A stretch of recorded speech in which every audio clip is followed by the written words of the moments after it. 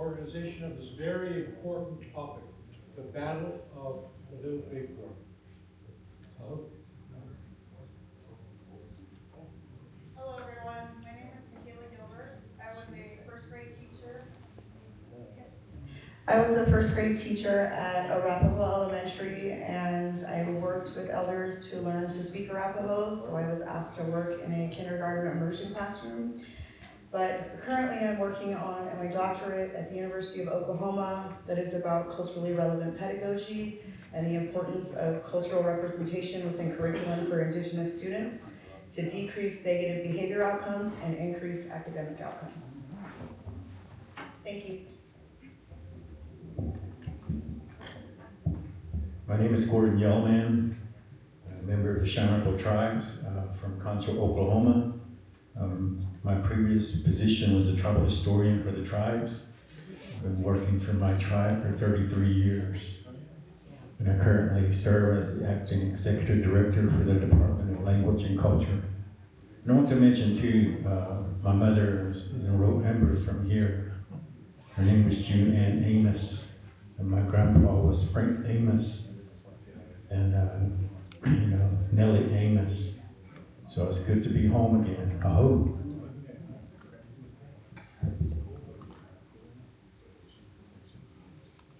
My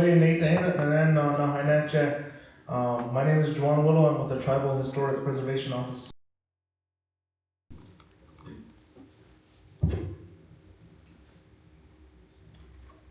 My name is Vanya McElroy. I'm the Deputy Director for the Northern Arapaho Office.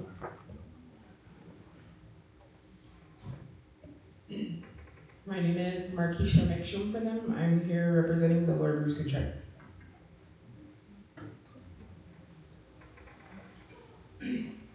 Hello, my name is Nora Yellowbear. I'm from the Northern Arapaho tribe.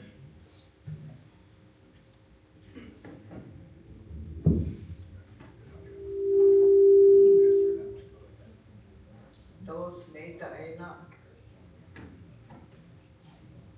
meta ena, nanana na kami ese, nana ese nanana. Ete behni ihani nana, na asisi ahena, teriaha, ha ni jana nasa tanise, ha mesa batchwa, na huti na ni batchwa na hase tana, isane to hune na te yani. That he see all na wa ni so ha na wa would be have this job and would na sana as ha na wa na ne sa no nu na ni ha ne dase. My name is Mary Headley. I am the lead teacher for the immersion program for the Northern Arapaho tribe. I was called a grandma baby. I was raised by grandparents who were born in the 1890s. So instilled in me are stories. I was fluent from birth. So I understood a lot of things that the old people told me, and I kept those things in my heart. And I am very anxious to hear stories from the other tribes and among my own people, because I have a lot of information to share. Oh, Tahantana, thank you for coming to our reservation.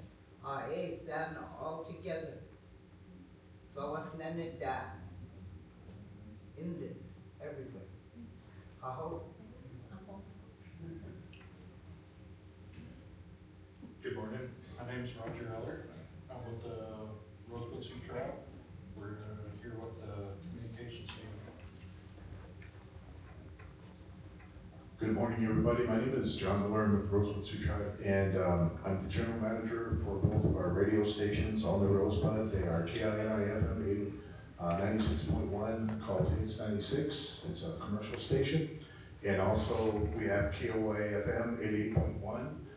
Both can be streamed at KOA.streamon.fm and also at KINI.streamon.fm. Abita kapi, yushkian wachan kapi, nape chusa blog, Kichita Wase Luta Machapilo.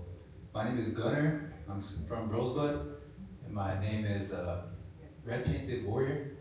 And it's a pleasure to be here amongst everybody, and the Allers especially. It makes me miss my kakala, my Unchi, hearing them speak at events like this and leading the way for us. But now I see, mentioned there's a lot of young people here, and you know, we're learning from the best and appreciate this gathering. And I'm here because I want to be, and I think this is a very important event for the community. But I'm also here, like I said, with trying to capture it and make sure that the folks who couldn't make it get the information and know what's going on. And yeah, I'm the marketing manager for Hits 96. So. Oh yeah, well, quick, yeah, but we'll be done. That's it.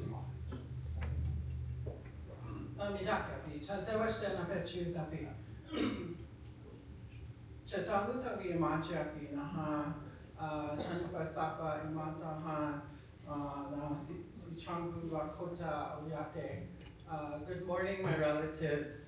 My Western name is Dr. Melissa Eaglebear. I come from Rosebud Sioux Tribe.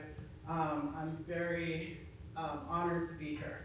This is very powerful, emotional, all of those things, to see so many tribes come together. I spent most of my life learning the Western ideas and thoughts, and one of the things that is very clear for me learning these ways was they don't teach us that we have to live in two worlds as Lakota people, as Indian people, and we do. There is no way around it, right? And so things like this, I hope this is the beginning of many, many things for Indian country, to show the nation and the world that we are powerful. We are very powerful people, and we're still here. So I'm very honored to be here. Thank you guys for hosting this. We'll be blessed. Good morning, everybody. My name is Lori Waltenigo. I'm from the Rosebud Sioux Tribe, and I'm a part of the executive committee for the 150th Battle of Little Bighorn. Thank you, and it's an honor to be here. Good morning, everyone. My name is Marion Little Thunder. I'm council rep for Rosebud Sioux Tribe, and I'm also very honored to be here. Hi, my name is Donovan Taylor. Mahaka Natsista Nahesta Ufmomitan, Natsista Manahotamitan. I am from White River District in the Northern Cheyenne Reservation. I'm a dog soldier for my people. I speak Cheyenne. I'm here on my own accord. I didn't come through a tribal setting.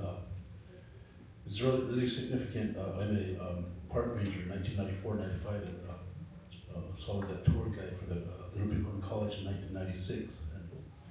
And I'm also a co-author on the book, The History They Tell, First Nation Native Americans regarding the Battle of Little Bighorn. My great-grandmother, Nakota May, she was part of Lakota. I didn't know I was part of Lakota. And also discovered throughout historical research and history that also other tribes as well. But I thought I was a full Cheyenne, you know. I really went through that identity crisis. But my son-dad's grandpa told me, it's even worse. He said, way back there, Cheyennes are really loving people. They pick up kids on the plains from other tribes, and teach them Cheyenne, and they became Cheyenne. So, and they believe that we're part of tribes that you can't pronounce anymore, way back there. So I'd like to express my heritage now.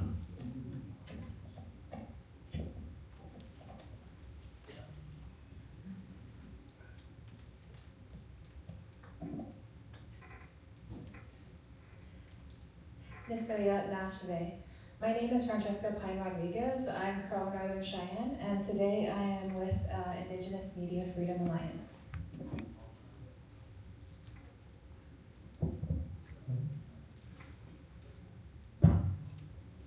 Good morning, everyone. My name is Jody Raves Spotted Bear. I'm Mandan, Hidatsa, and Minnesota Lakota, and I'm with the Indigenous Media Freedom Alliance, and our news website is Buffalo's Fire. And I'm also helping out with communications, so we'll be passing around a QR code, which is a text messaging system, so we can all stay connected in real time. So we'll pass that around.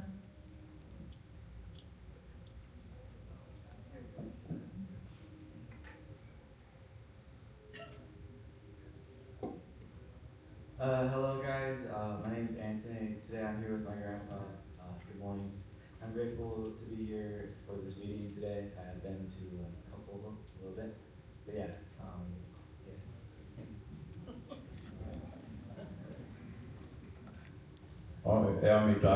Thank you for introducing myself again. My name is Russell Eaglebear. I come from the Sicango Nation. I'm part of the Wajaje band, and I'm a mixed blood.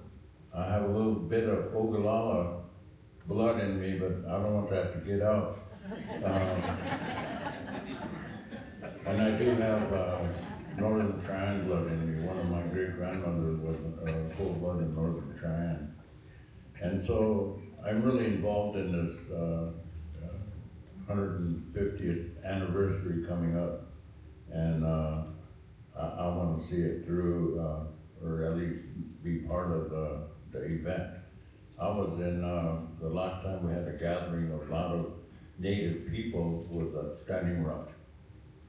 And we had thousands and thousands of our native people throughout the country came. And that would have been a good event, but it kind of went south. But I hope that this anniversary kind of pulls us together and keeps us together and be relatives again. Oh, thank you.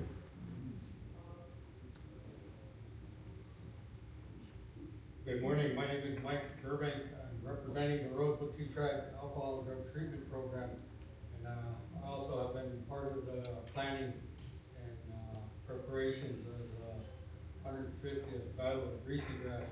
And it's an honor to be a part of this memories down the road, to see all the gatherings come together, and excited for June to come.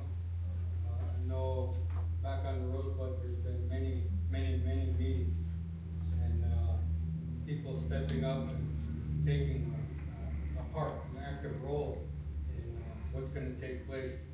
So I thank you for allowing me to be here as well.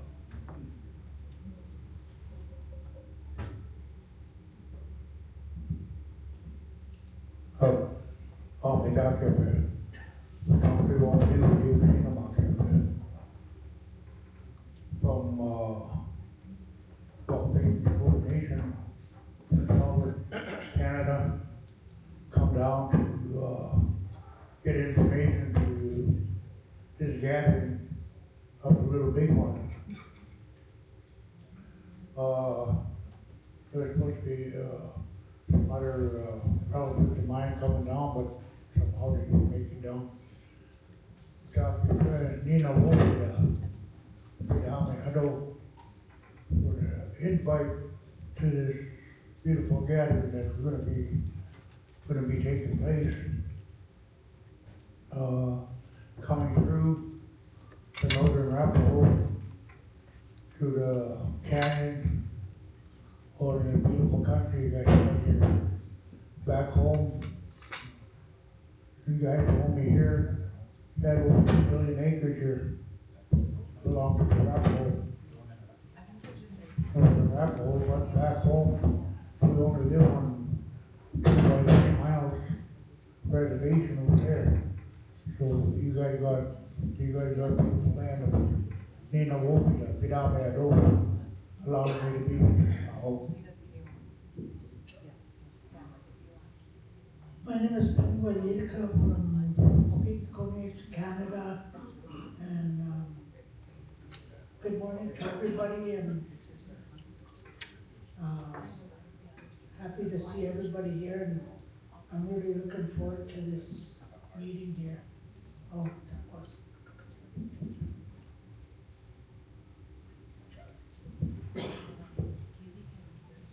My name is Keith Hess. I'm I'm from the Yankton Sioux tribe. I currently work at the solid waste program in Northwest South Dakota. Thank you.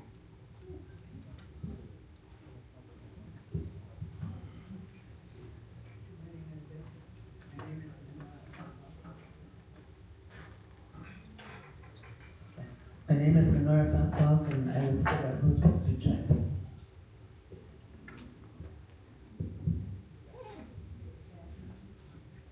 Good morning, everybody. Good morning, everybody. My name is Martina Koigo, and I'm from the Rosebud Sioux Tribe. I work in the president's office. I'm the office manager, and I'm also here on behalf of my Koigo family.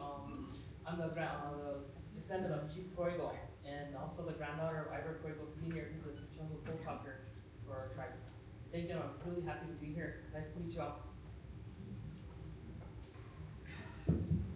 My name's Edward Munster Senior. I'm here supporting our Rosebud Sioux tribe.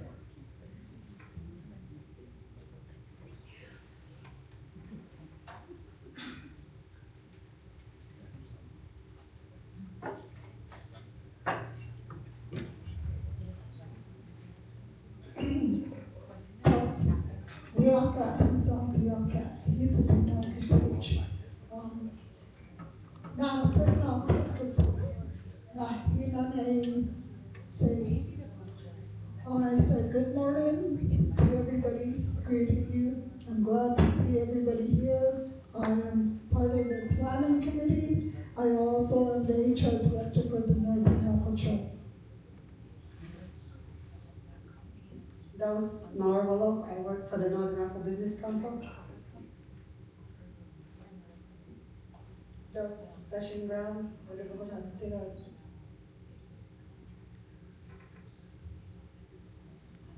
Good morning, my name is Toba Harjo. I am the co-chairman for the Northern Arapaho Tribal Committee in Northern Arapaho.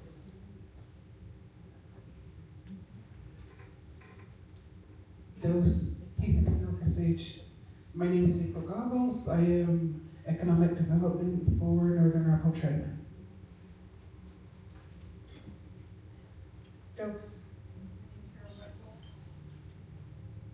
And I am co-chair economic development for Northern Arapaho Tribe, and we've been part of the planning committee.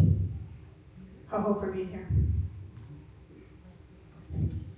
Good morning. I'm Brendan Harjo. I work for Martin Armijo, our Northern Arapaho Tribal COO. So I'm his assistant, and also too, we are part of the planning committee. So if you guys need help or assistance, please ask any one of us. We're here to help you guys. Thank you for all being here.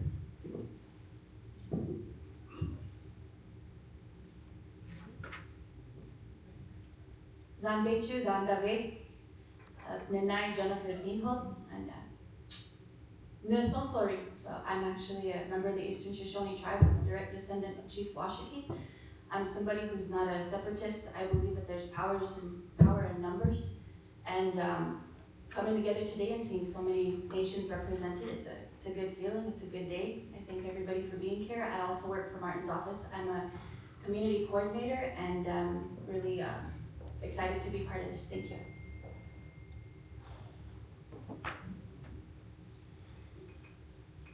Morning. My name is Malcolm Bowers. I am a member of the Northern Arapaho Tribal Committee.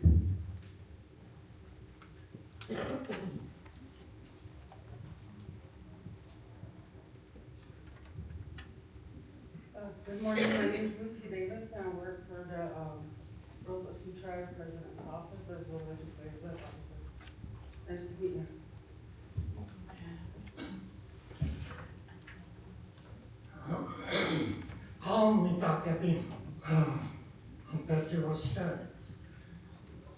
My name is Royal Lostis Blanket Stone Jr. I'm a member of the Rosebud Sioux Tribe and also part of Oglala. I'm the department chair of the Lakota Studies Department at Santa Galactica University, which is chartered by the Rosebud Sioux Tribe. But what I do want to say is I thank you all, since we are part of the TCUs, which is tribal colleges and universities. I thank you for inviting us. What I do want to say is the Oglala Lakota part is on my father's side. We come from Mahpialuta, Red Cloud, but also we come from related to Unji, Shotnai, which of course we're related to the Lone Hills in Oglala also. Oh, Hechetulo and Mitakapi Pilamia below. Hamadakapi, my name is Sunny Whitehat. I am a member of the Rosebud Sioux Tribe, and I'm here on behalf of the Lakota Studies Department at Central University. Hello everyone, I'm Johnny Cash.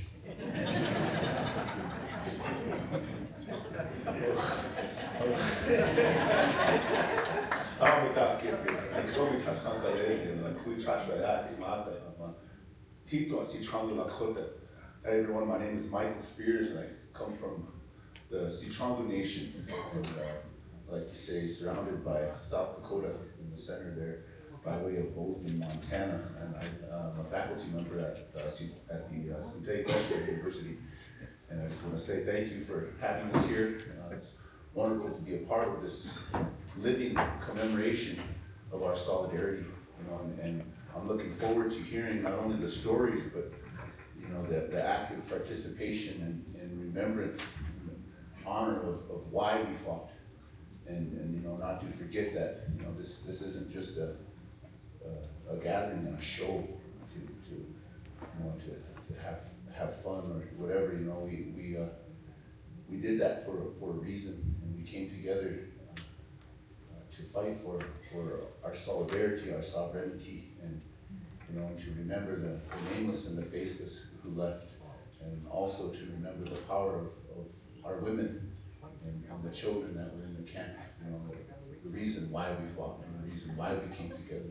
We're still together. We're still here together, and we're gonna remain that way. So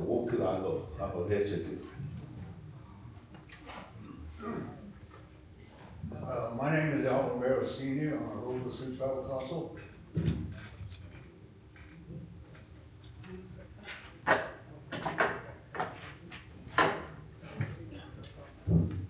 Matakapi, Steve Tukahe Nata, Mambliluta, Namie, Chinte Washte Nape, Cheese Yapu, Bakwe Huo, descendant, Domakaji, where Ian came with Ha, Dokshala Kota Yapi, Omaspecte.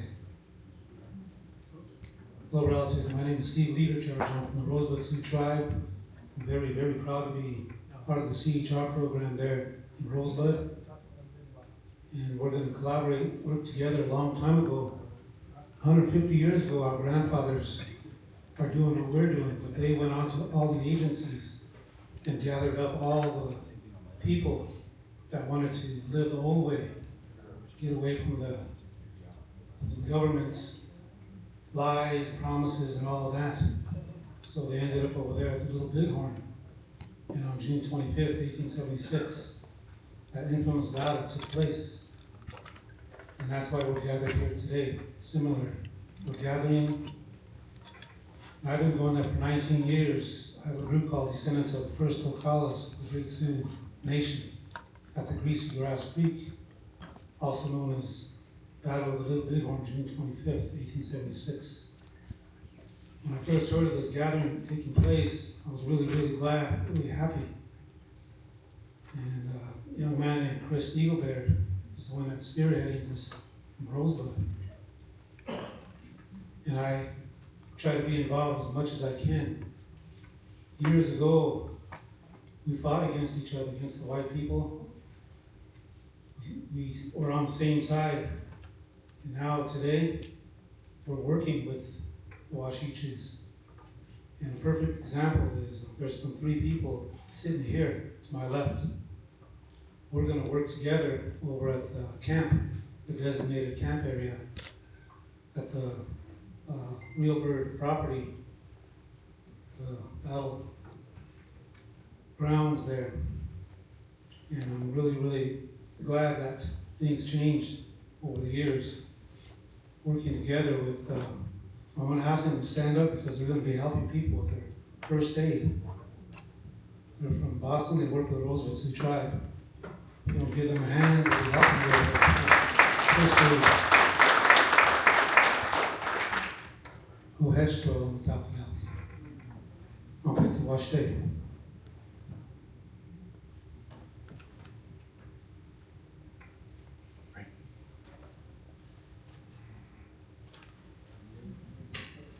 Okay, did we leave anybody out? Okay. Dion, did you introduce yourself? No, I didn't. All right, we'll put you on the spot. Pepperona, Perry, Miss, Nas Chisave, the Whoop Woman and Nef, the Pivotal One. I'm a member of the Northern Cheyenne. My name is Dion Killsback, and I'm here as the coordinator for the Northern Cheyenne Tribe's 150th anniversary. And I'm also here in my legal capacity as attorney for the Northern Arapaho Tribe.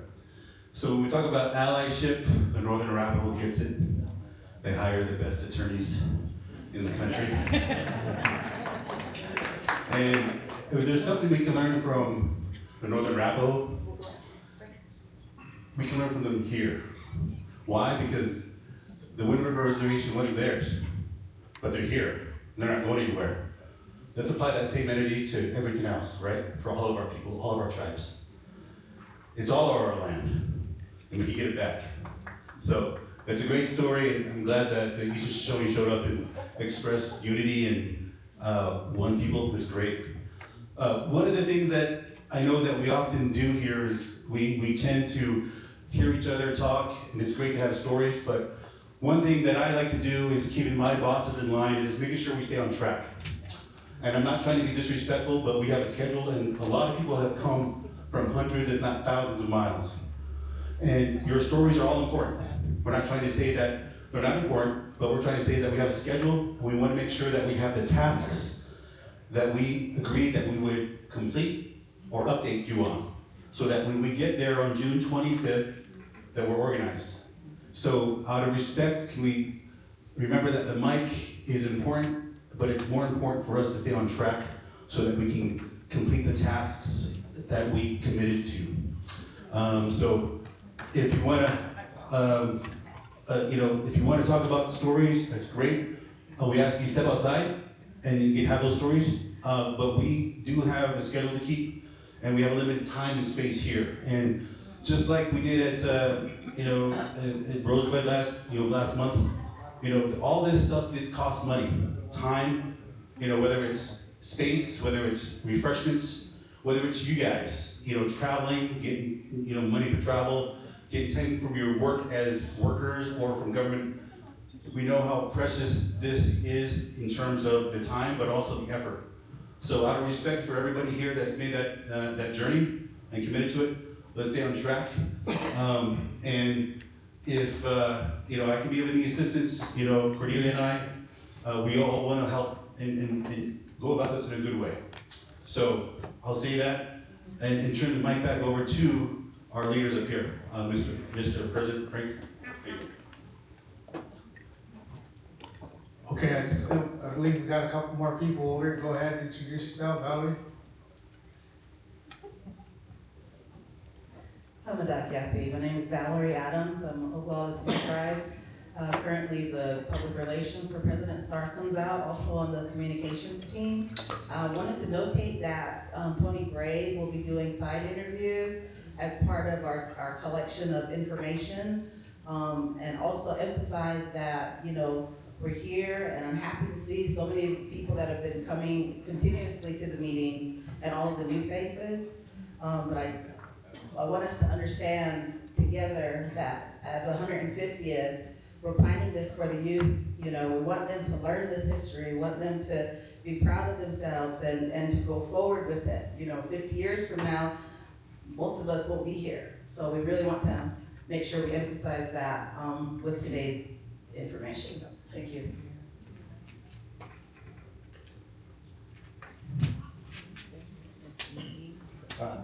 My name is Byron Burrow.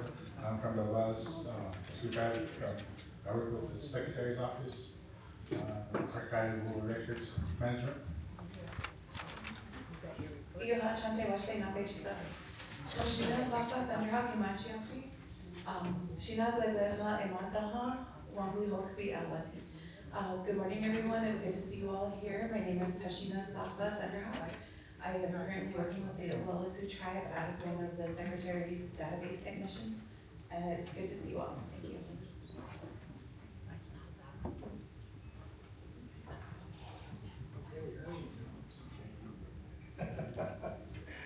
Okay, all right, did we forget anybody?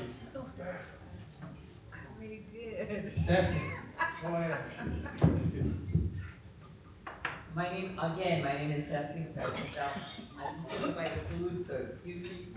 Okay. I'm a administrative assistant to President Starkins out, and we are cousins, just so everybody, we have the same last name. But it's exciting, and this is an experience that we're all gonna experience, and it's exciting to me, so I'm glad I'm here, thank you. Okay, and last but not least, our host tribes. We want to introduce them. Good morning, Yaka. Michael Young from the Northern Arapaho Business Council. Just want to say I'm glad that y'all could make it near and far, and hope you have a good day today. Cat, good morning, everyone. I'm glad to see a lot of faces here today. This is one of the big moments for us. Right now, with the way the administration is in this day and age, we're gonna have to stick together. There's things that tribes are gonna have to do in order to be heard and in order to keep our funding. There's a lot of things that Indian country is facing right now. So with all our allies here, let's keep that in mind. One thing that Northern Arapaho tribe is working towards is having a water meeting in July or August, so we can all get together and talk about our water.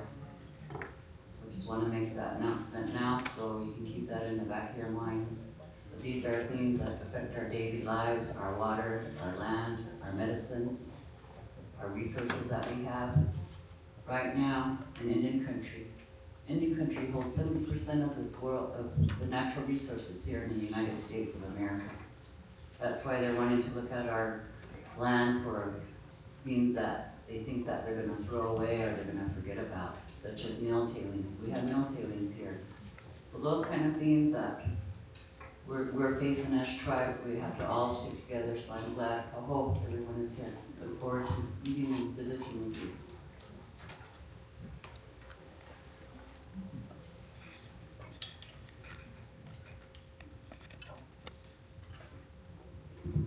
My name is Kim Whiteman Harjo. I'm co-chairwoman for Northern Arapaho Tribe.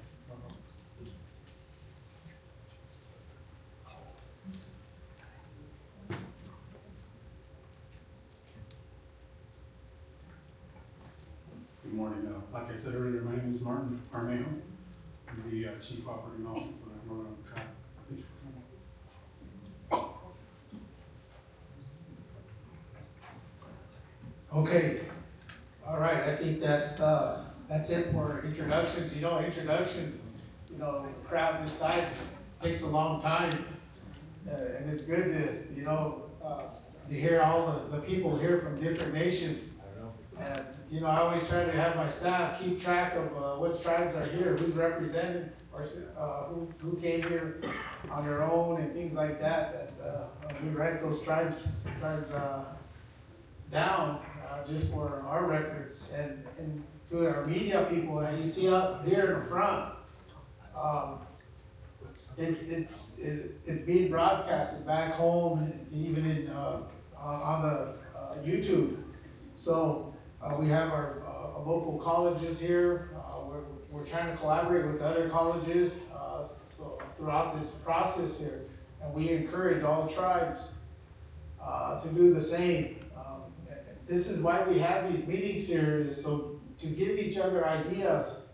And I'm just gonna give you a brief update as we go along, on what where we've been, what we've accomplished, and what we're working on, and where we're at, and where we will be come June 25th. So with that, we traveled. This is probably our. We had 5 meetings. One was in Casper in September. Then we had 2 in Rapid City in October and December. And we had 1 in Billings, Montana. And the last one we just had was in Rosebud, just past April. And today, obviously, we're here in Riverton, and we appreciate the tribe for hosting us. So we talked a lot about organizing on different resources of bringing each tribe bringing their resources to the table. But I think we're way past. But I just want to give you a brief update on what's been going on. I know each tribe we stop at and have meetings. We have to constantly update to catch people up, to let them know where we're at. And sometimes questions get asked over and over again each stop we make, but that's okay. We have to be patient. We're huge nations, and our people want to know what's going on. So we have to be patient when we repeat information. But we try to keep it brief so everybody's on the same page. And then we also try to encourage each tribal nation to take advantage of some of the ideas that are expressed out here. A lot of good stories out there for each tribe, that each tribe brought to the table. So that's great, and we're going to continue to make that happen. I know I didn't see the Park Service on here, and we want to give them some time to speak. And we also have maps, and I think we have some maps that we'll put on the screens just to give you a better idea of where this encampment's going to be. And I'm going to ask Mr. Reelberg to come up here and maybe give a little introduction. We worked with him to secure some land for this event. And I'll let him talk a little bit about what he has to offer the Sioux tribes and the allies. Maybe I should be saying all the allied tribes, but we're all in this together. So we're all going to make mistakes, but that's what we're here for. And I want to mention this is very important that we always leave the door open for ideas that you may have or bring to the table. And I want to also mention that to the host tribes here, that the door is always open. You're more than welcome to bring your stories and some of your ideas that you may have to incorporate if you want to share, if you're going to camp out at the site, and how we can work together. That involves traditional ceremonies and ideas like that for youth, things like that. We have Russell Barrygul here, his team over here. They have a lot of good ideas. Our Eagle Barrels. And Chris is also here too. So I'll let them speak on behalf of the youth. And what they're doing. A lot of great ideas out here. Some of the things that we need to talk about is setting up. We need to start planning an agenda from the time we're going to set up to the time we're going to tear down the camp. So we need to get that's one thing that we need to get rolling here is agenda. So we appreciate all the ideas that come to the table. What do you have? We put all these ideas together, and how the camp's going to be set up. Not only that, we got to figure out how we're going to plan a route for all these host nations to come together and ride in on the charge day. We need to coordinate that. Also, I believe the parks want to communicate on that also. This is, I guess this is a national monument or a place here, so I think they have their own set of rules that they have to follow at the battlefield site.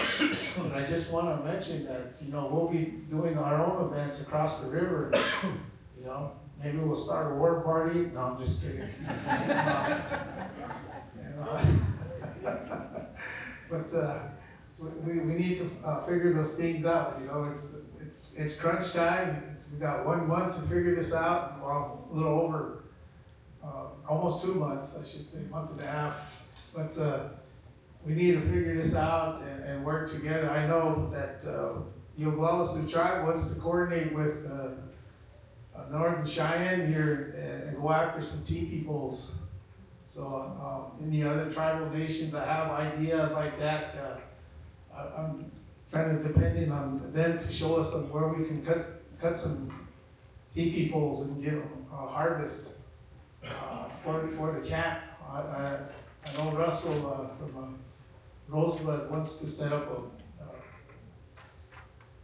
a council, a big council lodge, so we'll have to figure out how he wants to incorporate that. Where, I don't know if that's gonna involve other tribes, but we need to get that set up as well. And are we gonna have fires going, things like that? We need to coordinate probably with Mr. Realbird and see where we can pick some spots out. I know there's talks of putting sweat lodges and things like that up. So, but one thing I do want to mention is just recently I had a conversation with the Crow Nation. We sat down with them on a Zoom call and asked if you know, maybe that was appropriate to do after all this time. We are coming onto their homeland, so we want to let them know that what we're doing. So we reached out to the Crow Nation. I talked with the chairman about meeting him in person to come down and just out of respect, you know, that we're visiting his homeland. So we want to work with the Crow Nation just to make this a better event for all the visiting allied tribes. That was very tough to do, but we have to make that connection, and I think that this is a good time to do that. So I'll be meeting with the Crow Nation here probably, I'm expecting within the next 2 weeks. And any tribal leaders that want to join me, you're more than welcome. Keep in mind, this whole event is always open. And you're more than welcome to throw your ideas in if you want to participate. We need to pass that on to our tribal members that this event is open to the public. So we need to stress that. So sometimes tribal members don't know that. So we have to just remind them that this is a public event and it's open to the public. And we want to show up in numbers in a good way. So we'll let them know who we are when we come together on things like this. So it's very powerful, it's strong, and it's good to see that, you know, history, you know, when all the allied tribes are coming together again in a good way to celebrate one of the greatest victories that our people have over the United States government. So you gotta be proud of yourself on that one. But I won't take up too much time. I just wanted to mention that, get people caught up on what we're doing, where we're at, and we come in a good way. We don't want to disrespect anybody. And if I butchered your name this morning, I apologize. There's so many names out there I get thrown around. Sometimes I get caught off guard. I don't know, maybe I'm getting old up there, my age too, with that, I think maybe Dion, did you have any idea on what you guys are doing as far as the TP poles? Yes. So Ernest and I and Eugene met last week with our tribal health department, which has a big program, and also our buffalo program. So we have the ability to harvest 20 sets of teepee poles. And so that would mean we need volunteers, so we're gonna reach out to our local schools to help with the peeling and harvesting. So our buffalo program and our ARPA program has scheduled this for next weekend, May 13th to the 17th. And we put a flyer out today.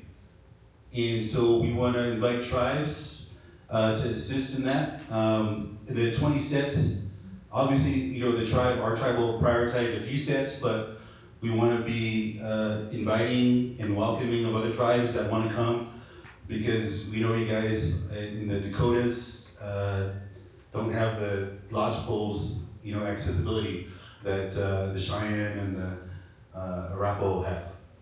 And I think the Arapaho already have plans for their own harvest, but I'll let the Arapaho leadership discuss that. So we have that availability. And what I mean by that is that our Buffalo program and our program will have trucks available to haul. We will have the tools for peeling. We'll have fuel for the trucks. We just need bodies to do the peeling. And so if you can come with your trucks, your people, and then you can assist in that harvest. And so what we usually do at Northern Cheyenne is we usually take a couple days. Sometimes it's an overnighter, but because of the amount of teepee poles that we're gonna plan to harvest, we're taking 4 or 5 days for this. And obviously it's our ability to harvest is gonna really depend on how many people we can gather for volunteers. You know, with the Buffalo program staff, our ARPA staff, we have maybe 5 or 6 of them, but then we're gonna have our own, you know, tribal folks, or maybe even our societies. Well, we'll bring a few crews of, you know, 4 or 5. And usually it's 1 set per person, or, you know, per family, or per society. So, you know, 1 family can take 2 sets, sometimes 3 if they're really are aggressive. But 20 sets is a huge harvest. We've not done a harvest this big, but we're doing it because we plan on it. And so we want to invite our allied tribes to join us in this, because we think it's important to share, but also to collaborate. And if we can get these poles harvested next week, it gives us enough time for the poles to dry and cure, and so they can be used for the June 25th. And Excuse me, who is your contact person? I'm the contact person. So do you want to give your name and number, so if there's tribes here that want to go and harvest with you, they can take that down? Sure. Thank you. Can you raise your hand? Oh, there you go. Yeah, I'm looking around, like, man, there's a voice. Oh, God. Yes, if you could please stand and wave, stand and announce yourself. Yeah. Dion Hillsback. Dion Hillsback, 406-672-4779. And we'll have our local person, our ticket program officer, coordinator, that's Grinnell Killsnight. He's gonna be the one taking our local volunteers for our ticket. So yes, that is our update. So I was gonna do that. Ernest, Vice President, go ahead. Good morning again. I think our plans changed. There's Board of Health Director. She resigned. So I think we're gonna need some more trailers. And it's gonna be on the week of the 18th we're gonna stage and Sheridan. So,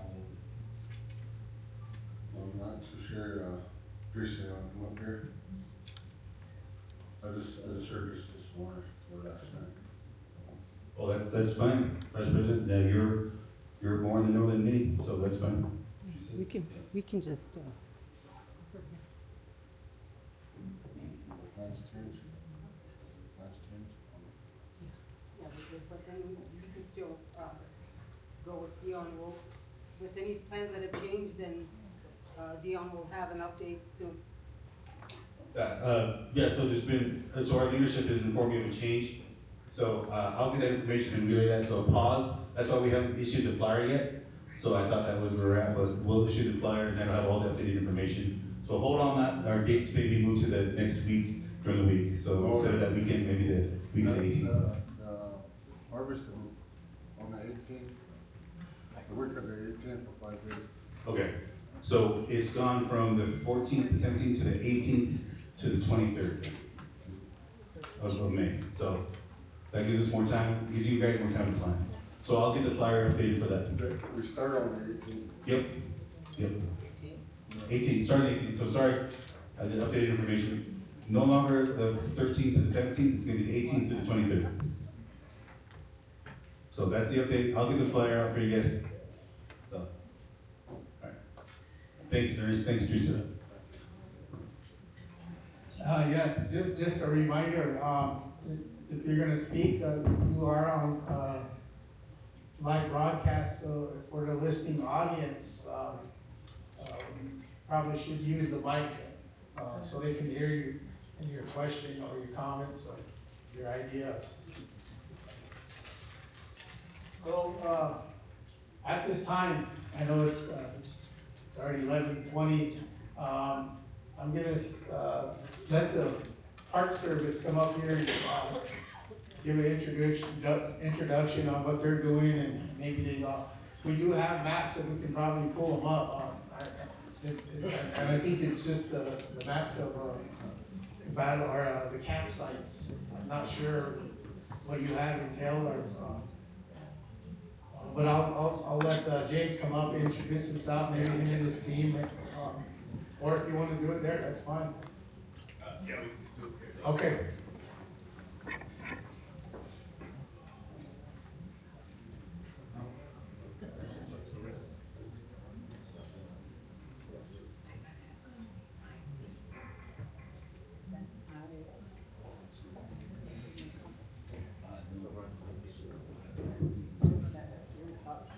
All right, thank you, President Starr comes out.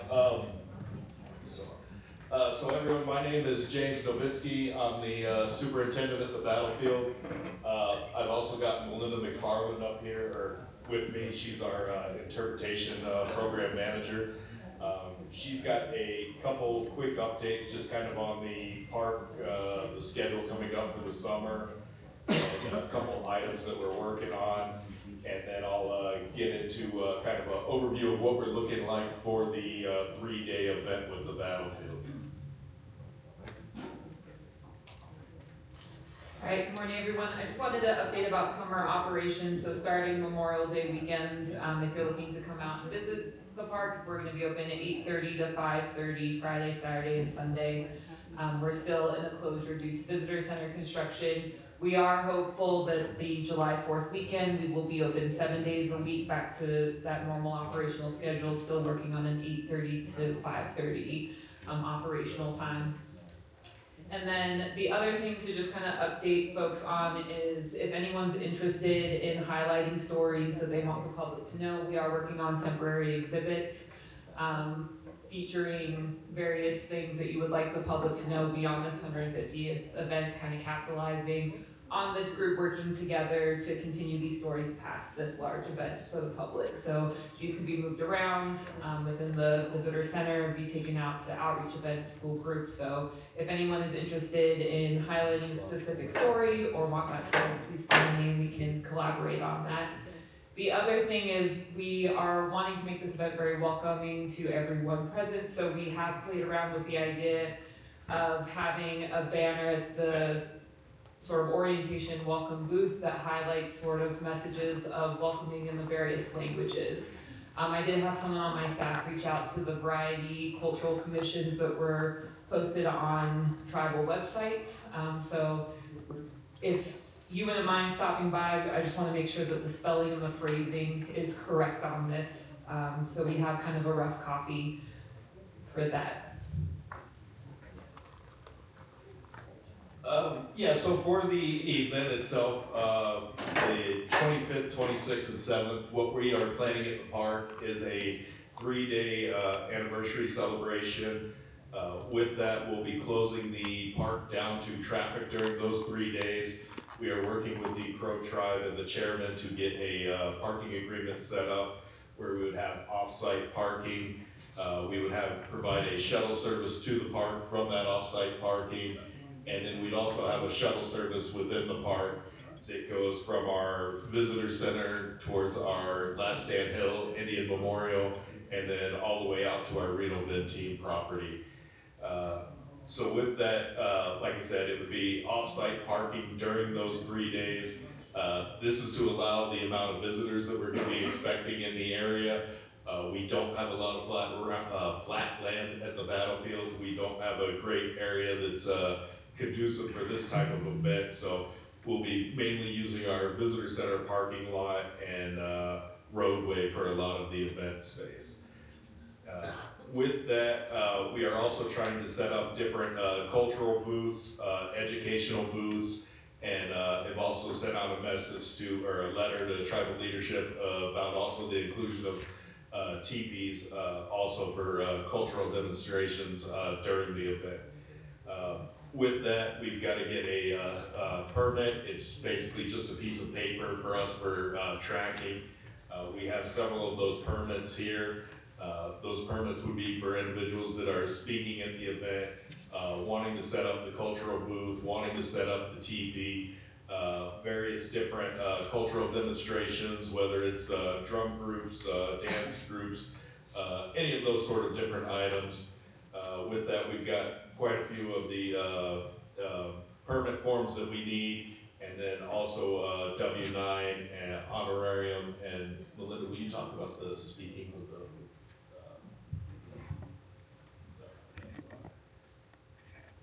Yeah, so we have contracted out for a Montana PBS filming company to come out and document the event for our archival records. They'll also be giving us like a short kind of highlight reel at the end of that. The Park Service will own that footage, so if anyone wants that, we're happy to share that out as well.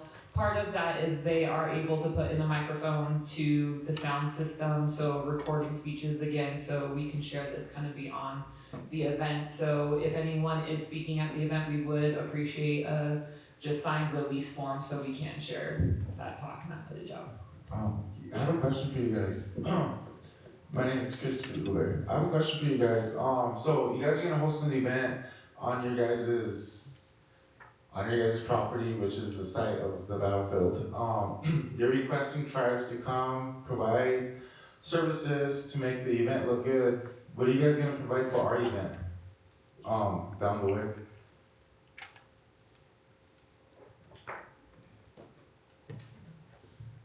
Well, we do have, and I was going to get to it here in a little bit, the honorariums for the different speakers, for the cultural groups, the demonstrations, all of those sort of different items. As far as for the areas outside of the park property, we cannot use the park property money or government kind of resources for those different types of events.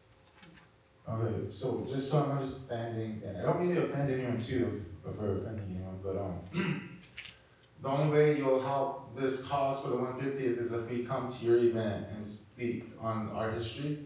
That's the only way we'll get some kind of money honoring help.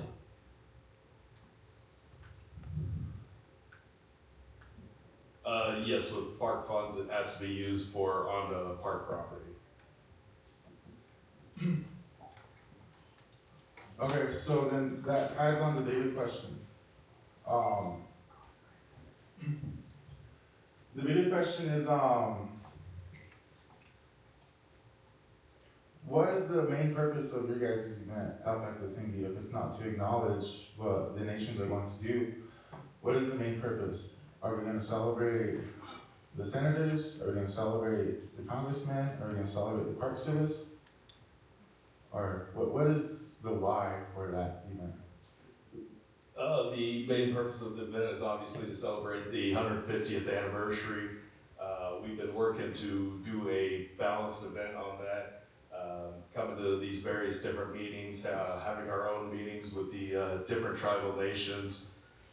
Right now it's, for the 3-day event, we're kind of working through the agenda. What it's looking like is it would be a lot of tribal leaders speaking on the first day, various cultural demonstrations, those different types of events on the first day. Okay. And then the last question is, so say you do get some individuals that do help out, so say I go there and I do a big history lesson, will that stay with my nation, that recording, that data, or do you guys own that? So that's where we've got a couple different release forms, and it's completely up to the individual speaking on that. If they want to release it to the public, it's up to the public. If they do not want it recorded at all, it will not be recorded at all, and we would not be allowed to have that footage or use that footage. And if it's something that it would just be for release to the tribe, we could absolutely do that. And that's with the PBS too, or the? Yes, as far as the PBS, they're going to be the ones recording it, but we have all the rights from it within our contract, so that's where it falls into those different items.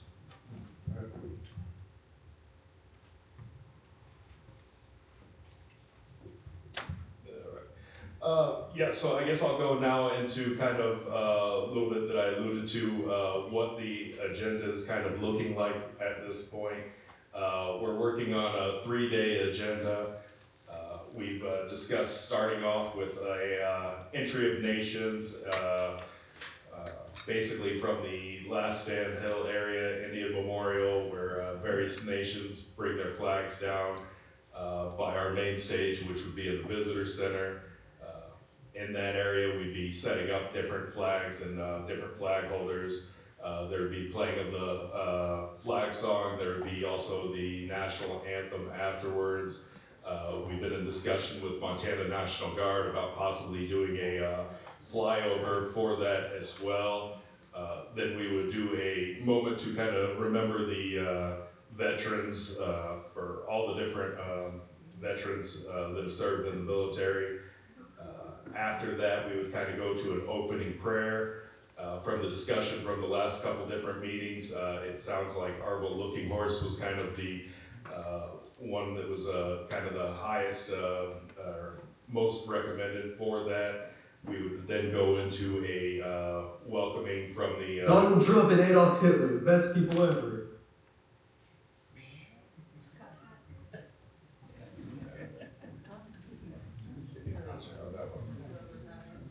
So after the opening prayer, then we would go into welcoming remarks. The Crow chairman would like to give some remarks on that.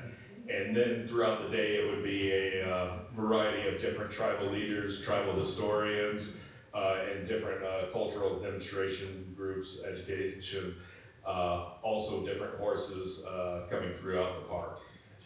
So that's kind of what we're thinking for day one.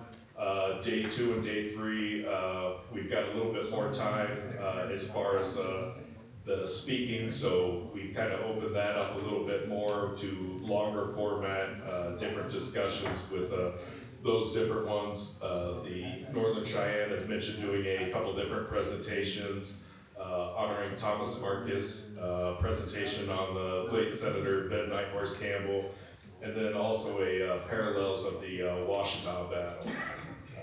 So those are the kind of events we're kind of looking at right now. We're still trying to finalize what that agenda looks like. But the big thing would be that we really need the permits for those different individuals that we want to be speaking on the battlefield agenda. And then we've also got a secondary stage as well.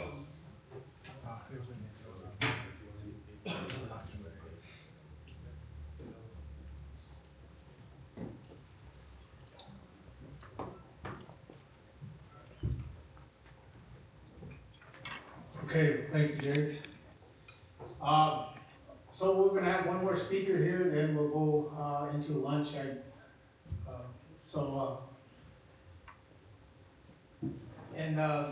This next presenter here, we've been working with him,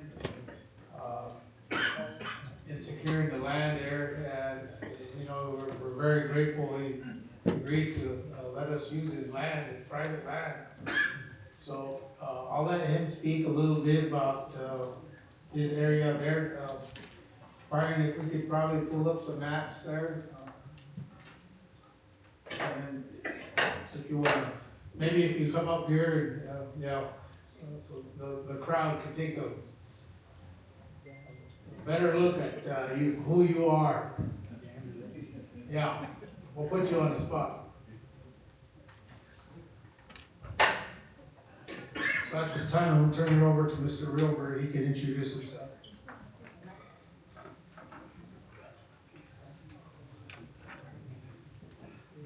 Still morning?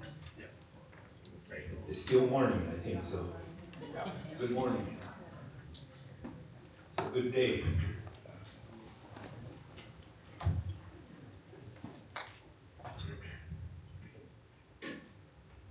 I think in my language, I think in Crow.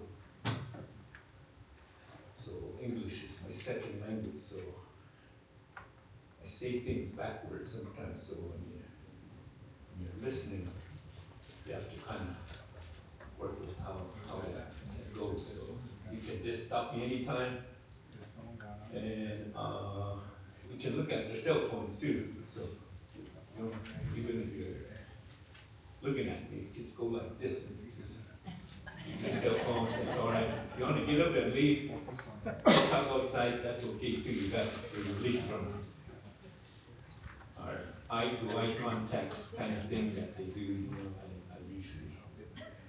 So,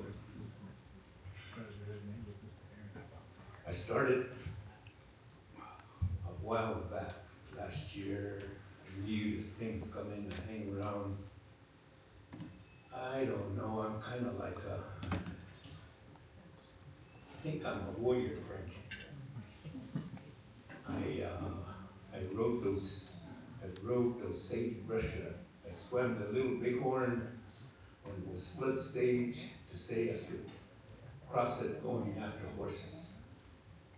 And I took spills in that sagebrush, and I lost my horse and I had to walk, and I thought, man, I'm not a very good warrior to have to. Lost my horse and I'm walking through the sagebrush and trying to get back home, so I feel like I have a connection to this event. And for 70 winters, I've lived at that. I spoke the Crow language for 70 winters, and I knew this thing is coming up. And Frank told me to stop when the food's ready. And I started with James. I said, I know James' hands are tied. This is a big event, so we have I do the Battle of the Little Bighorn reenactment. So I have a stage, I could seat 1,000 people on electricity. My stage is about 11 acres. The river runs through the property, and I spoke with James. I went to the meeting, and I thought, oh, there's gonna be some people there. And yeah. I showed up, it was James, Battle Administrative Conference room. I was going, looking around, he wasn't even sitting down. That's how important it was.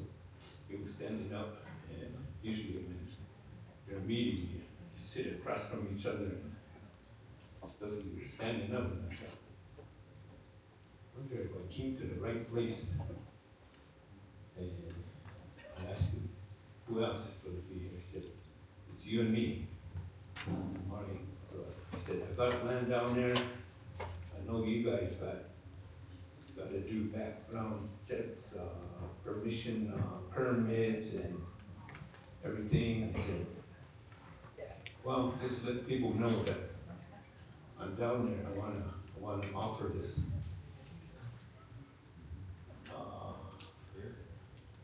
The place. I'm a little bit uncomfortable when people say I own that land. In my thoughts, in my mind, the way we thought in the old days, you don't own land. It's a place, and it's sacred. So I was kind of a little bit uncomfortable with the way that was.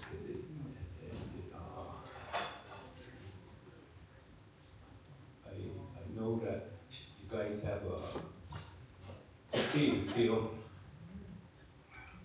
to feel like there's a crow in here.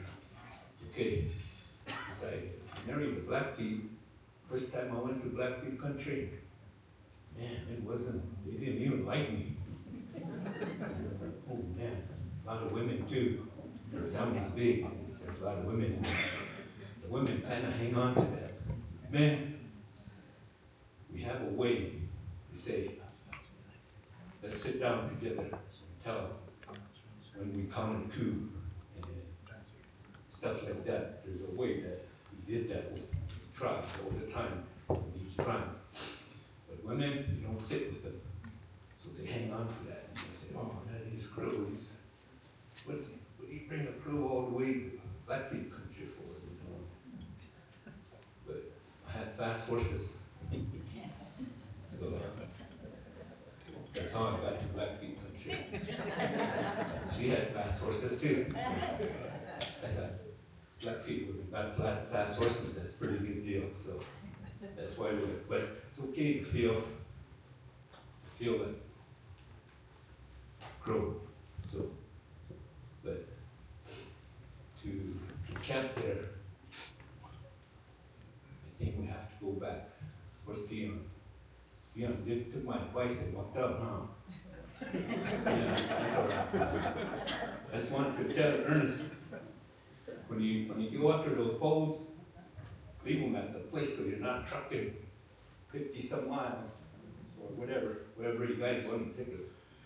But the peeling part, peel them somewhere else. Just peeling, then a bunch of people come and track the place and cars come, so bring the peeled poles, put them at the camp. That way you're not trucking on the 23rd, the day we're gonna set the camps up. Okay, so I'll tell Curtis that the store, that's 400 poles, 26. And then the other, there'll be other people, of course, so I think that's, but leave them there, that'll be good. And the other thing, you know, I kind of like to, you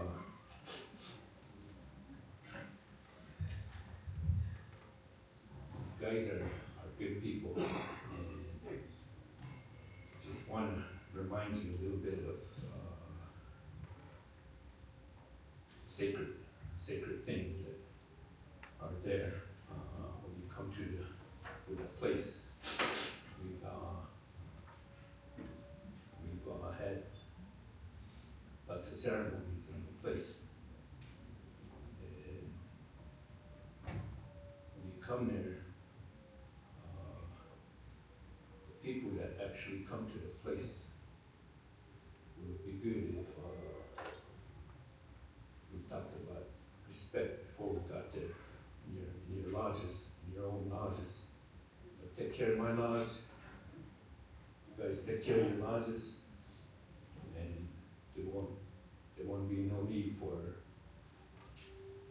rules if the women are the owners of the lodge. Oh, that was another thing, Ernest. I think the women used to be the ones to do the poles and set the TVs up, right? So I don't know if that's going to be like that on May 18th. No? No. The men? Yeah. Okay, all right, yeah. I was thinking the women are the ones that peel and set the TVs up, but I guess it's us, so it's all right. So. My team's sitting in the crowd. You're upset. We're clapping it. Yeah, so okay. you own the lodge, the women own the lodge. That's where we come from, the mother.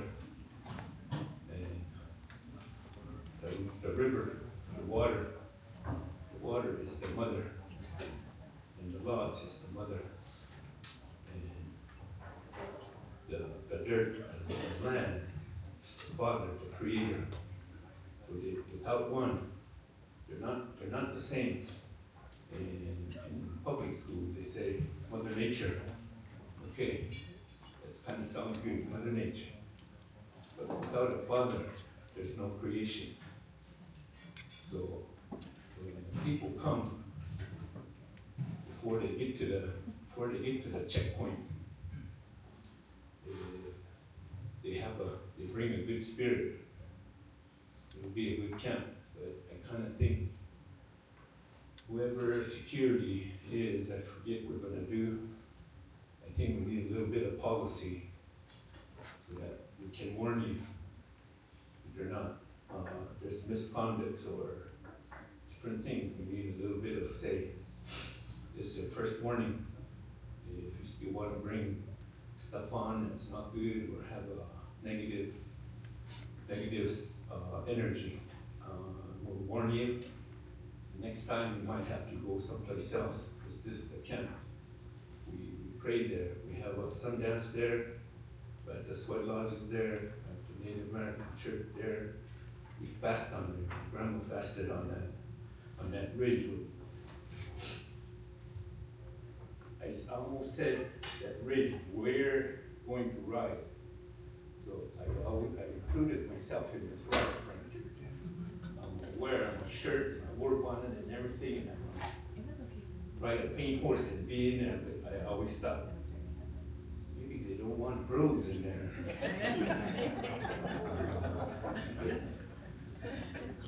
We'll get to that day on June the 25th.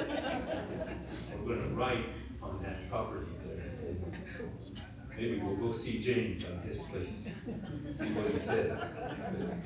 So, getting back to the water,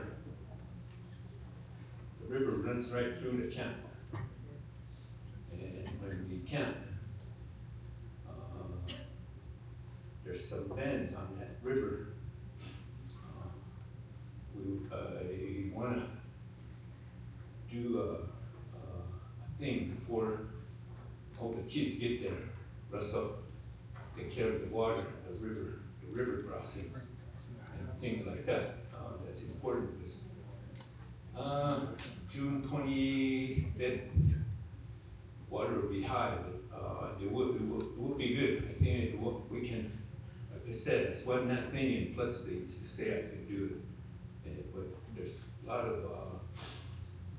places that it's not that easy to cross. So I want to do a ceremony at some time on what is that, 23rd camp setup day. Maybe 22nd would be Monday. Sometime take care of the river.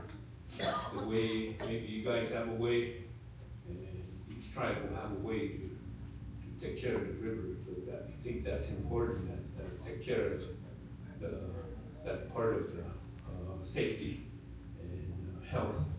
So the lodge is where your health doesn't come from IHS. Your health doesn't come from the government. Health comes from your lodge. So these poles that we're going to harvest, each one you're going to touch. You're going to go through the mountains and look at each pole.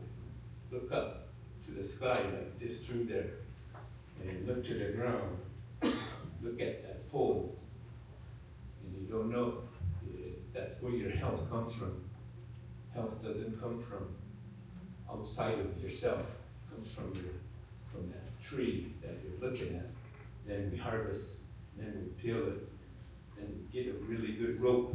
The ropes are that you tie the lodges with are sacred. So that's where health comes from.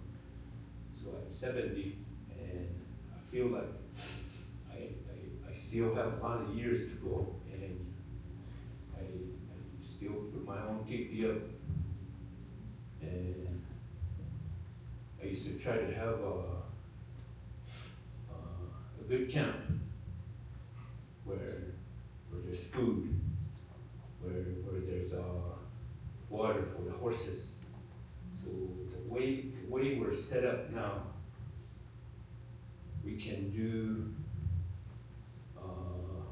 all the horses, there's water for everybody, but I think the only thing is some areas they're gonna be out in the flats, in the no, there's not, it'll be no sun shade or nothing. So when we do activities, I was kind of thinking maybe we get there on a Monday.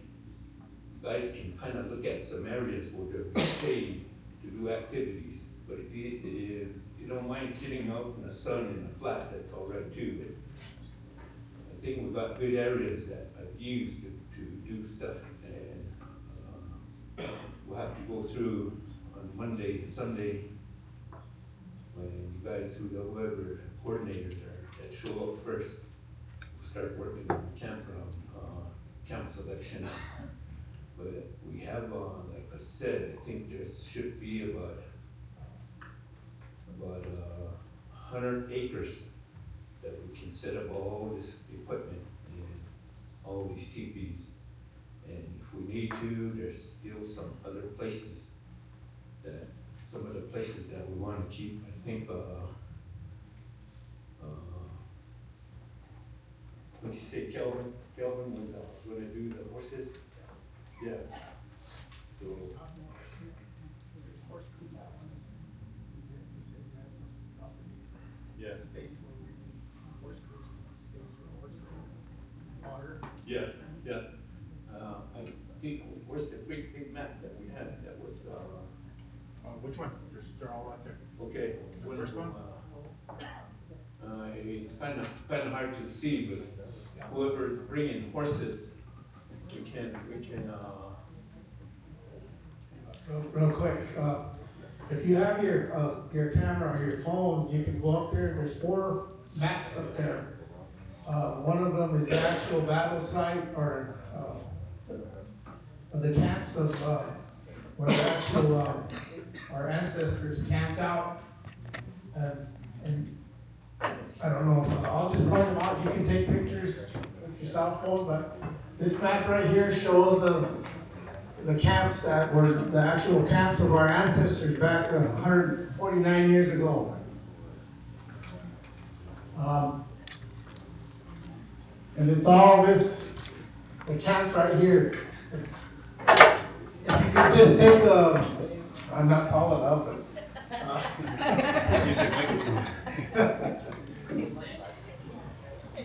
Right up here is the battlefield.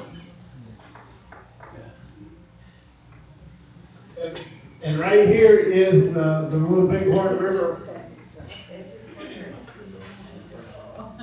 And these are the actual camps about 129 years ago. Chris will help you. Okay. Get someone talking. So if you can, if you want, again, you can walk up to any of your monitors, take a picture, it'll give you a better idea of what the camps looked like a long time ago. These are the actual areas where we're going to be camping out. Chris, if you want to point it out. Right there. Those, again, these are various maps of the area we're going to be at. And then with these maps, one thing that we really want to get accomplished today is getting a ultimate agenda made for all nations. And so that we can, whenever the tribes do get up there, the respective tribes, we'll know where our camps are going to be. So I think that today will be an opportunity to solidify these events. You know, like my grandfather said, we come from the Wajaje clan, and that was between the Ogallala and the Minikanju, just right here in this little area. And so, like, if we look at the maps today, that the whole area where our ancestors camped is still available. It's been untouched. There's a cool little house right here, but other than that, it's been untouched.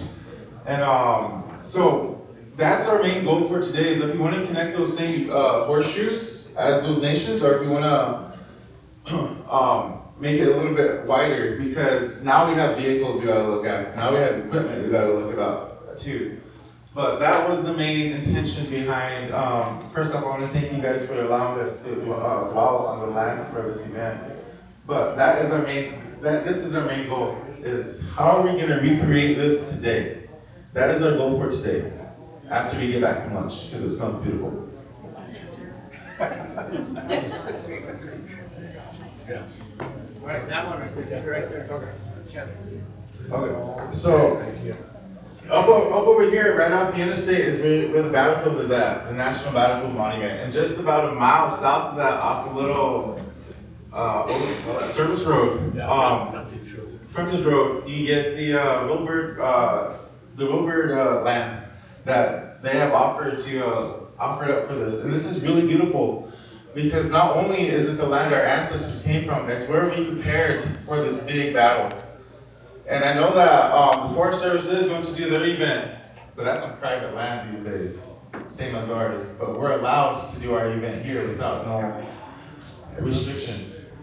And so this is beautiful because it follows along the river, the same river that our people followed for a millennia, and it still flows today, just like our people. And so that is our goal.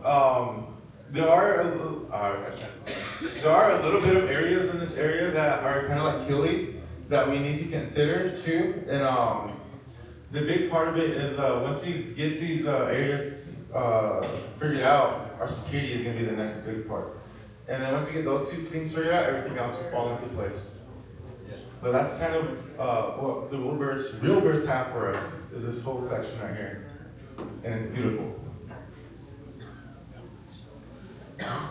So if you look at the big red dot there on the map, if you want to take a look on the screens, right there, to the left of that dot there is the land that the tribes are going to be utilizing. If you're going to see kind of like a square. That's the road. That's kind of like a loop. It's an actual paved road, and then just north of that is right around here is going to be the camps along the Little Bighorn River. That's where we're going to be at, right there. I know it's difficult to see from where you're sitting. But we're just trying to give you a general view of what where we're looking at. Again, it's right here along the Little Bighorn River. That's the prime location of this camp here, where all the tribes are welcome to set up.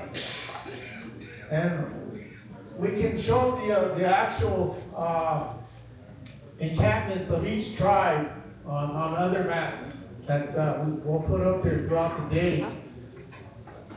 And today we want to establish an agenda on day one. You know, from day one, before we set up, when we're going to set up the camp, the actual day, Monday through Friday, and then maybe Saturday to tear down. Things like that, making sure we clean up our mess and things, make sure things run smooth. So we want to work on an agenda, plus the activities that are going to be happening each day. I do know schools will be participating in this event, so it's going to be great. This is supported by BIA. So they're also trying to figure out how they can assist us along with the Park Service. Of course, the parks, they'll be doing their own thing at the visitor center. And as you just heard James talk about some of the events they'll be hosting up there at the actual the monument.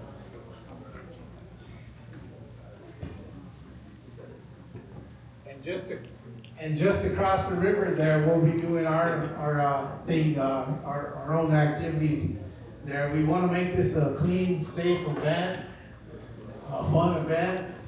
So we are stressing this is an alcohol, drug-free event. So we want to make sure that that happens. And we also want to talk about security. You know, if you're going to participate as a tribe, please talk about your security and who you're bringing. Ultimately, we want to set up a command center to coordinate with all the tribes in that encampment. That way, if we have any accidents or things, any emergencies, that we'll have coordination, communication. We want to establish with the local set up something with the local hospital. Let them know that there are going to be a lot of tribes on this day during this week. So another thing that to keep in mind that if you're going to plan to stay here, getting a place to stay in the area is little to no, I guess, space for that. So you're going to have to find, if you can't camp out, then you're going to have to find accommodations in the nearest cities, is Billings and Sheridan. Those areas, but they are filling up fast. So for all the elders, I'm hoping that they have those in place already to accommodate your elders. And for the rest of us, well, guess what? We'll be camping out. So I think that's a good experience. What we're going to try to do is we're talking. We need to set up. We'll coordinate porta johns and things like that. Hopefully, we'll get some portable showers in the area. I know the Oglala tribes talked about bringing a reefer for setting up. I guess areas to serve food. Each tribe's probably gonna. We talked about bringing a buffalo. Maybe each tribe donating a buffalo or some maybe cow or something to accommodate the meals there. Those are some of the things that we have to figure out on our own. Because when this started, I thought we were gonna coordinate all this with the Park Service up on that hill, but there's so much restrictions the government has. We kind of shifted gears, and that's how we were able to coordinate with Mr. Ruber here and securing the land, and so we can do our own thing.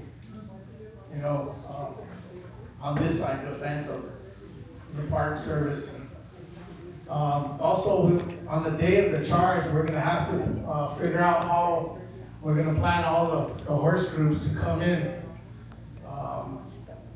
and where the I guess the audience that want to watch the charge during that day, we have to figure out how we're going to set up across the fence where the actual charge is going to happen. Maybe set up some canopies there where the hill that they're going to charge at. There's a fence line there. We're going to have to coordinate setting up some canopies there for our elders so they can watch the event, and all the horse groups come in. So those are some of the things that that we need to be aware of, and that we need to plan, we need to coordinate. And work together. You had a question, go ahead. Yeah, I'm gonna run up to my room and grab my laptop, but that's something I've been working on with Aaron, who's another landowner there. So I have a lot of maps too, and I have a lot of maps that are not public, I guess I would say. So I'm gonna go grab that, and I'm gonna let you guys look at it, but I figured starting with the rides, so, you know, Arville's doing one, the Cheyennes are doing their rides. So what I'll try to do is have all of you guys come up and tell me where your rides are, where they're starting, and then as you figure out the camping and things, I'll try to put that all on a central map so that we all have it. So that way, as these things get planned, and like he said, the rides and all of that. Yes. Yeah, could you identify yourself again? I'm sorry. My name is Ariella Gahan. I'm Chickasaw. I work really close with the Northern Cheyennes, and so I've been helping them with this event and things like that, as well as Baron Iron, who's a landowner there, who also wants to share his land for the tribes to use in whatever way they would like. But I think I went to the first and the second meeting, so as I'm hearing this, that's what I wanted to try to do, just have like an event map, so as we plan these things, we'll put them all on a central map so that we can all see them and use them moving forward. Yes, thank you.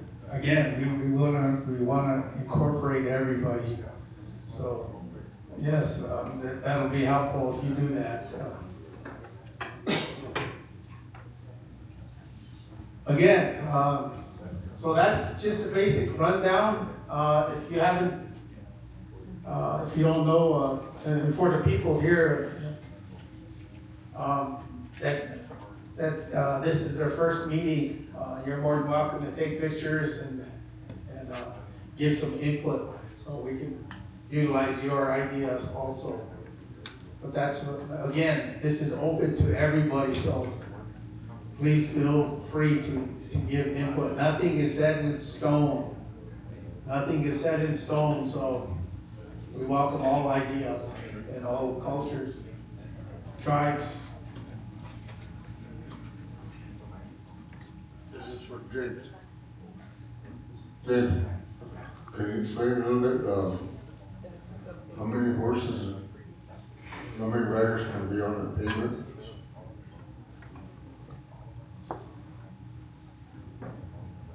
Thank you, Vice President Littlemouth. That was something that I want to speak with some of the tribal leaders about later. We've got some smaller maps here and can kind of show a few different options. And depending on kind of which option we go with, is going to kind of depend on the limitations with it. So I'd be happy to sit down with you guys here in a minute and kind of go over some of those. But we still get to use the pavement, right? Absolutely. There's like I said, we're working on several different options and kind of want to hear what the best option would be and kind of work from there. And you said you're working on the security parking lot with the Patrol tribe? Parking space? Yes, sir. Working on that parking agreement. I was able to meet with the chairman and vice secretary earlier this week. They both verbally agreed to it. Their legal team's looking at it right now, and they let me know that we should have it back early next week for that parking agreement. All right, thank you. Can I have a question for the Park Service?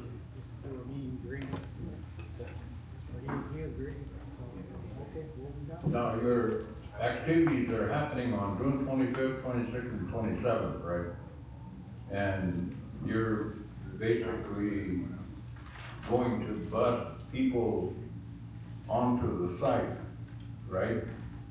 Where your presentation's on the 25th or whatever you got planned, and you're working with tribes. Is that consultation or is that just informational? So yes, we have kind of done a little bit of both with that. We've reached out with some official consultation letters. Also been holding different monthly sessions to kind of let everybody know what's going on. But yes, as far as that, on the 25th, 26th, and 27th, it would be the off-site parking and then shuttling people to the site, and then also throughout the tour road.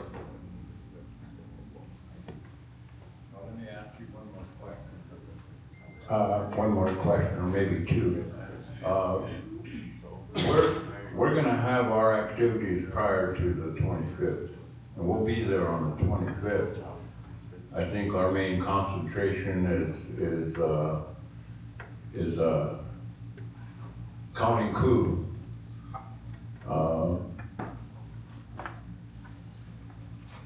Now, what kind of security are you gonna provide? Your own national park security? Are you gonna have law enforcement there or members of ICE? Are you gonna have those people there also? Definitely not on the ICE participation. We are bringing in a team, as we're a very small park and very small staff.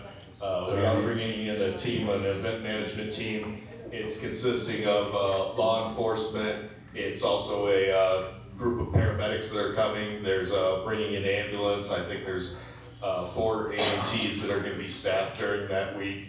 They're also bringing in a wildfire crew as well. And then also just a group to help with the logistics as far as setup, tear down. I know our law enforcement section has also been meeting with the BIA and local sheriff to work out different kind of agreements to see what they can do to help out in the area for that week.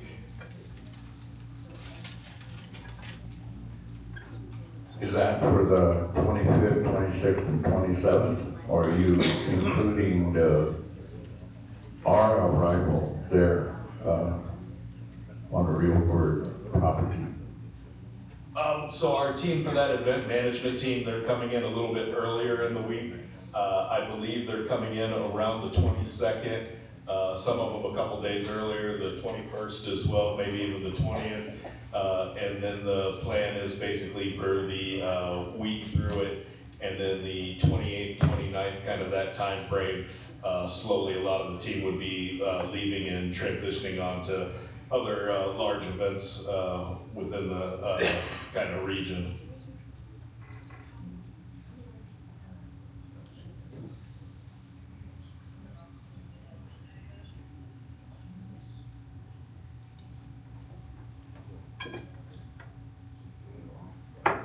Okay. I guess I guess what I would like to know is how concerned do we have to be as far as interacting with the parks event? I know you wanted a controlled environment, but you got to remember there's going to be a mass numbers of tribes in the area. I think that whole parks or the whole visitor center is going to be surrounded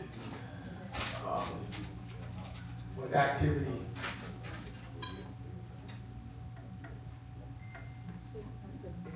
Yeah, with that when President Starr comes out, that's where we reached out to get the event management team. They're definitely the more senior law enforcement that have handled some of these larger events around the country before.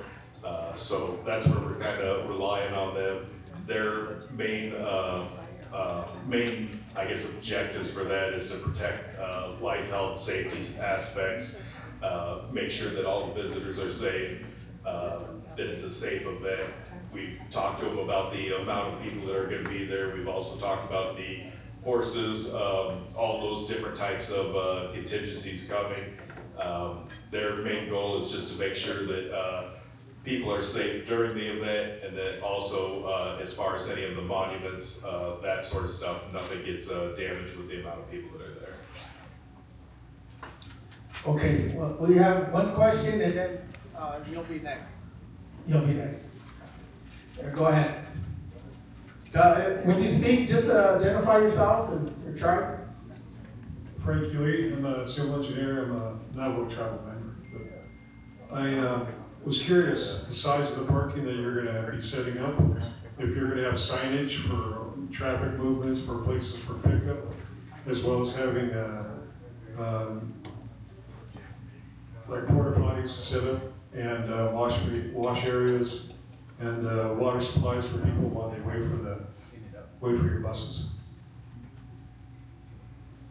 Yeah, excellent question on that. That's where we're bringing in the larger event management team, very heavy on the logistical side.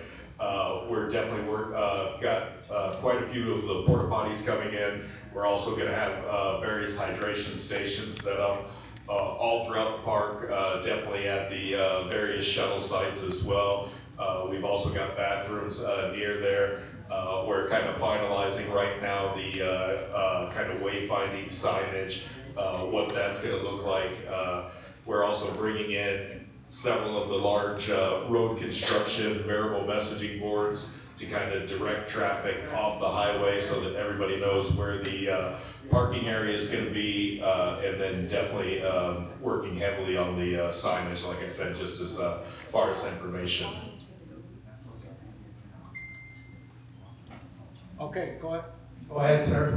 Here's my question, Sergio Maldonado. Sergio Maldonado. Hit that button one more time.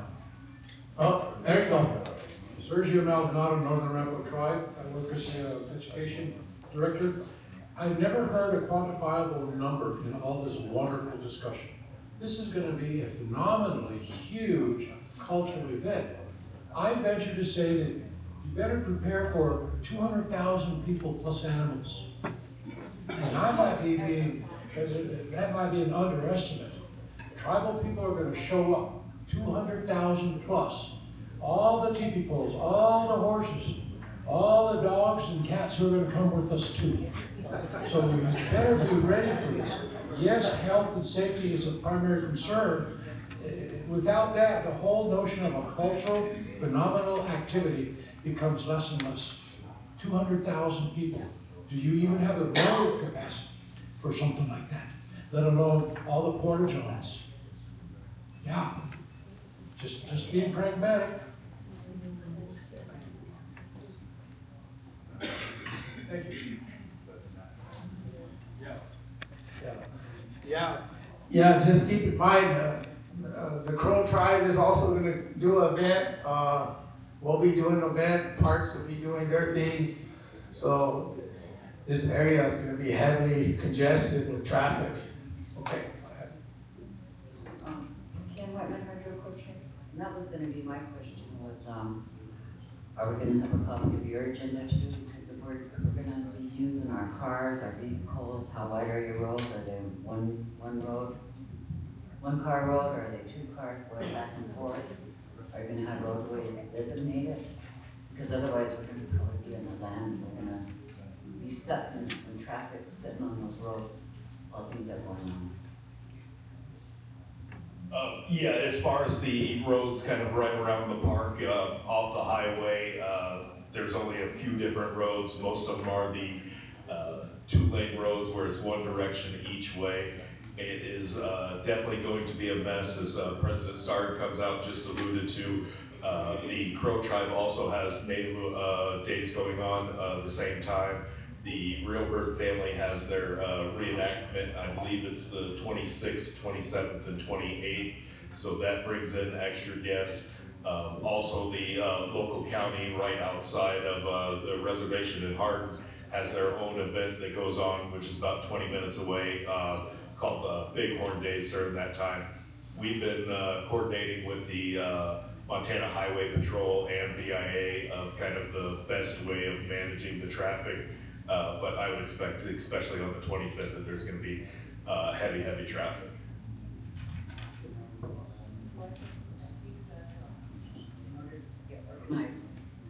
Get organized. I think that we all need to have a copy of each other's agendas so we know what's going to happen at what time, and we can all support each other on those. Otherwise, it's going to be a free-for-all. It really is. The powwows that we have, they're really big and they are coordinated, so we know what we're talking about when we say there's going to be a lot of people coming. Just want to make sure we're going to be ready for it, and we don't want to be at a standstill. Yeah, that's a great idea. We need to share information here, make this well-coordinated effort here. Of course, we're gonna run into a lot of problems there, but we're just gonna have to, the leadership's just gonna have to stay in touch and hopefully we'll have those communication equipment available so we can coordinate the tribal leaders to make this run smooth. So, okay, I hear some people's stomachs growling. I'm getting dirty looks now, so. Okay, so at this time, I do believe, I'll turn it over to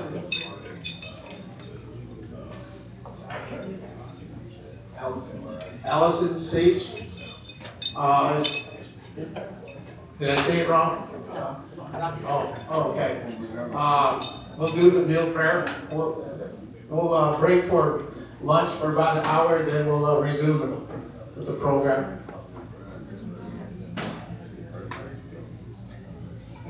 So at this time, I'll turn it over to the elder here. Meal prayer. Well, hey, I want to thank you all for coming. There's a lot of things that we're talking about, and a lot of people coming from all tribes, all nations, all directions. And, you know, hopefully we have enough resources. Sorry. That. Well, we got a spirit plate over here for you. A spirit plate. Sorry.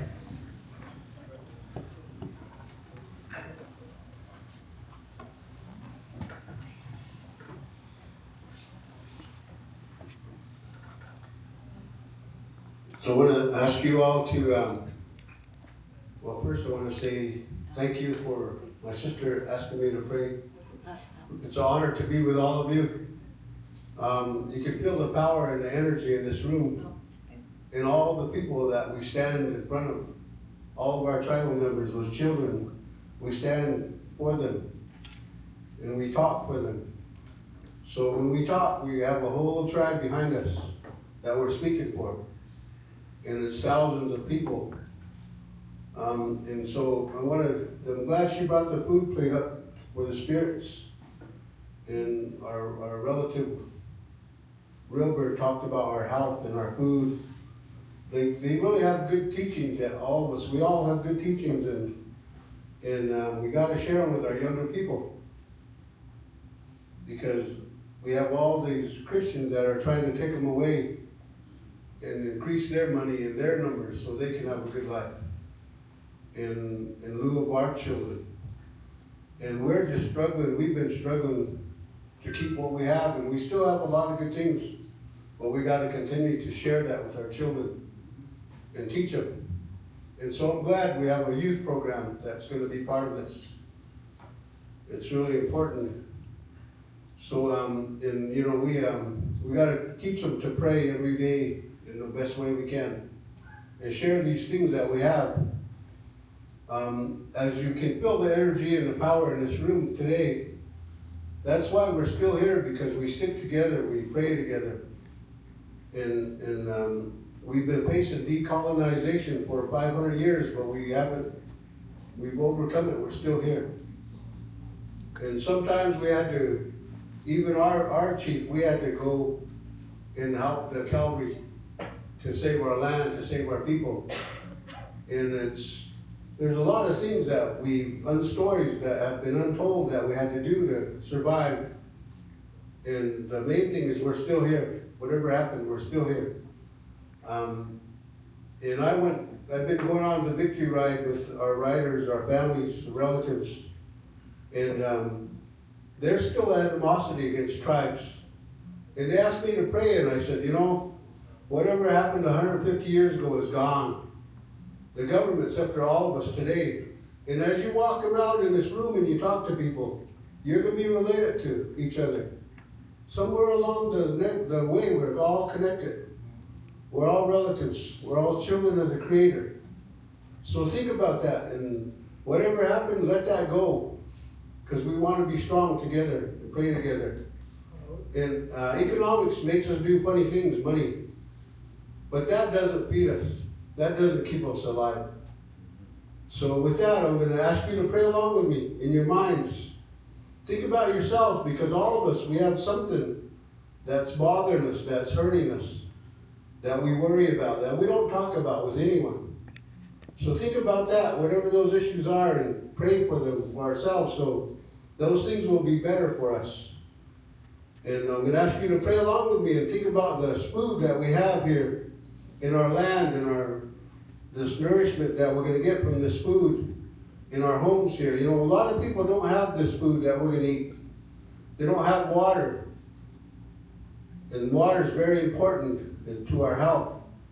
And the farmers are saying 6 months from now, so I want all of you to prepare, there's going to be a food shortage because of the ice taking our workers away, the water, no water.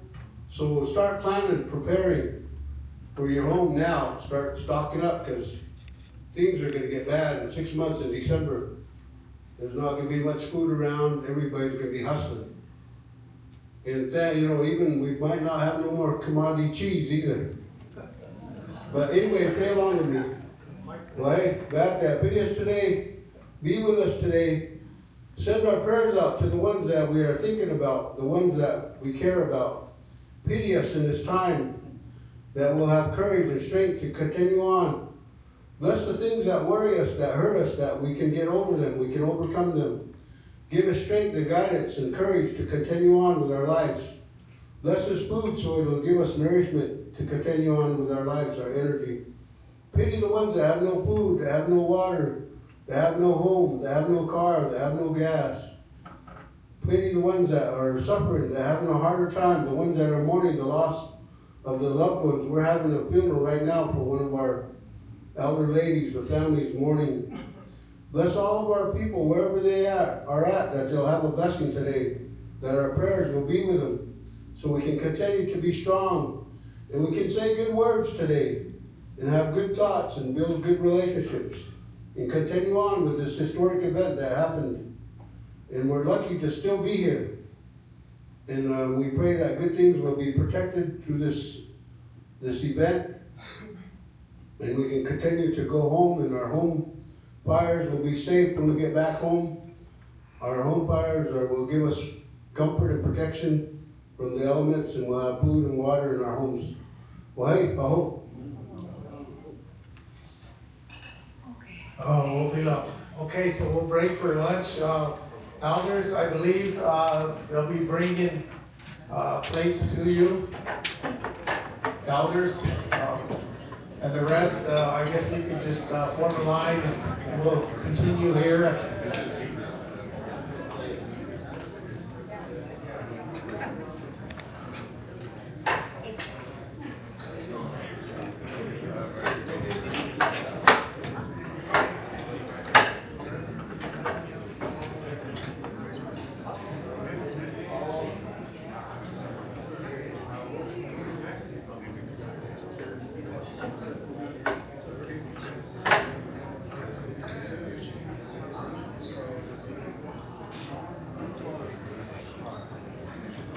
If you would like to speak or during lunch here, you're more than welcome to come up and grab a mic.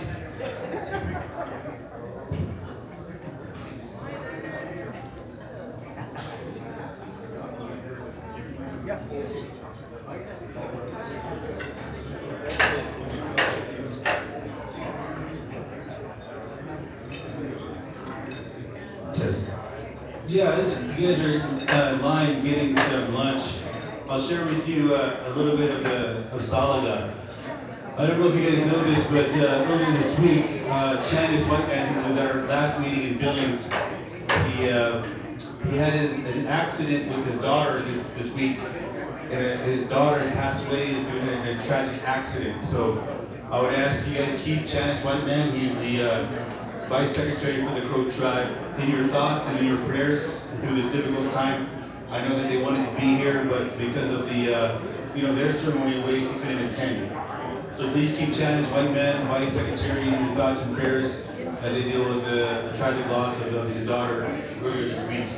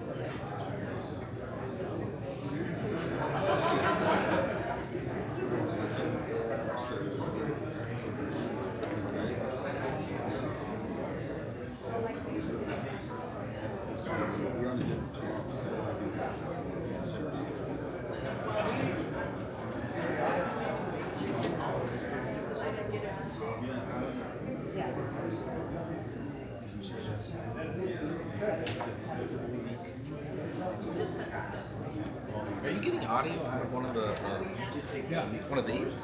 You can do that? I need that.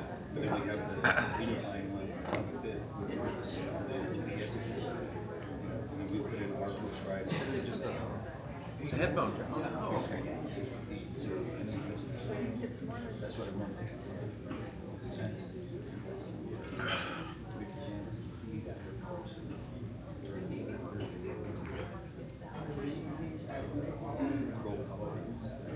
Because they have the huge speed.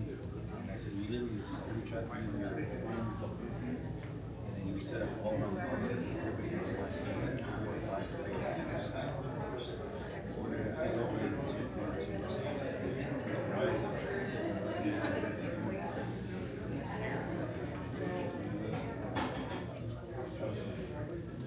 China's supposed to be about they said he's never that.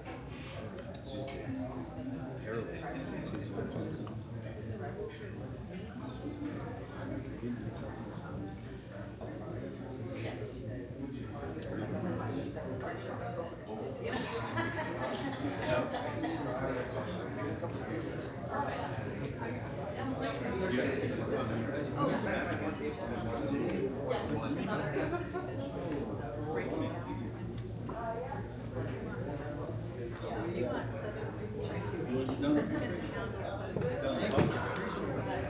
She's not an elder.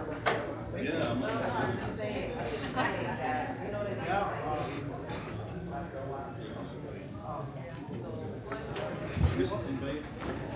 Yeah.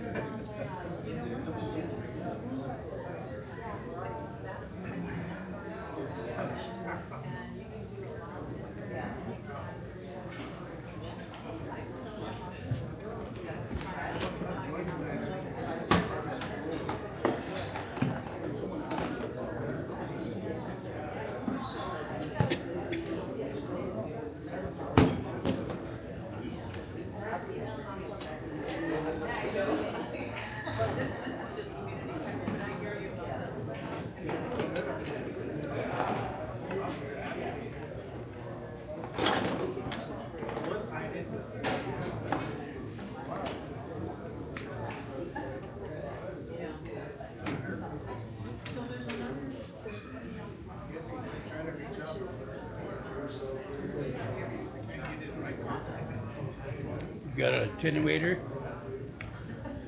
Yeah. It's pretty hot signal that comes out. Oh, you mean what do you mean by generator? Attenuator. Oh, attenuator. Oh, no. Oh. So it steps down the. Yeah. Huh. That's pretty cool. So it's a pretty hot signal. Oh, there's no volume adjustment on the thing?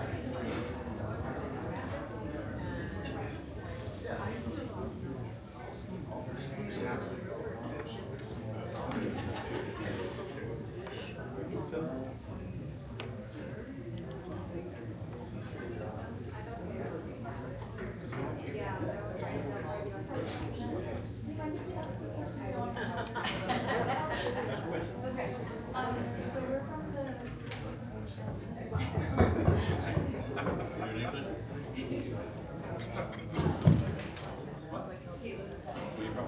I work with Skylar. I'm just teasing. We're with the administration, and we wanted to say that with,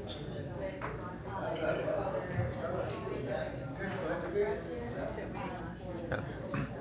Do you have yours turned down all the way, or on the little headphone on the microphone thing? You guys are EAs?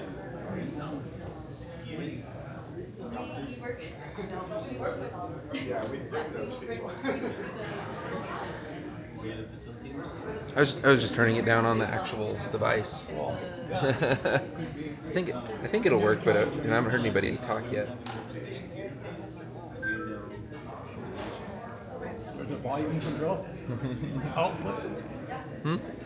There's a volume control, or is that input? Yeah, no, yeah, on this right here. Change the. That's the output. You need the input. Lower the volume. Right. So basically, what I mean, would be helpful for us this is to input, implement, isn't it? like getting you saying. Coming up? Yeah, we have I don't know. which is like I don't know. I'll find out when people start talking. So you're able to bring that campus private? Yeah. So we have 40 people because there was no two shots. So you're covered in the project. So all the camps, the map that we saw with all the camps, that is tribal autonomy, which means they're owned by the tribe. So what they tell people is that Crow tribe, it's in within the reservation, but it's because it's private. Yeah, they're going to be there without a license or without a paid fees. Okay. That's been, so that came up for license. Licensing for horses, licensing for animals. You don't have to. Yeah. But I understand you would reach out to the code. The code will reach out to the hospital.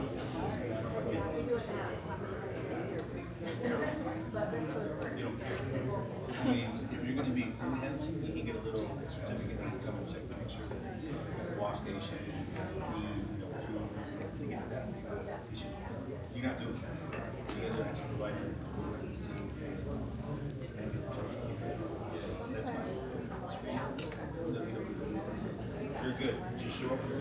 Is that what Miracles was? Yeah, we wanted to make sure that because we work with and we'll have a doctor that out with us. Clinical care. Don't run any emergency service, but we talked to, we're separate from okay, just wanted to make sure that Lots of thinking, but really it's also like whatever, like you are, find helpful, really also like focus on hydration and stuff, and try and drink water, and primary doctor, let them know that they're So other tribes, what they do is they set up diabetes training stations as well. They can do that. so some kind of basic. Yeah, right. Yeah. so you're on there and then I'll try to send us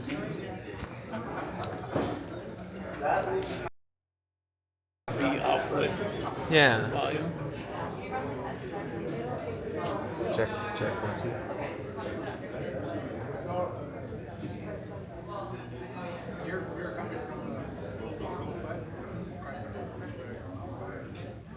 hopefully, I know we had a charter on last meeting, you guys attend.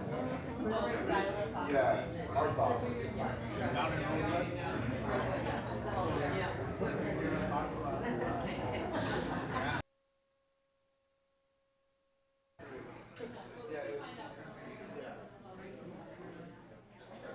Check.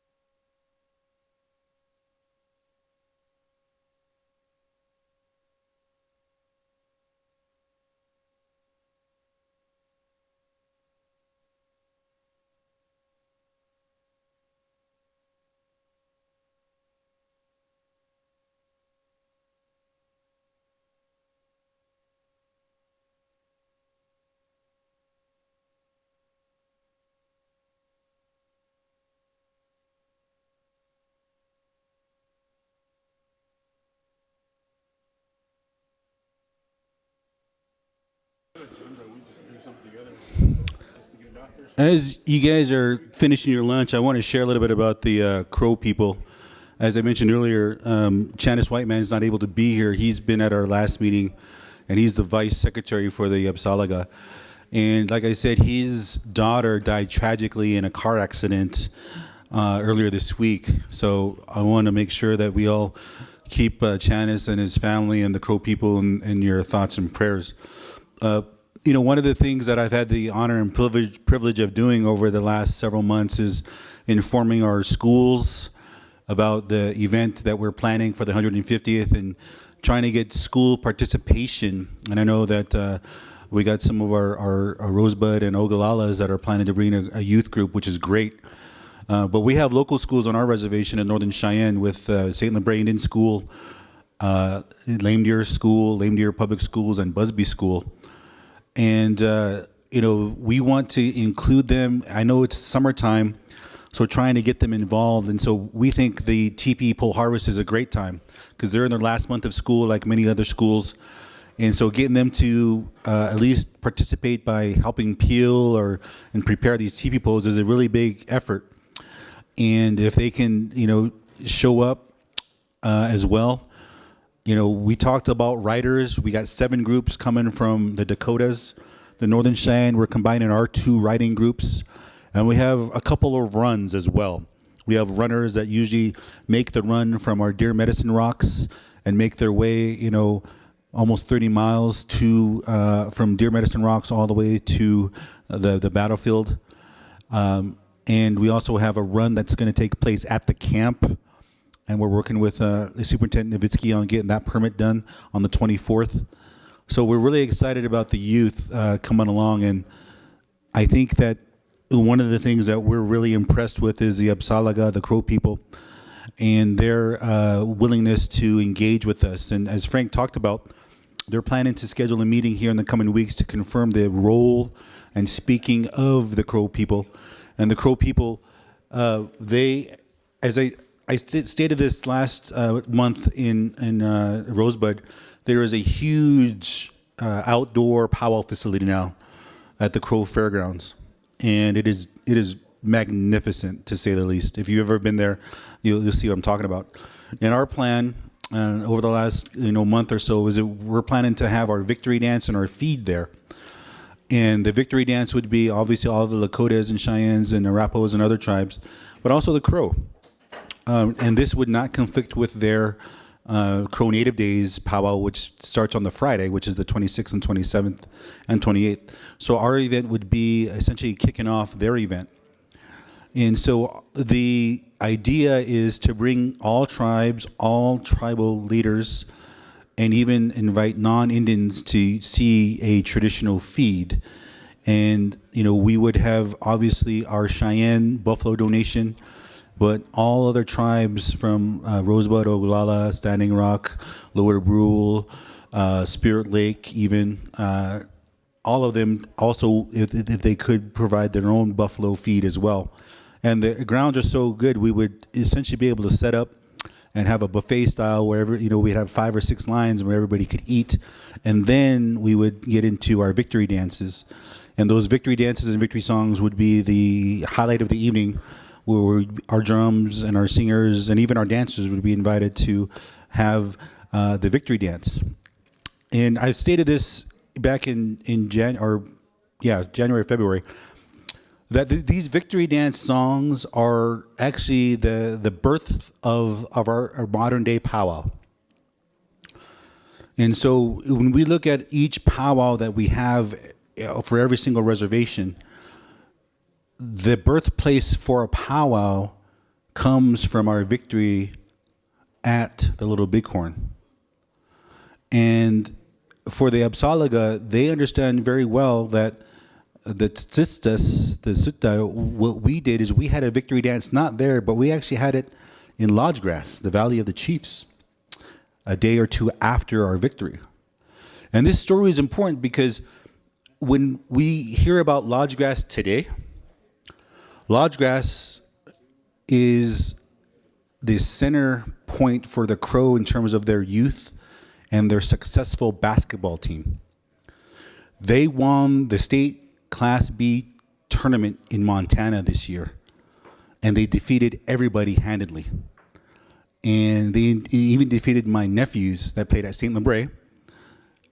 And my nephews took second place, and they're Cheyennes and Crows.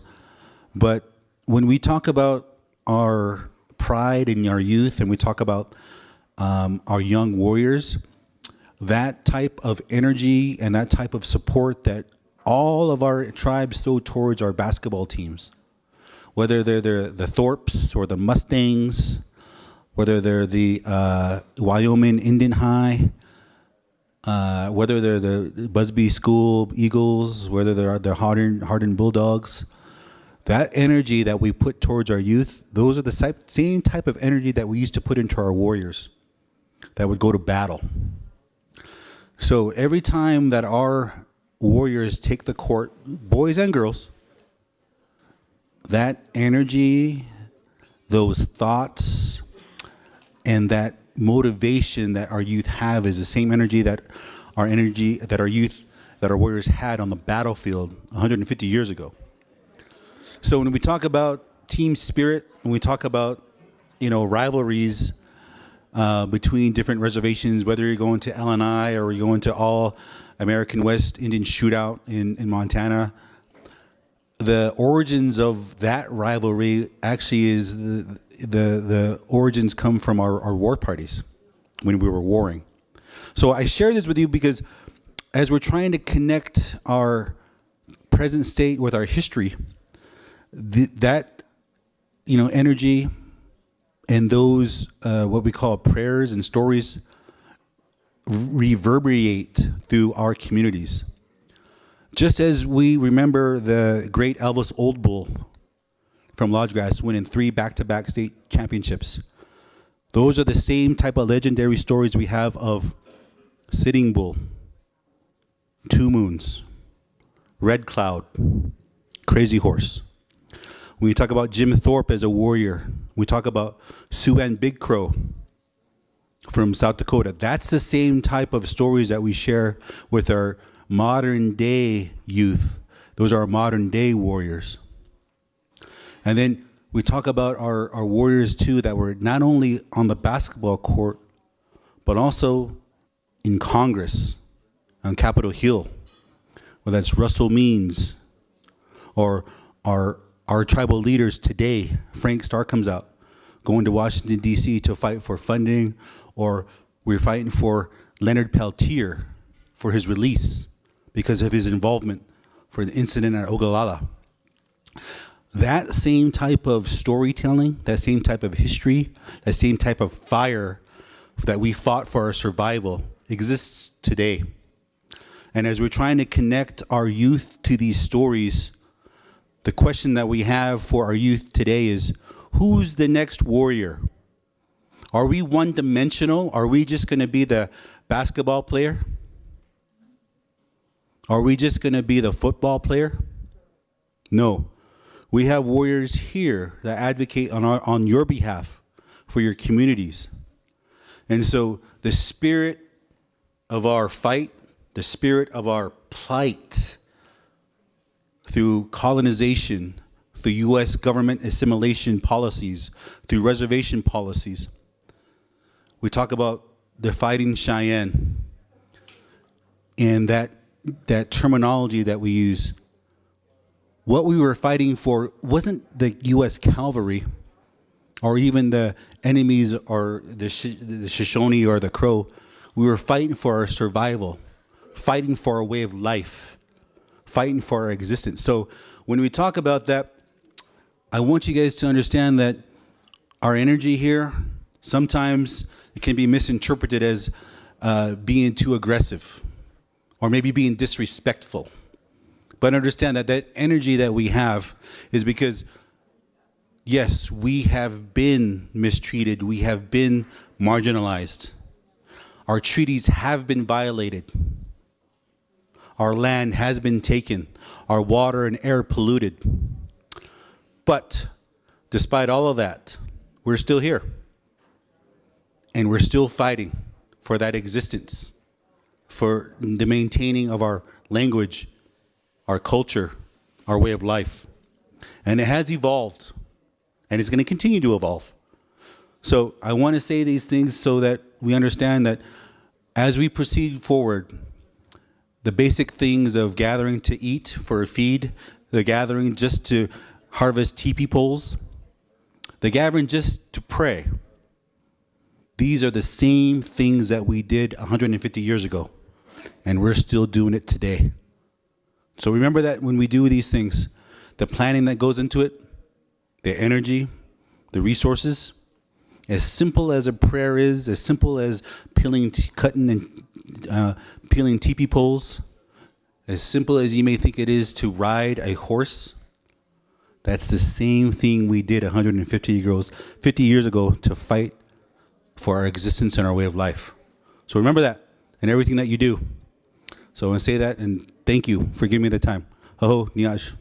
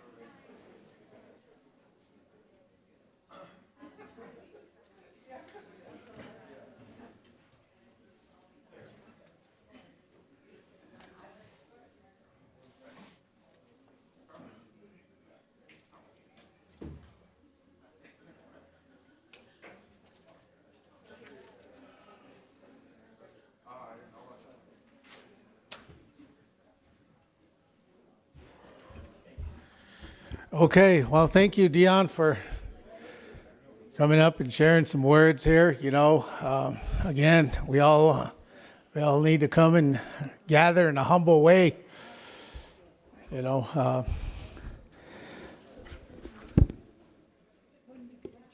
okay. All right. So I think we need to talk about some of the things that are important in this event, and that's the youth. I know, and again, this is just some FYI for the tribes here to kind of pick up, and we're going to throw some ideas out there. Maybe you can incorporate it within your tribes and bring some programs to this event. And I wish we invited our coordinator for the schools, our tribal schools here. But she did attend a couple of these meetings, and she gave us a rundown of what they're going to be doing, and it was great to hear.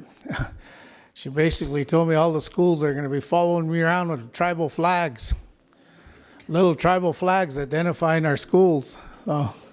I was like, oh, okay.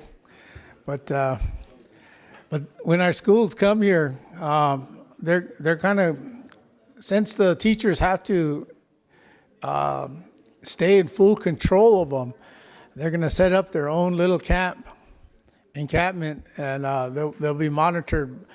They incorporated a budget where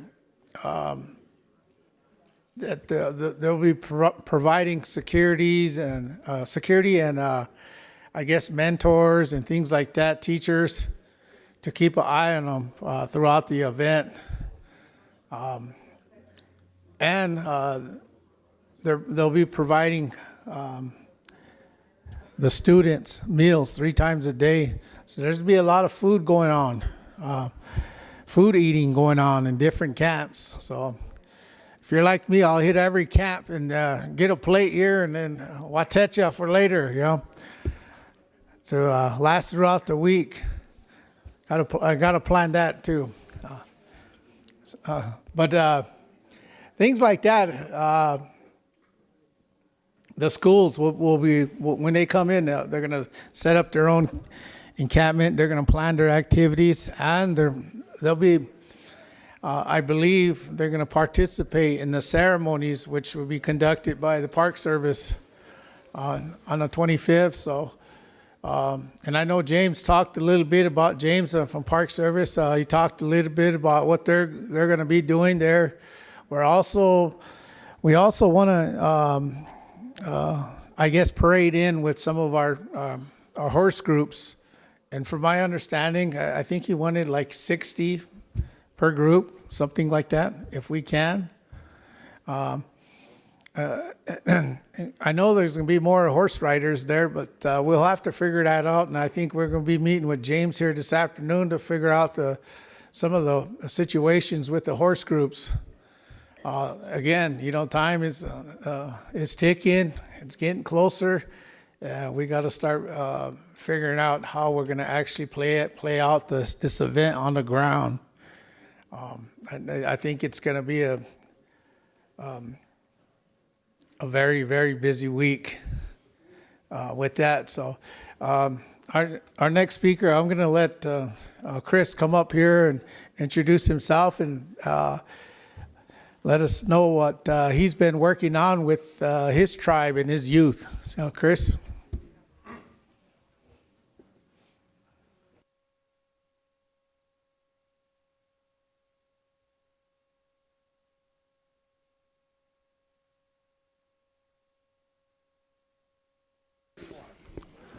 I don't, not the point. So, my name is Christopher Eaglebear. I am 28 years old, and I am a member of the Rosa Sioux tribe. I also represent the tribal council. A year and a half ago, no, too far. A year ago, my grandfather came back from the 149th Battle of the Bighorn, whatever it is that they were doing last year. And when he came back, we sat outside the house, we shared a cigarette, and we talked. He talked about what he's seen and how, as the years have gone on, more and more, less, I should say, there's been less and less of I guess, support or notice about the battle site itself, and how a lot of nations are doing their own events now. And so it's not coordinated. There are things that happen that probably tribes should be a part of. You know, he was just telling me about how he wished that the Battle of UAC Grass was honored.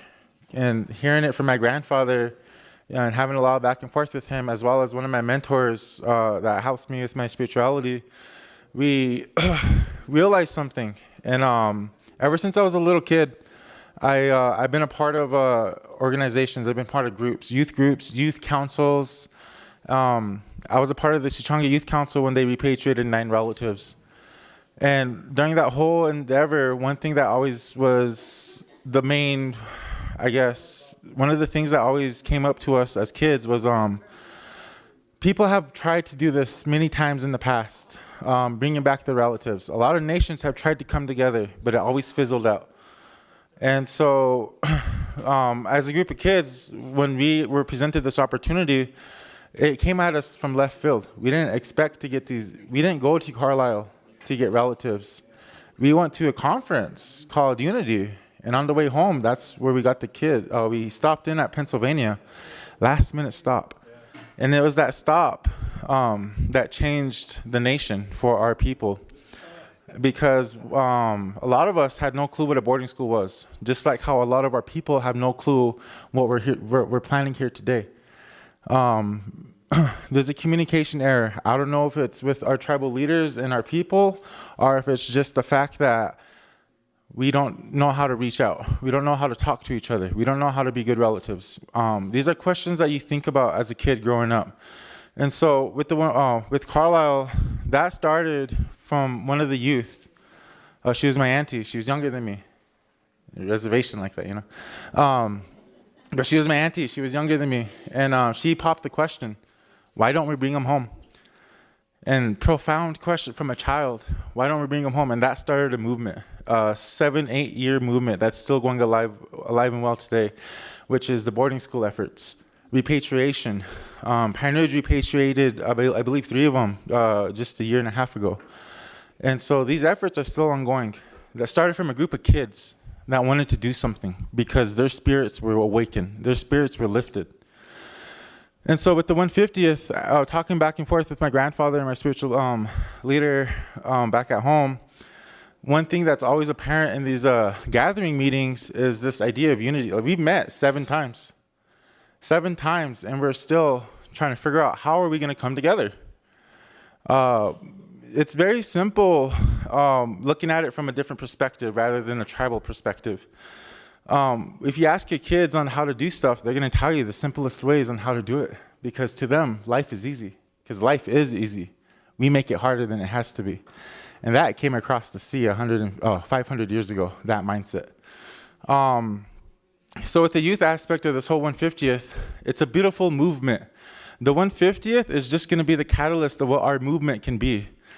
Back in 2025, when the president took office, we were asked a question, what's your answer? How are you going to respond to him? How are you going to respond to all these things coming up? And, you know, people were running all over. We were chopping each other's heads off. We were scared because we didn't have an answer. But there was one thing that me and my group kind of thought of, and it was this reality of history repeats itself if we don't learn from it. If we don't learn from our mistakes, we tend to make the same mistakes again.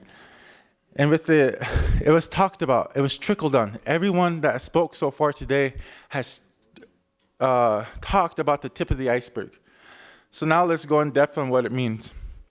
The who, what, where, when, and why, and how our youth are a vital part in all of this. So the who, what, where, when, and why for this endeavor, this 150th movement is, you know, who are they? Who are we celebrating? Each and every single one of your ancestors, each and every one of you is a reason why your ancestors fighting this battle is the reason why you're here today. You know, they talk about all these horrific things, all these things that keep going on. And, you know, it's even within our own people, this idea that these events are just silly, that we don't need to come together. Those are the things that are talked about back at home, because what are these tribal leaders going to do for us? And so what made Rosebud unique was we came at it from a different approach, from the youth standpoint.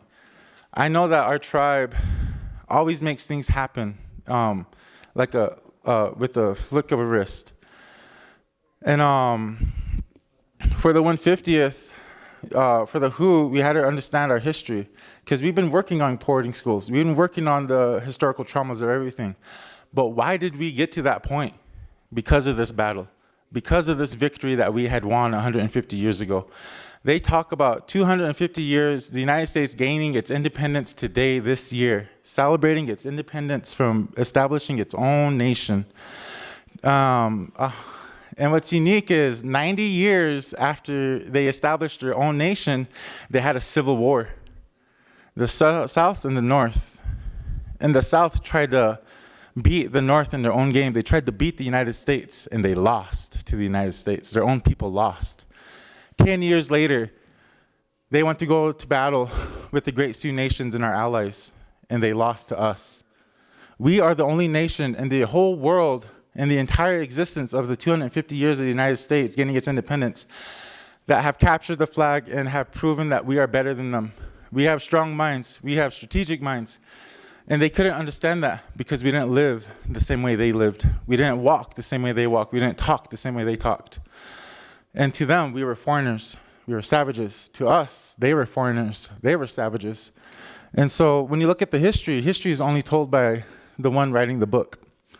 And so that's why you see the stereotypes of the Native American, the drunk, the wasteful management, the casinos, you know, those are all narratives by the white man. You look at the African American lifestyle, all narratives of the white man. They're full of drugs, they smuggle in people, they do all these horrific things. Those are white man words. And because of the oppression, we became that. We believed it and we became it. So everything you know about the Native American comes from not our own selves. With the 150th and with the idea of the youth is we have that opportunity to share our stories. We have the opportunity to tell them who we are. The 150th is just a moment in time where we're going to come together, but that's going to be the catalyst of what the movement is going to be about. And that's why I'm up here, is to talk about what the movement can be. The 150th is unique because we have doctors in the crowd. We have lawyers in the crowd. We have tribal leaders. We have teachers. We have security guards. We have first responders. We have IT specialists. We have all these things that the world doesn't know about us because all they know is the drunk Indian. And so what's beautiful about this event is we have the opportunity to tell about who we are. And that's the who. The what. What is this? What is this event? You know, we've been coming here for 9 meetings and we've been, or 6, 7 meetings.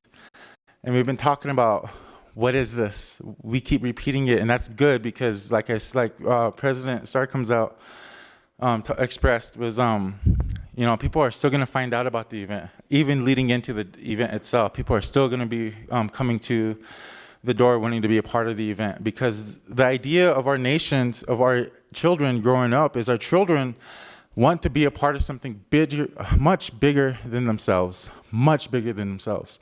And at home, sometimes we don't have the resources in place so that they can be a part of much bigger organizations. So sometimes they want to hang out with their friends that they think are cool, or maybe they want to hang out with uncle that they think are cool. And little do we know, you know, uncle and cousins, we like to make crime happen, thus creating these cycles, you know, because we think that it's something bigger than ourselves, because we have never come together on this scale.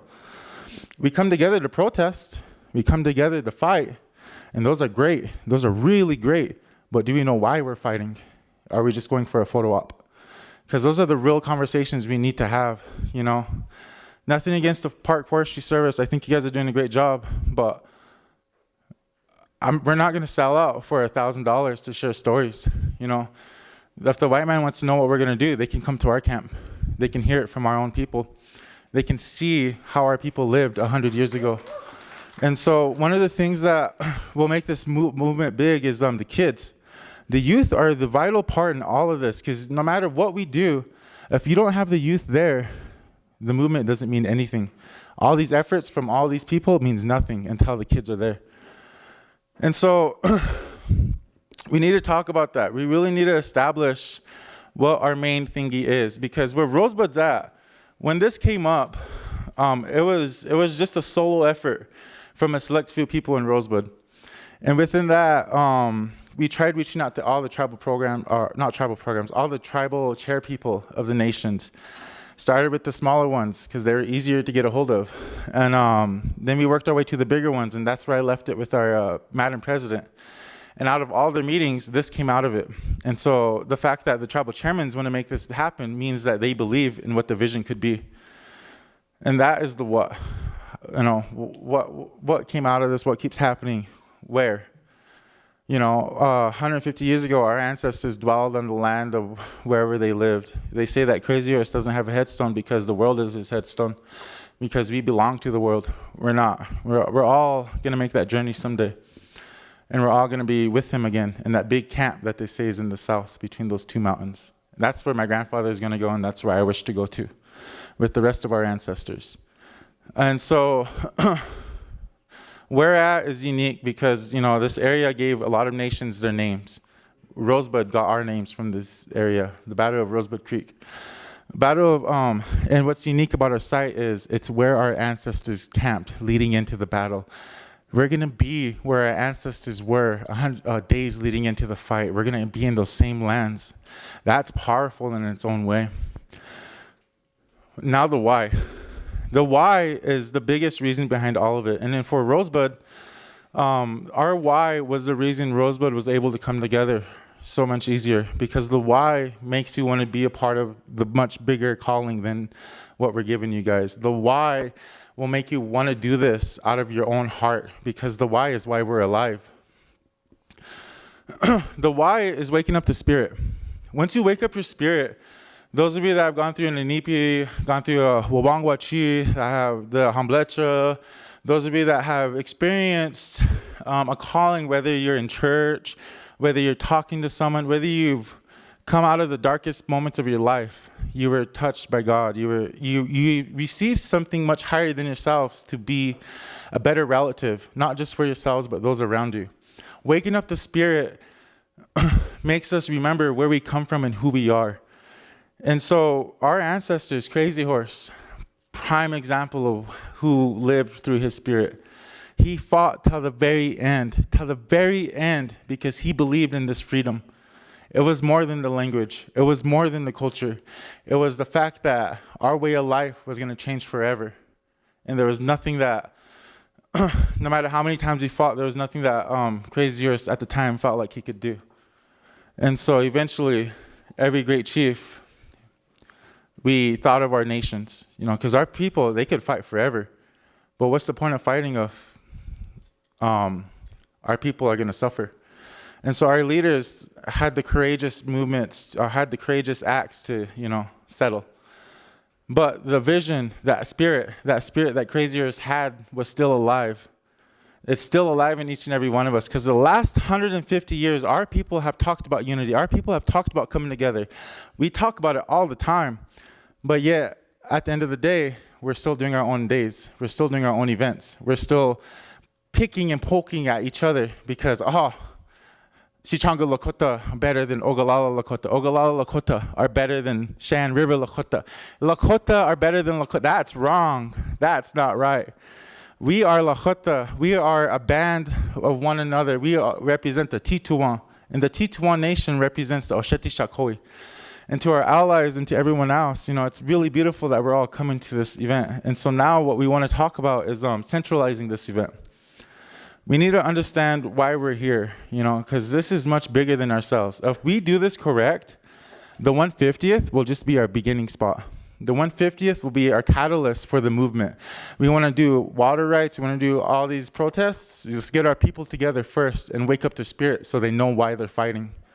Because once you know why you're fighting, the idea of hokahe will make much more sense to you. Charging in full force, knowing that at the end of the day, your faith will keep you strong and keep you alive. And so like the lawyer said earlier, that we have a lot of warriors within our own selves. Whether they go to DC and fight for our rights, whether they go and get the education all the way up to that doctorates, to that master's, or even to that bachelor's, they're still fighting that fight in a different way, still being warriors in that different way, getting that education so we can fight in the spaces that we need. But with the political atmosphere that we're in now, the only thing that I could come up with was coming together. The only thing my youth group could come up with was bringing our people together. It's funny because a lot of us are influenced by media in the younger age. And so I can only think about, what's that one movie about the apes? Caesar. Planet of the Apes. When Caesar made his big speech to all the other animals, one ape weak, but a bunch of apes are strong. And it's a movie, it's silly, but there's truth in it. There's truth in all of it, because we are one straight nation. We are one powerful nation. We say it at the end of all our prayers. It probably sounds different in a different language. For the Lakota, we say, Mitakie Oyase, all my relations, all my relatives. That's beyond us. That's the world. That's the water. That's the earth. That's the wind. And that's what waking up the spirit's about, is understanding that Mitakie Oyase is not just a word. It's a way of life. It's a movement. And the idea behind this movement in the youth is if we can do that, if we can put aside our differences, put aside our upbringings, put aside what we learned throughout our life, and come together as a Osheti Shakoi, we can show the next generation what good relatives look like. We can show the next generation what love, camaraderie looks like. We can show them what the sacred hoop will look like again. And that's the idea behind the 150th. It's not for anyone in this room. Anyone in this room. It's not for the people that brought the flags in. It's for the flags themselves and what they represent. Because each and every one of you that came to represent your nation, you represent over 30,000 people respectively, collectively. And those 30,000 people rely on you to make the decisions that Crazy Horse, Sitting Bull, Red Cloud made for their people.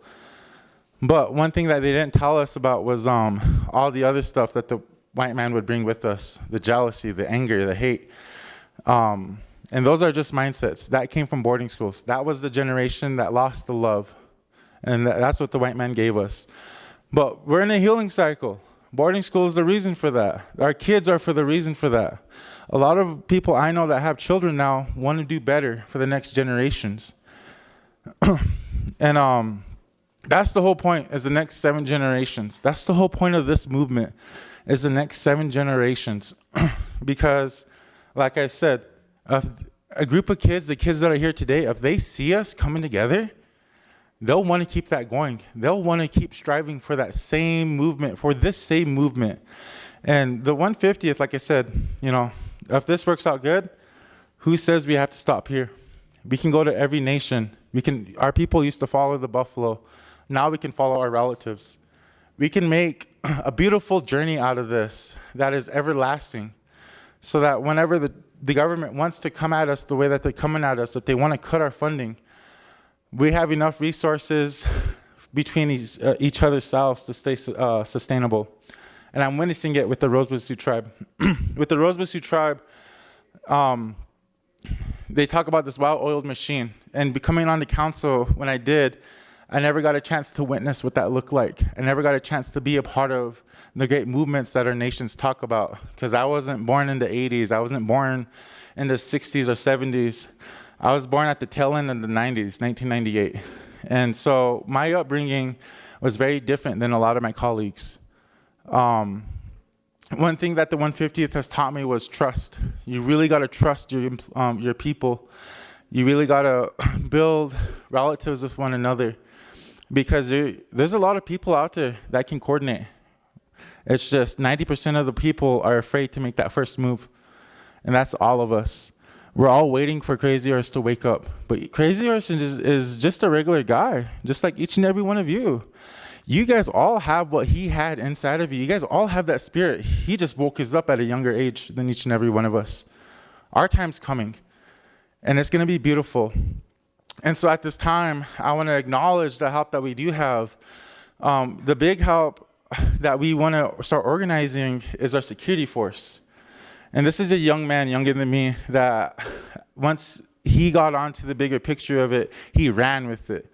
And this is the person that I would recommend my other nations to reach out to when it comes to the security event, or to the security side of it.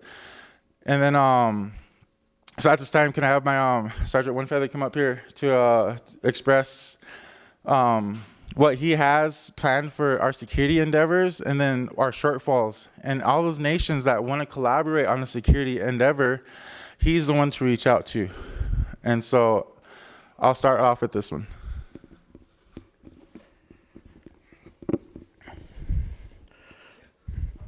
Yeah, again, my name's Ethan One Feather. I'm the captain of corrections. I am in charge of the Safety and Operations Committee for what we're trying to do for RST.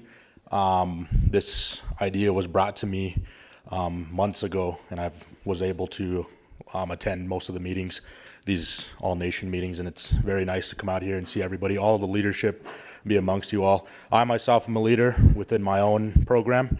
I have a lot of staff that look towards me and depend on me to make the right decisions and to help guide them, so then they're not lost and they're able to get their shifts done, and they're able to get people, medical help, and they're able to keep their staff safe in the pods.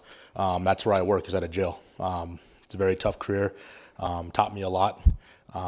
But the one thing that I'm really good at and that I can bring to the table is basic safety and security.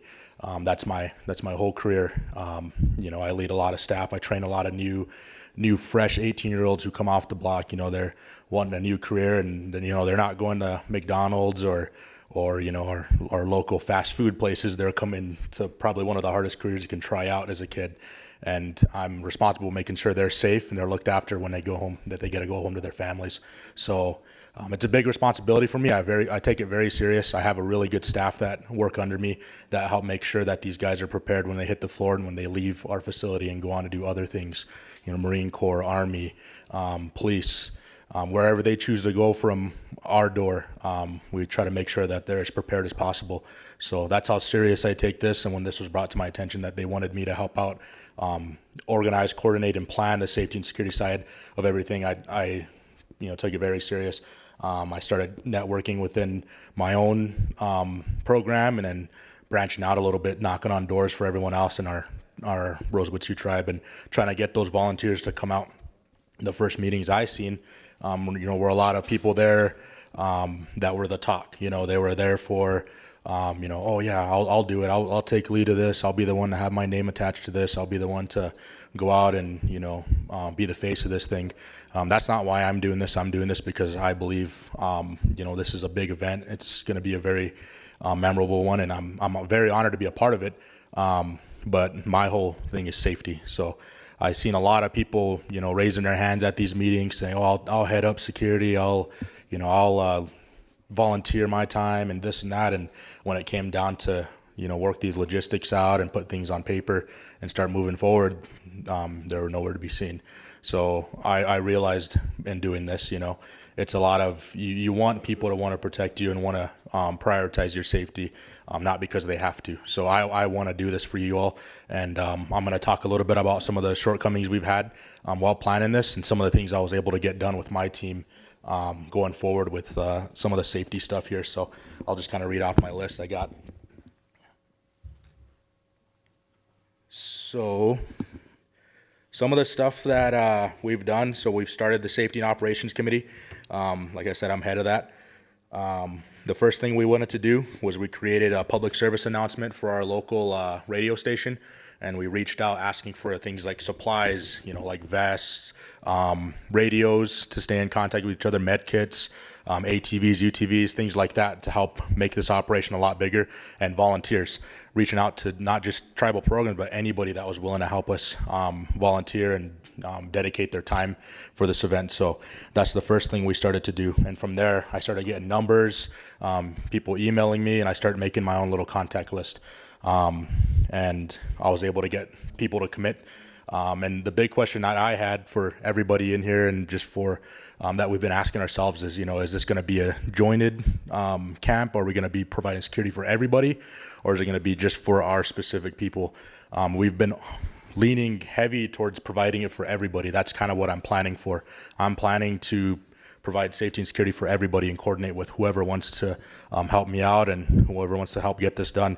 But that's kind of what I'm planning for. So the amount of staff I'm going to be collecting and recruiting is going to be for the whole encampment. That's kind of the grand scale of things that I'm trying to do. So what we were able to do is develop a basic security plan. This plan goes over things like what are the shifts going to look like? Are we going to be doing 8-hour shifts? Are we going to be doing 24-hour security throughout the whole thing? Are we going to break it up 12-hour shifts? Things like that. That's what this is going to go over too. What do we do if someone's lost? If we're missing a person, a child, something like that, an elder goes missing, we need to go out and find them. What are we going to do for that? That's search and rescue procedures, basic lost person protocol. What do our security staff need to be prepared to go to something like this? We need to be prepared for anything. These are just people that are volunteering their time that probably don't have any prior training to this event. So we're looking to get them as prepared as possible to protect our people and make sure everyone's safe and everyone gets to go home at the end of the day, but also enjoy the event and take in everything they can. So some of the trainings we talked about providing for these volunteers that we're going to be setting up is things like CPR, basic operations of like ATVs, UTVs, basic security patrols, how to work a radio, things like that, how to communicate and work within an incident command center. That's pretty much what the main thing that we're going to be doing is having one big base where I'm hoping we can get with our med staff and stuff like that, and we can just have one command center where we're we're operating out of there. You know, that's where our security staff are going to be. That's where medical staff are going to be. That's where everything goes. If someone goes missing, that's where the magic will happen. Everyone will go there and we'll work out together. And, you know, if someone's dehydrated, sick, whatever, they can come to this command center and they could get the help they need. It's going to be just our basic operation tent. But yeah, we've been working very hard. Me and my team, my SORT team, been working hard to get these trainings done so we can provide these trainings for you. You know, things that include the search and rescue trainings. We entered a few exercises. We're getting our CPR instructor certification so we can instruct these security volunteers. You know, we're going over our gear and equipment checklist to make sure that we have everything we need on our end, and then we're going to see what else we can ask for donations, and, you know, just kind of make a general list for everybody that I can kick out. So the next thing that I'm going to be trying to do before this event kicks off is I want to have at least a couple more safety and operations committee meetings. These are welcome to everybody, all the viewers and listeners, everyone in this room. You're welcome to attend this. We're going to work on a Zoom link that we can kick out to you guys. That way you guys can join this meeting. And then if you're in the area, you happen to be in the Rosebud area, you're very welcome to come out and attend and sit down and help us plan this stuff out. That way we can make sure we have a really nice security staff for this whole event. I'll kick out my contact information to everybody. Again, my name's Captain One Feather. For the viewers, I'll say my number down. It's 605-515-7331. And that's the best way you can reach me. Give me a call or, you know, shoot me a text or something like that, and I can get your name down on the list for all this stuff and start working out that Zoom link and all that stuff. So again, very honored to be here, very honored to be a part of this. And if you have any questions, please come see me. I'll be here for the whole 2 days.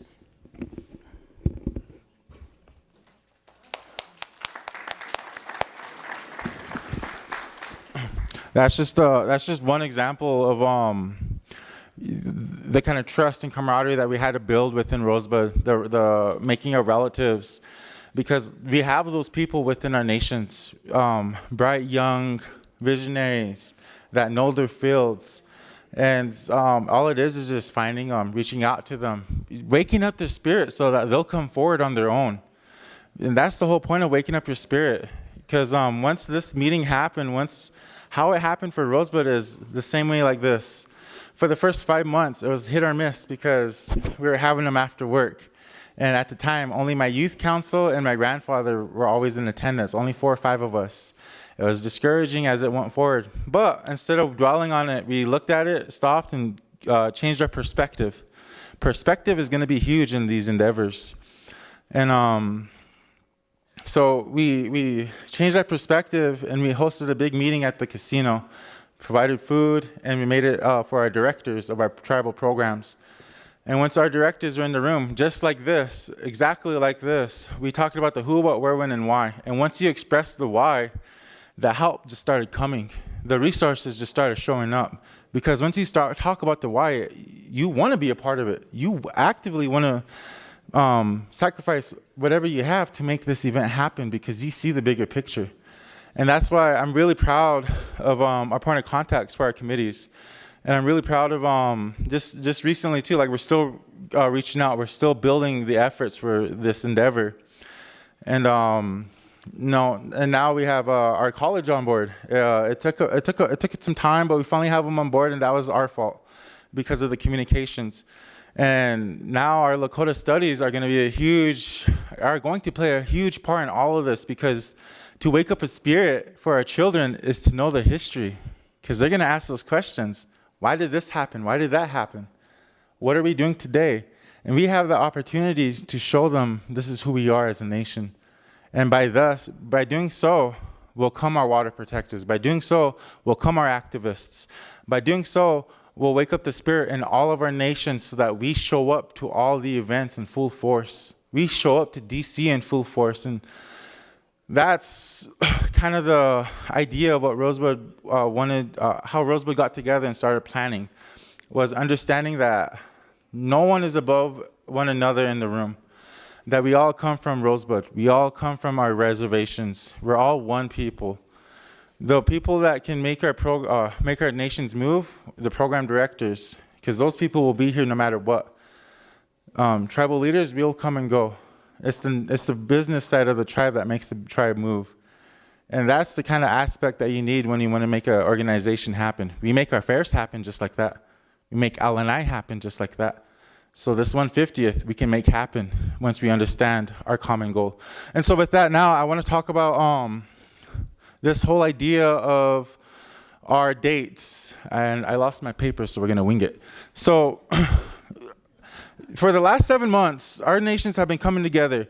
We've been planning these meetings with the idea that we're going to have one great gathering. Our nations are going to come together for select days, but then as days went on, dates were mixed up and confused through communications. So, Rosebud, we're going up the 22nd for a travel date, then the 23rd, 4th, and 5th will be up there, then the 26th is a travel date. Pine Ridge's travel dates will be, I believe, the same day, the 22nd, but they're going to be there for the 4 days, the 23rd, 4th, 5th, and 6th, and then they're going to travel back that 27th. And then Cheyenne River travel dates will be the 24th. They'll be there the 25th, 6th, and 7th. Then they're going to travel back that next day. So after looking at all of this, with the idea of these meetings were supposed to happen so we can collaborate, so that we can have one date, one time with all our nations there. And so that's where we're at now, and we need that spirit. We need to throw that spirit and make it happen into a reality. And so with that being said, the dates that our group, the All Nations is who we are. The All Nations group for our dates will be the 22nd through the 27th. Our respected nations that plan for certain days will still stay there for those certain days, but for the holistic, for everyone else that is going to be a part of this, that is going to attend, that is not here, those are going to be our dates we're planning for, the 22nd through the 27th. And some of the key things that we really need to come up with is our security. And with the talks with President Stark comes out, we kind of, with the crunch time that we have, with all the groups that are coming up, with all the planning that has already happened with the core things, we need to centralize that. And so our security is going to be the utmost importance. And so, you good? So with the permission of our tribal chairmen, we want to ask if Rosebud's security would be willing to take the lead in our security forces. And so then with that being said, everything that you guys want to do with the other nations involving your security, involving your corrections, involving your law enforcement, you will now reach out to Sergeant One Feather from the Rosa Sioux tribe for any questions or concerns, and how to help with volunteering and how to help with training as well. Ethan One Feather will be your guys' point of contact. And so, yeah, a round of applause. And so we need to, but that's what we need to do now. We need to start finalizing our movement. We need to start putting things on paper to pen so that when we go home to our respected nations, we won't have to worry about some of the big things. All we'll have to do is the main thing, transportation. That is my goal for each and every one of you nations that have not yet started your transportation talks yet. For example, Rosebud Sioux Tribe, we have our transportation department director kind of as the lead for our stuff, because he's the one that knows where all our vehicles are, where all our buses are, and everything. And another shout out to Sente Galeshka for providing 2 charter buses too. As of right now, we have roughly, I believe, 700 to 800 vacant seats that we can take our own people up there for free. Not including the 2 charters, so roughly about 900 maybe. And that's just an example of how we did it. We still have other programs on standby just in case we get past that number, but what we're at now is the outreach. We want to get this word out there to our people. We want to let them know this is what we're doing, the who, what, where, when, and why. So Rosebud created a one-pager about the who, what, where, when, and why.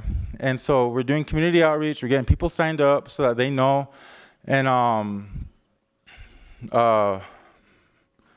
the big thing is sharing the story. Those of you that are on your tribal councils, those of you that have meetings this upcoming month, share the story of why we want to do this. Encourage your people, encourage your programs about the much bigger picture. And so one thing that we really want to talk about is, now that we got the security figured out, We need to get our health figured out, our CHR figured out. We need to centralize 6 core things for all of us. We need to centralize our security. Where are we going to place them? How many, where are we going to place them for the camp? Where are we going to place our CHR or our health? Where are we going to place those guys? Where are we going to place our solid waste so that we know where our trash will go so that we can clean up after ourselves? Where are we going to place our food stations? Because Rosebud alone, we're planning for all of you guys. So we're planning 2,000 meals, breakfast, lunch, and dinner. Every single day we're there. And so with the amount of people, our food station may have to be spread out in different quarters. So those are 4. We need to focus our IT too, because the IT will be the big part of the storytelling. IT will be crucial in all of this, and so we need to figure out if all of the IT are going to be centralized in one area, or if we're going to have the ITs spread out through the entire camp so that we know that it's being covered as a national thingy for our event. And so those are things that we are going to accomplish today. If not, we're going to accomplish some before we leave so that we know where we're going, so that we're not just up in the air anymore. And then after that, we need to start focusing in on, like I said, the events. We have horse riding, our charges. And so those are going to happen. So now we need to put them on the calendar. And then all the other nations that have events or have their things that they want to do, we can incorporate them into the open gaps. So the idea behind this is we're in that crunch time to where you have full permission to start taking that extra step, taking that next drive to make these events happen. Just make sure you're communicating what we're doing so that we all know our resources when they come together. And hopefully by the end of today or tomorrow, we can establish how we're going to camp. That's the big thing, because we're all going to be there. So do we want to follow the horseshoe pattern our ancestors did, where Ogallala, Minikanju, and so on and so forth? Or do we want to follow Standing Rock's how it looked 10 years ago? Or do we want to create our own circles within circles within circles? There are things that we can collaborate on, that we can talk about, have ideas on how our camp could look like. We have opportunities and options. And so that's where we're at, and that's kind of, I feel, the direction that we need to take. And so again, first off, I never do this, but I want to apologize if me speaking up like this offends anyone or oversteps my boundary. At the end of the day, I'm just a Chicanga Youth Council kid that just wants to make something happen. There's a bunch of kids that each and every one of you come from. You guys were all kids at one point that wanted to do something great like this. And now it's our opportunity to make it happen for the next 7 generations. And so we have a rough outline. Oh, hey, here it is.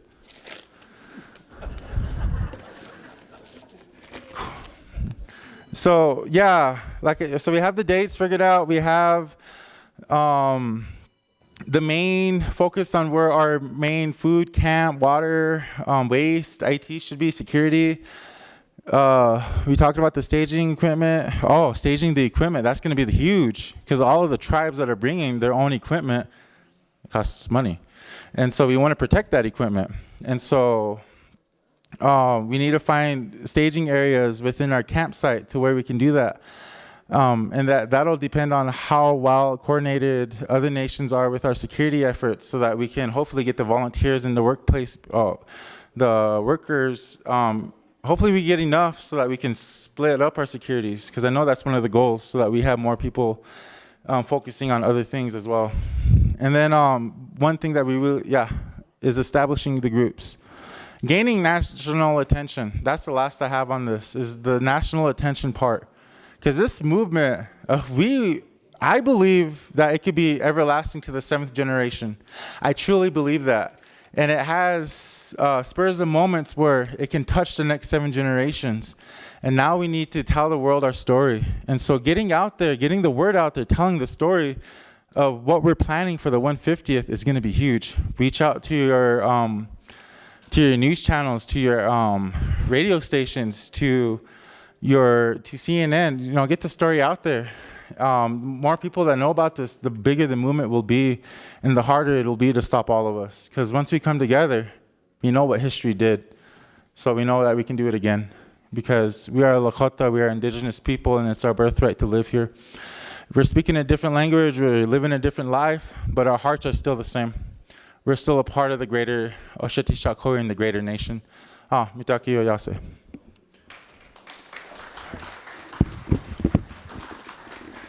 All right, Chris. Thank you for that presentation there. And again, all these plans here are just ideas and things that we need to do to take advance into the next step. And we need to continue planning and putting things in place. Now's the time to start taking action, and I'm glad they're stepping up with that. And the gentleman that stepped up for security, I've seen him come into these meetings, and he's pretty serious about this, and that's what we need for our security there. So I'm glad you're willing to do that and taking charge of that. So we'll be coordinating with our emergency management, our emergency services. We'll probably need to get your information down so we can start getting it out there to other tribes, so they can, if they want to bring their security in, they can coordinate with you. So again, it's Sergeant One Feather, a Rosebud Sioux tribe. We'll get his contact information out there again. Now's the time that we need to start making moves. I know we talked about harvesting teepee poles, and we got to make that a reality. So we got to figure out where we want to stage them. I know there was different ideas of where to stage, where to meet. I know the Oglala Sioux tribe. We're gonna put a team together and try to coordinate with Northern Cheyenne and maybe whoever else, and follow them, and then find their secret hiding spot where they get their teepee poles and raid it. So I'm just kidding. So we can plan together and make that happen. It's very good. I do know some of our warrior societies want to get involved. Those that work with youth, we can get them involved in harvesting teepee poles. I know a couple people reached out to Oglala Sioux tribe, and they're with the Tokala. Some of the Tokala groups is a warrior society we have in Pine Ridge that want to also help harvest teepee poles. So we'll be reaching out to those folks here once we leave here, and hopefully we'll lock in a date with Ernest and his team and coordinate something there. So if you're interested, I suggest you reach out to either Cordelia. Raise your hand, Cordelia. That's the coordinator for Oglala Sioux tribe. Can you stand up? I don't think people saw you. And do your princess wave and okay, so just give her her name, and she can help coordinate with the rest of the group here. Again, these are the main point of contacts that we need to start communicating with. We got to start making things happen. Oh, hang on, Chris wasn't done. Sorry, last minute. There's one more thing that we wanted to acknowledge because this is just one example of what we could do with our resources. I want to acknowledge our SGU staff, the Lakota Studies staff. They're going to be a very vital role in all of this endeavor. But one individual particularly, you probably seen him. First off, I'm calling you out. You've probably seen him, while you're strolling through Netflix and multiple movies. Most recent one, Sitting Bull. From the Rosa Sioux tribe, this is who we have. I want to acknowledge Lexi Michael Spears, because he is an embodiment of what our youth wish to accomplish someday. A lot of us, me growing up, I wanted to be in a movie too. I still do. But beyond the point, one of us made it, and that's the only one in the room. A lot of us made it. And so I'd like to ask him to come up and share some words about the whole idea of what this means to him and how this could be viewed from a media standpoint, from once we get the word out there. Also, at the same time, too, we also have a musician that I really want to acknowledge that was a big part of my upbringing, because I used to listen, I still do, and that's Gunnar Jules, better known as Gunnar Krogman, but we know him as Gunnar Jules. And so we have two of our own from Rosebud that have the connections to, you know, make this much bigger too. But every tribe has those people. These are just our two examples of them. And so those of you that have, Standing Rock has Kyrie Irving. Pine Ridge has a plethora of stars, media people, influential people that we can reach out to get this word out there. But at the time, I'd like to give the mic to Michael Spears, if that'd be okay, for him to express. I don't want to stand up and talk in front of you, but I'll sit right here if that's okay with you and address you. Yeah, if you can. So, you know, my name is Ikdomi Tatranka, Michael Spears. You know, I come from the Sichangu Makoche. My mother and father are both from the Kuichasha and the Heatawichasha, Milks Camp and Iron Nation. And, you know, I grew up on the reservation and like my relative up there says, you know, I had an opportunity but that opportunity first started with a role model, with someone like you, you know, and I remember the first actually famous person that I met was Buddy Redbow, and he came and he sang at our school and he inspired me, and then he came and spent the night at our house, and I won't tell you what the rest of the night went like, but no. Anyway, you know, it takes a little bit of inspiration for everything to happen. You know, this event started with an idea, an inspiration, you know, that began ihane, you know, before we had clocks and those kind of things. And I just wanted to acknowledge, you know, that, you know, without those types of inspirations and people, sacrifices and things, you know, we wouldn't have us, we wouldn't be here. And so I want to thank my relative for acknowledging, you know, me and my colleagues here, my boss and my colleague here. You know, we're a small part, but at the core of Sinte Iglesias University is you know, some of the core principles that were fought for at the Battle of the Greasy Grass. You know, Sitting Bull Tatranka Iotake was a man of many visions, and I'm very honored to have portrayed him in that film. And you know, he's much more than his relationship with the United States government and whatnot. You know, so if you get a chance to watch some of them films about him, I encourage you to check it out. You know, there's, you know, that particular documentary that I got to take part of was very unique in that, you know, we actually had native historians and real stories to base our film off of, and those stories came from Hunkpapa elders. Those stories came from relatives that were, you know, had that oral tradition passed down, and more importantly, that we controlled the narrative. And so through events like this, you know, we get a chance to defend that, to continue to defend erasure. You know, and that's what the main goal of that battle was. To, you know, we're here fighting for the men and the women, the kids to live, to not be colonized, to still be Lakota, to still have an identity, because that's, you know, that's important. That's who we are, and that goes back to that statement I made about inspiration. You know, is, you know, having that path and that purpose. My grandma said this to me. She said, inspiration is knowing that your path has a purpose. And so that, you know, being able to have those role models and people like each and every one of you sitting here is gonna, whether you want to be or not, there's people looking at you. Even in this room, I'm watching you. I want to be like some of you in here.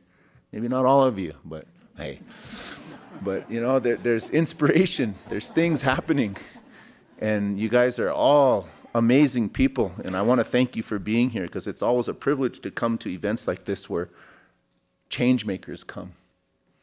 And that's what's happening. You know, across Indian country, there's always plenty of work to be done. and a lot of creative ideas and solutions that are yet to be discovered. And we're having those conversations, and spaces like this are catalysts for solution-oriented thinking. You know, I can only imagine the impact that this is going to have on the youth, on even, you know, on elders, on adults, on everybody that's going to take part. But not only us, we can't forget about the Wamakashka in the land, the plant people. You know, they remember that too, the water. Everything has a connection. We say "Mitaku yasin." Those aren't just words. That's alive. Just like this event, you know, we say is a living commemoration of our resilience, of our unity. Now it's through peace and gathering and remembering who we are through activities, whether it's cutting teepee poles or sharing in a dance or learning a relative's name in their language. Connection. And it's going to inspire something to happen, to change, so we continue to defend against that colonial narrative and erasure. You know, like a lot of times, even my children, they grew up in a Washichu school in Montana, and had to defend a lot of times about who they are and where they come from and why we're here. What does it mean to be Lakota? What does it mean to be Arapaho, Shoshone, Apsalaka? What does that really mean? You know, and those are the types of questions and things that are going to get answered because we're going to get to see it firsthand. This is what it means. Our gathering through peace, through unity, we're going to inspire each other to make that change, to be that change. Yeah, I had an opportunity to make a movie a long time ago called Dances with Wolves, and we got to speak Lakota. It took my dad a couple of weeks to talk me into going and actually trying out, but man, I didn't want to, because all the films I seen before were, you know, they're woo, and one shot, and they all you know, they all fall off. So I said, Dad, you know, that I don't want to be that. I don't want to do that. And he said, no, nila kota. So you're going to be that one to show him what it means to be Lakota and how.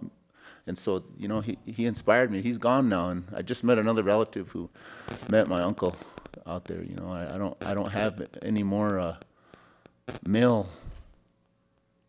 relatives that are older than me anymore. COVID took a lot of my relatives and all of my female relatives at once in 1 month. I took all my grandmas and my aunties, and then my mom passed away as well.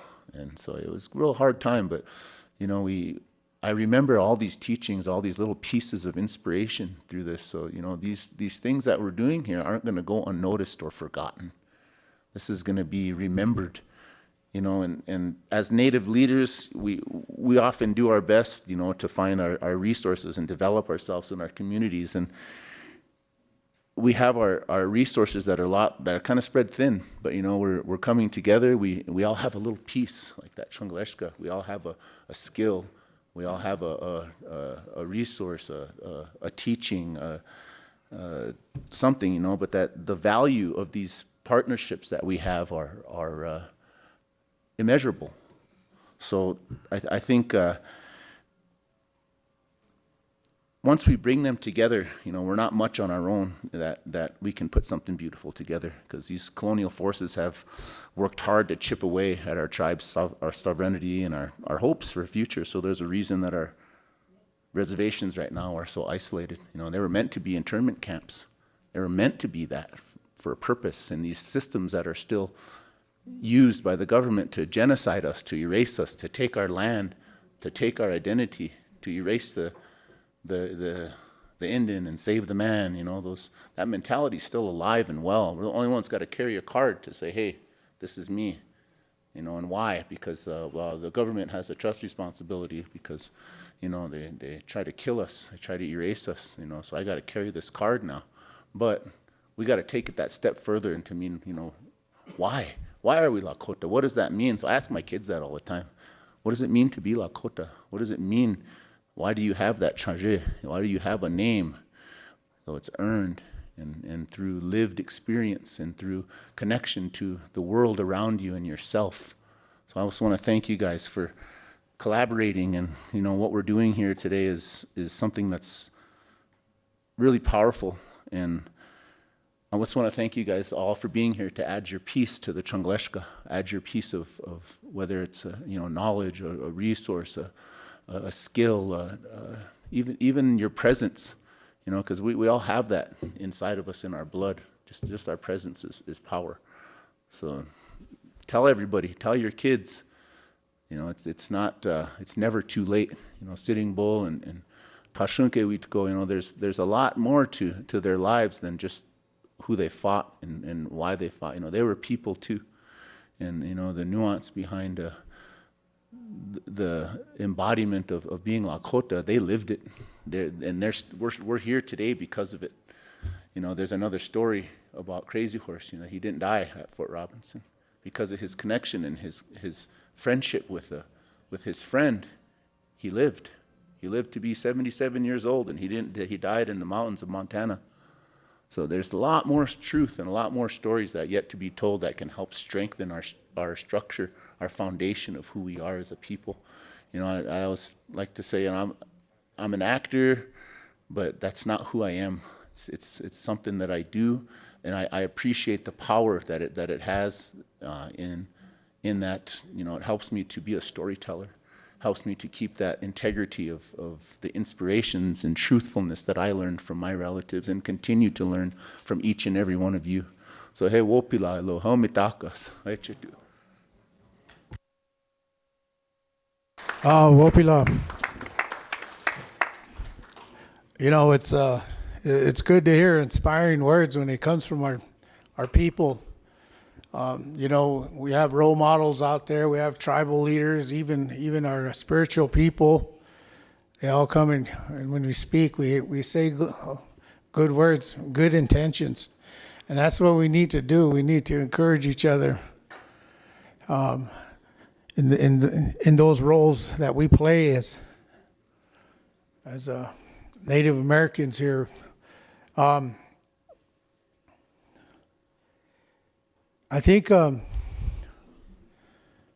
we were going to take a break, but I think we're pretty much done for the day here. But I did want to mention a few things before we go, and I've also Chris beat me to the punchline. I was going to ask Mr. Spears to say a few words, but as you can see, I wanted to say thank you for your words, and we all need to encourage each other.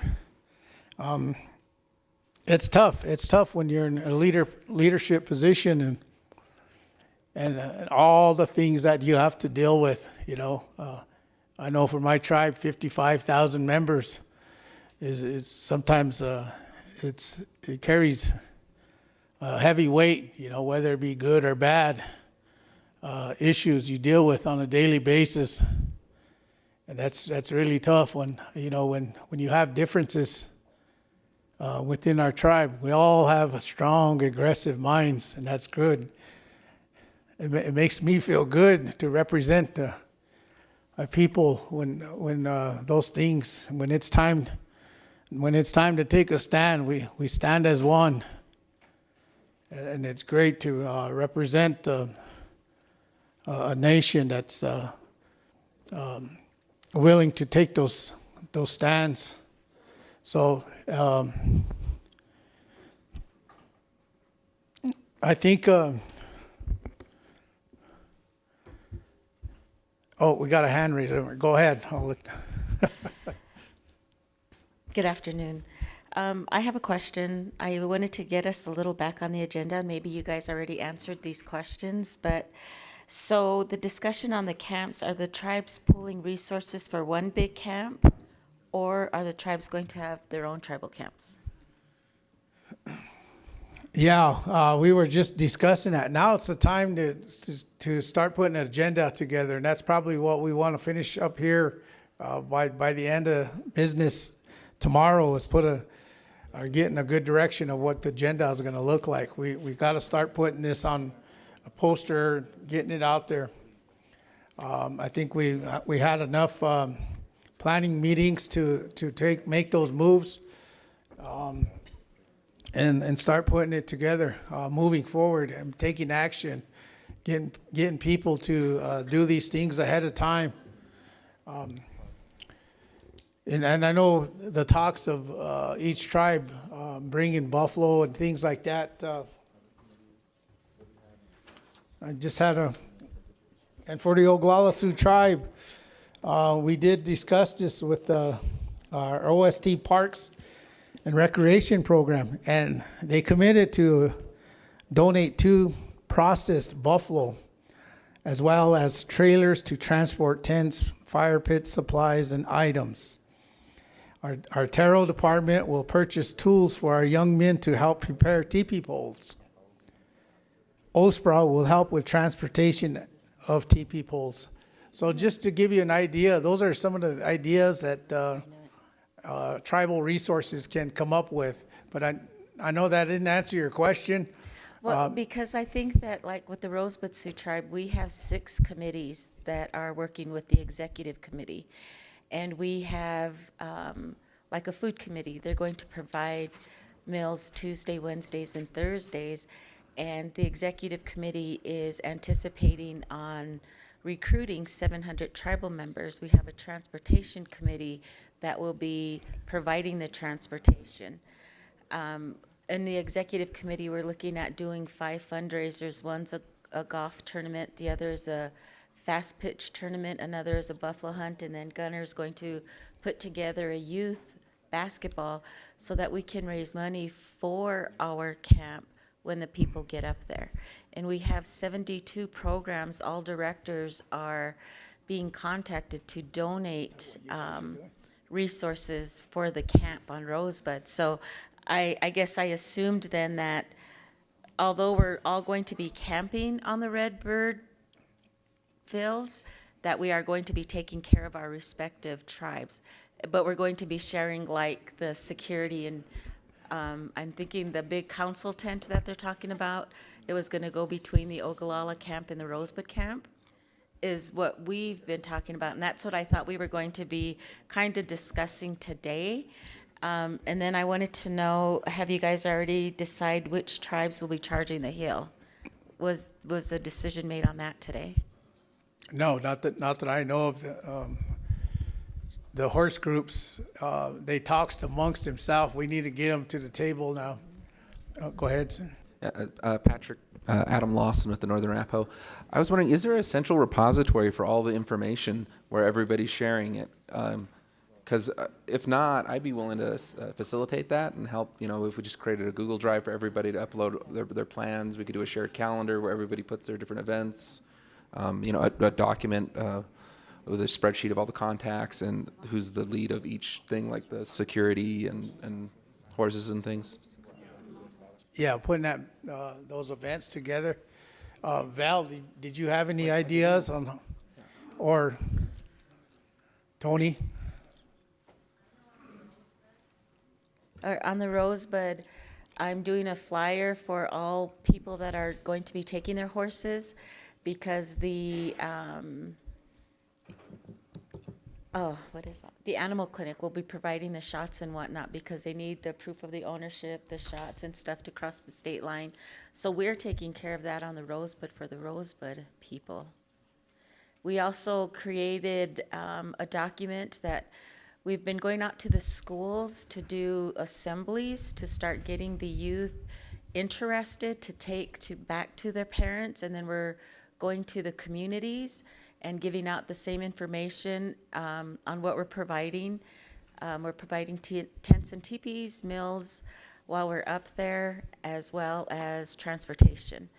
And then I created a document that states like a code of conduct, a liability form, as well as their willingness to be photographed and recorded while they're there up on the camp.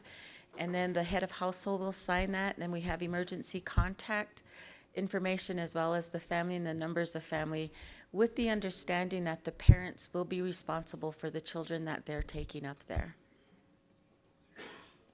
Well, that's great. Those are some great ideas. Yeah, I guess I don't know if we'd like vote on it or not, but if people would be okay with taking the sign-in sheets, and we could create a mailing list from that. I think there might already be one. I'm not included on it, so I'm not sure. And then, you know, we could share everybody could share all their information with everybody. Yeah, we should. Cordelia, don't we have a list already?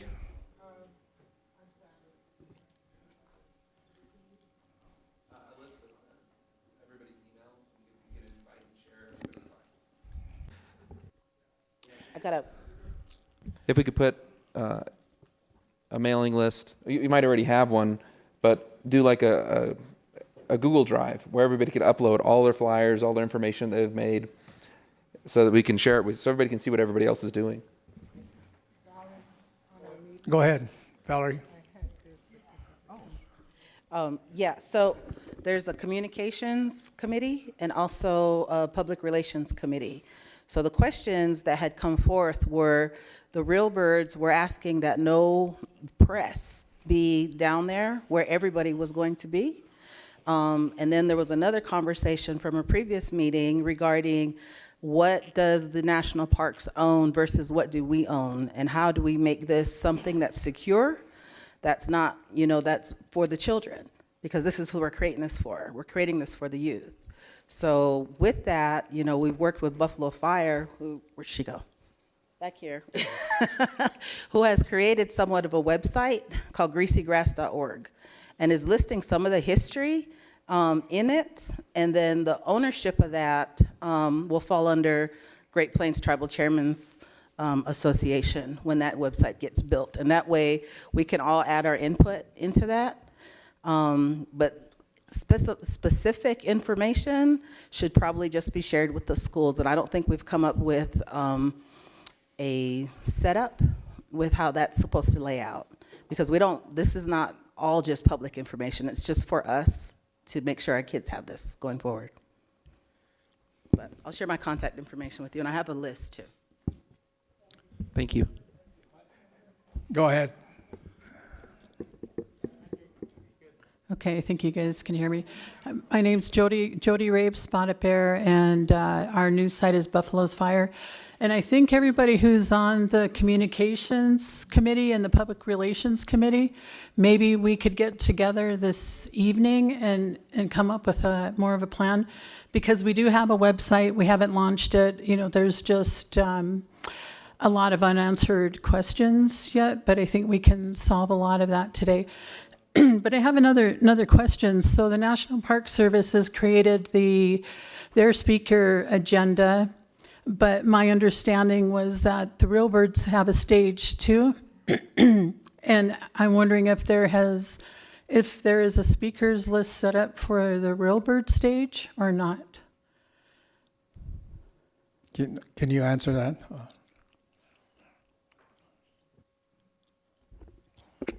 So far, all we have scheduled for the stage is Eugene Littlecout's equine therapy sessions on the 23rd and 24th.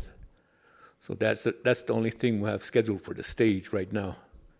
But it'll be available for activities starting. We'll be ready to go on the Tuesday, 23rd, 24th, yeah, and 25th. So Thursday. All those days, we only got one event scheduled so far for the stage. Real quick, Mr. Robert, I think that was the last meeting was one of the former chairmen was saying that, well, I wonder if you can ask the Real Birds if we can, chase their actors around the battlefield up the hill.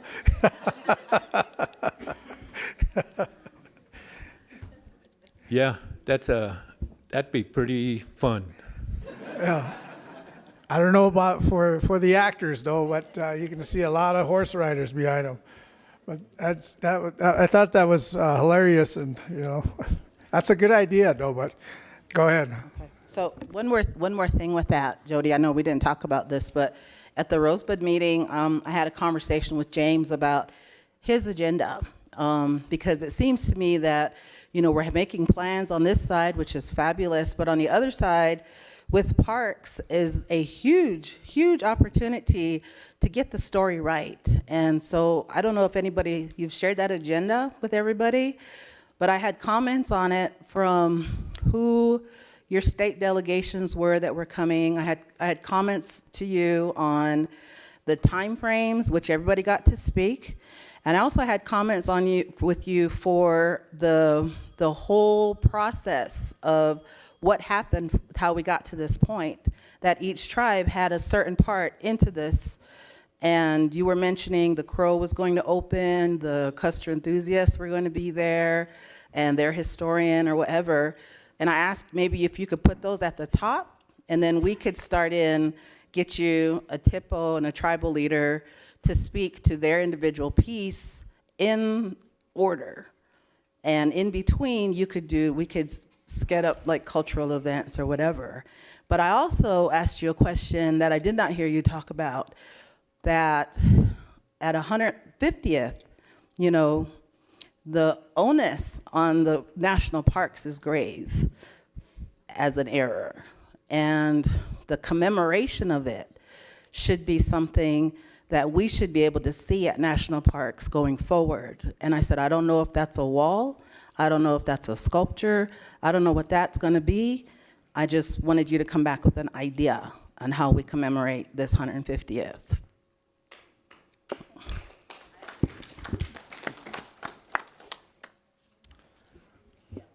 Yeah, so to answer those kind of couple questions there, I got a chance when we were in Rosebud to speak with Valerie, and one of my biggest concerns kind of going forward at that time was how we could handle the agenda.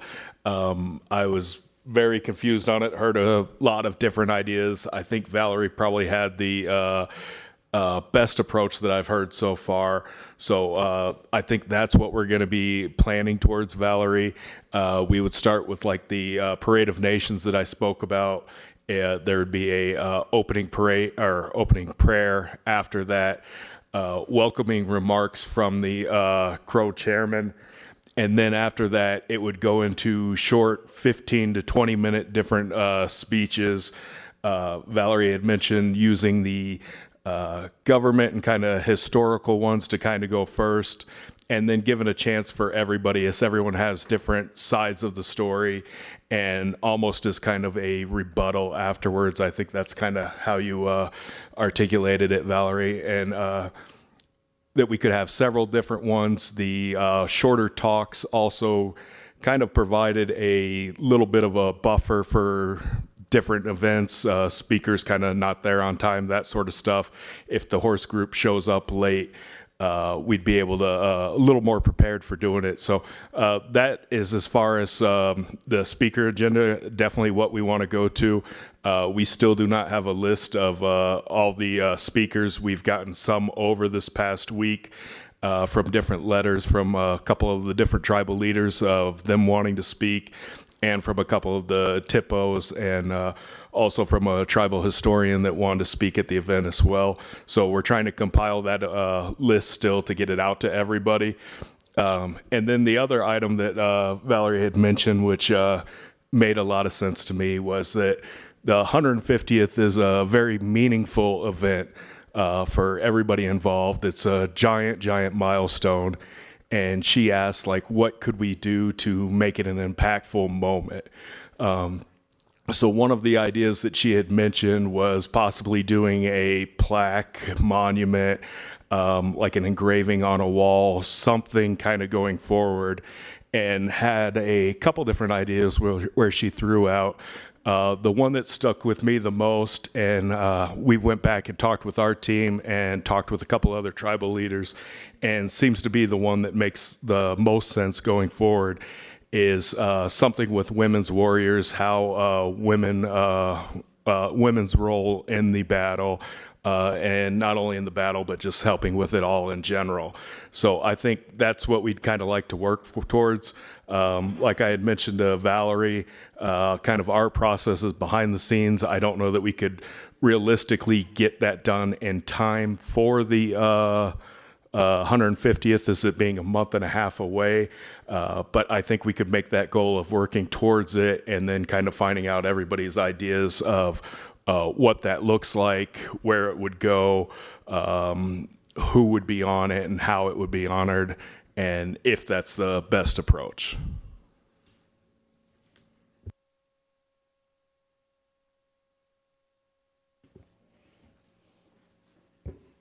Oh, go ahead. I didn't see you. Good afternoon, everybody. Trina Lone Hill, Oglala Sioux Tribe, Oglala Lakota Nation.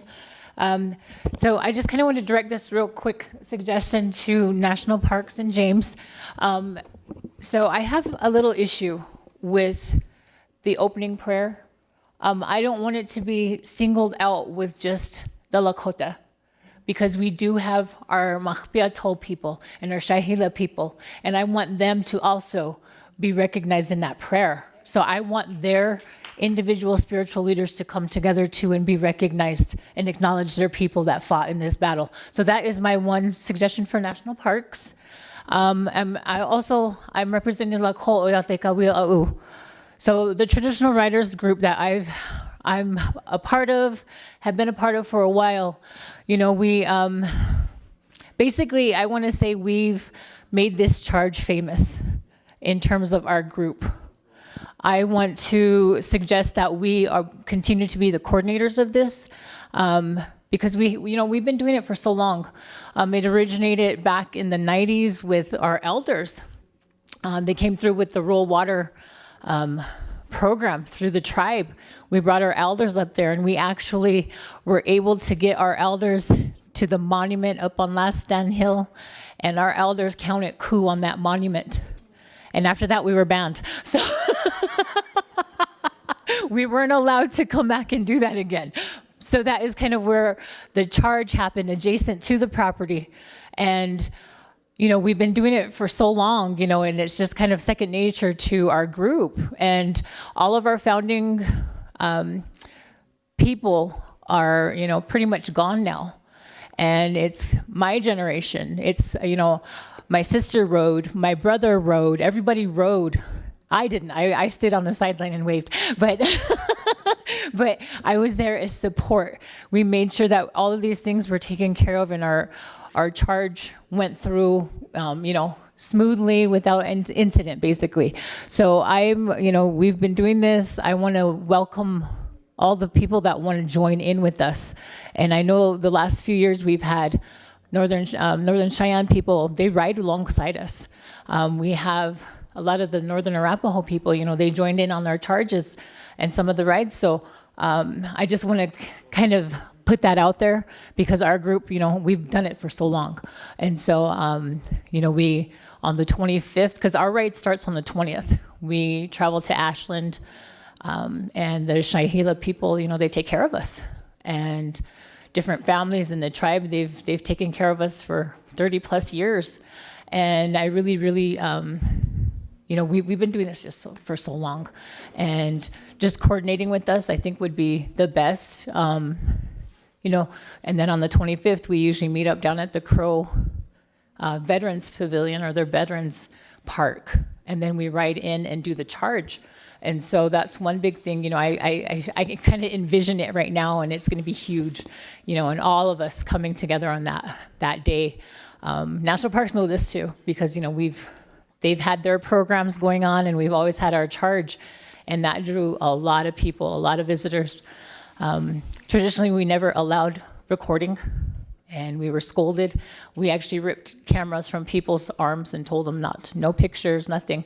But anymore, it's not like that. We have drones and people coming through like that. But, you know, our organizers didn't allow that to begin with. But I just want to put that out there, that we remain coordinators on this, and, you know, come to us. I have William Shorty Brewer as one of the coordinators, Wendell Yellow Bull. Those are kind of our elders of that organizing group now, so. Yeah, and you bring a good point there, because if you talk to Orville and them, they'll be coming a different direction and things like that. We can't all ride in on the same route, and that's because we do have some people who want to start from the encampment and run across the river. So we'll have to figure that out. We can't make that decision here. But we got to get those people talking. So hopefully by the next planning meeting, we can bring that to the table. Get those horse group leaders here to the table, so we can coordinate a route or a couple routes, or however routes, whoever's gonna ride in from where. Well, encampment, whether it be from 212 or somewhere along the river or the encampment. Those are the 3 locations that I'm aware of that riders will be coming in on. But the thing is, we'll all end up along 212 coming in close to the battlefield site. So we have to coordinate that, and I think we need to meet with James on that too, to see what the concerns of the Park Service. Is it possible if we can cross, or I don't know, cross or what? But I think that's private land, a lot of these routes. So we'll have to see what they're asking. Go ahead. Mr. President. Okay. Mr. President. Allison Sage. Go ahead, and then. On the ride, we had 80 horses last year to charge that hill, and this year we'll probably have 200 horses. And so we'll have to look at the map. On the north side, there's tribal land, and a little further east, there's tribal land. And like this lady said that they used to go up to the monument, but they built a fence now, so we can't go there. But so that little triangle there off of 212, just north of the park, I'm not sure if it definitely won't house people to park there. There's about maybe 40 cars that park on the side hill and then along the highway there. And if you got 200 riders, then they'll probably have to go on the other side or find another route. And with everybody coming on the same day, we need to definitely look at the schematics and the land and figure out where we're gonna go or how we're gonna do that. So maybe when you meet with the president of the Crow, we can look at some of their land north of the 212. Just a suggestion. Thank you for that. Those are the kind of things we have to look at as far as traffic control. So I appreciate that suggestion. Okay, so I also have one more. I'm sorry. Oh, okay. And then. Yeah, ahead. I want to say that I've been attending these planning meetings since last fall. And one thing that has not changed in like the last 5 months or so is the agenda.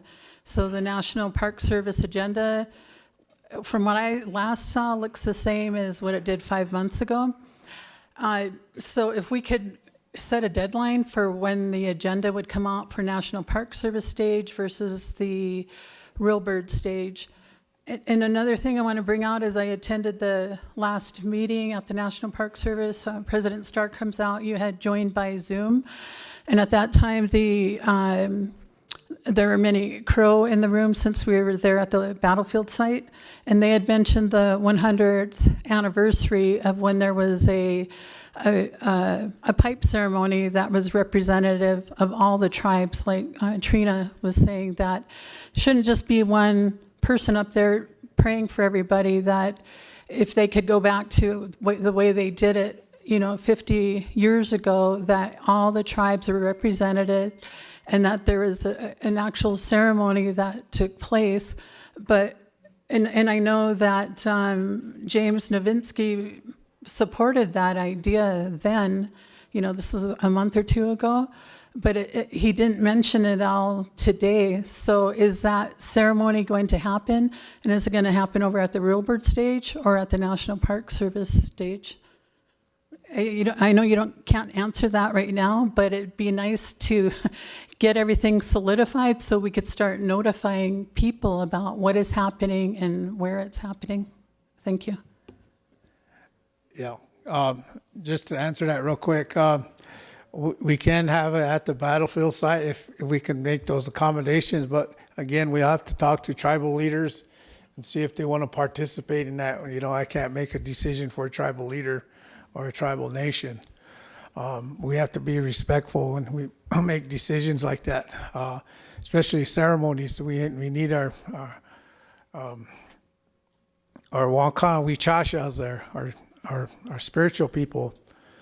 That's what I'd like to see it when these things happen, to perform those ceremonies, and we'll have to go back and ibagi them and see if they can participate.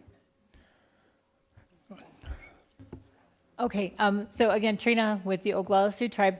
Anyways, I'm mobility impaired, and Pejisla is not kind to people like me.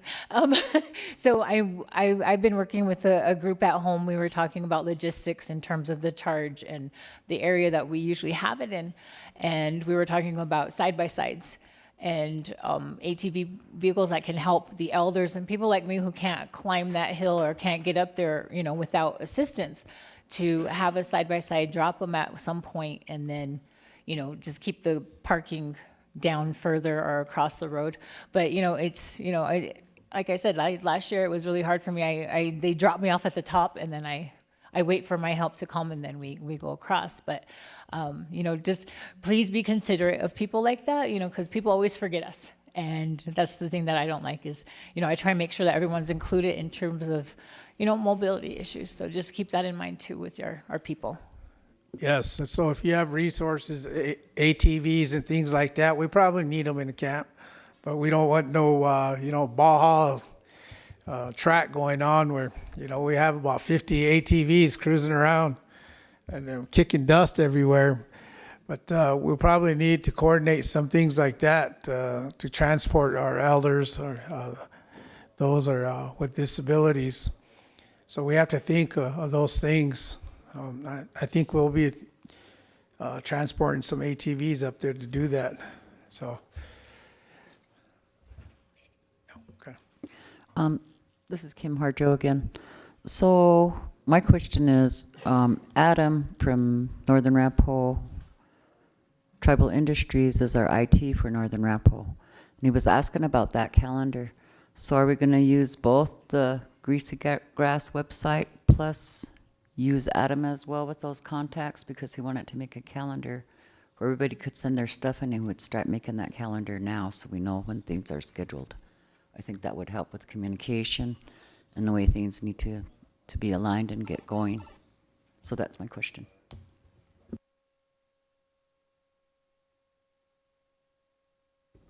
We're going to meet this evening, try to solidify some of that stuff. Okay. Okay.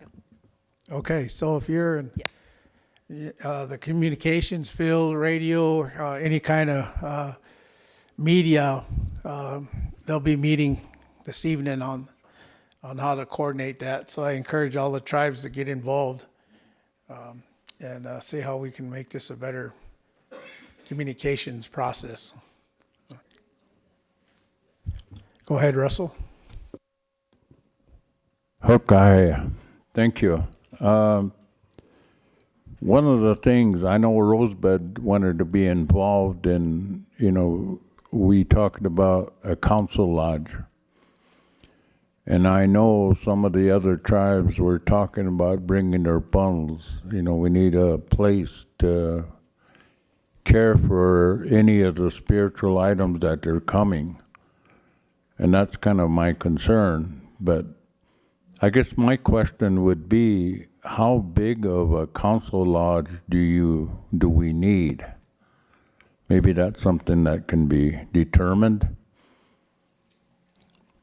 And again, reiterating, I know I tell our people, well, we're gonna have porta potties there on behalf of the Northern Cheyenne, I believe.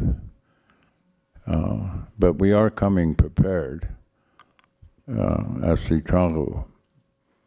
But that's the only thing that really,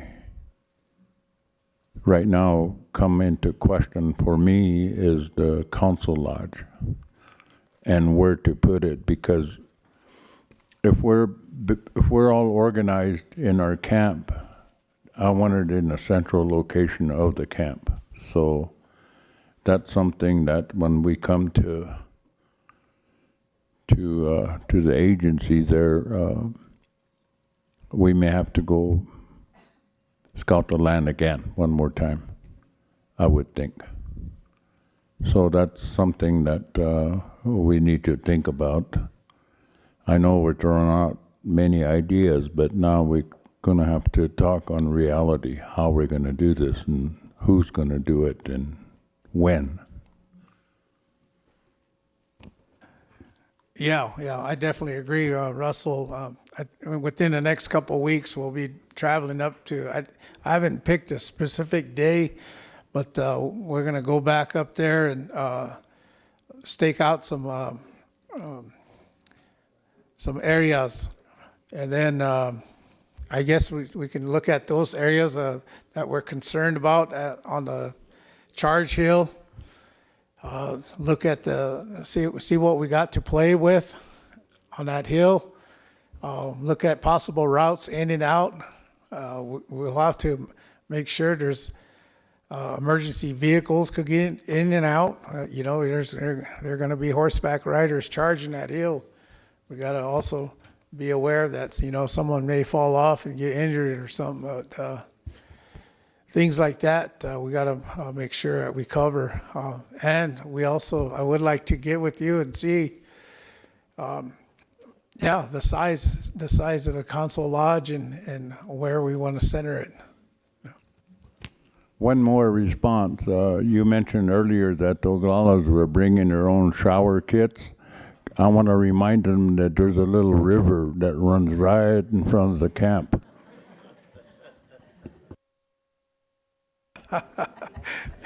Yeah.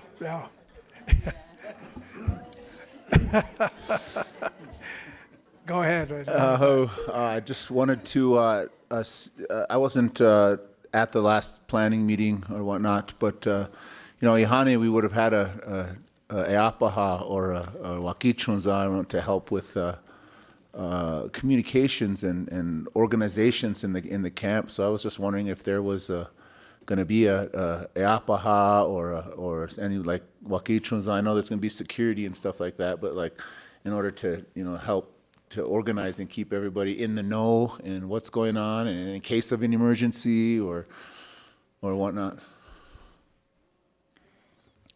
We talked about the command center last meeting at in Rosebud. We talked about setting up a command center. I do know Oglala Sioux Tribe is also going to travel up there and scout out the area, and we're going to utilize some of our equipment to make that happen and coordinate with, see how we can coordinate with the EMS services, things like that, in case should something happen, we have some kind of communication. And we got a new head security guy right here, Mr. One Feather. And I was just wondering also, like at the event, like if there's going to be, was it going to guy walking around with a bullhorn, or how that, how things are going to go. I know there's going to be a set agenda on a piece of paper or whatnot, but somebody like the sound system or somebody that's going to MC the whole event or whatnot. Oh yeah. Like a Yapaha or what like that. That sounded like a nomination to me, huh?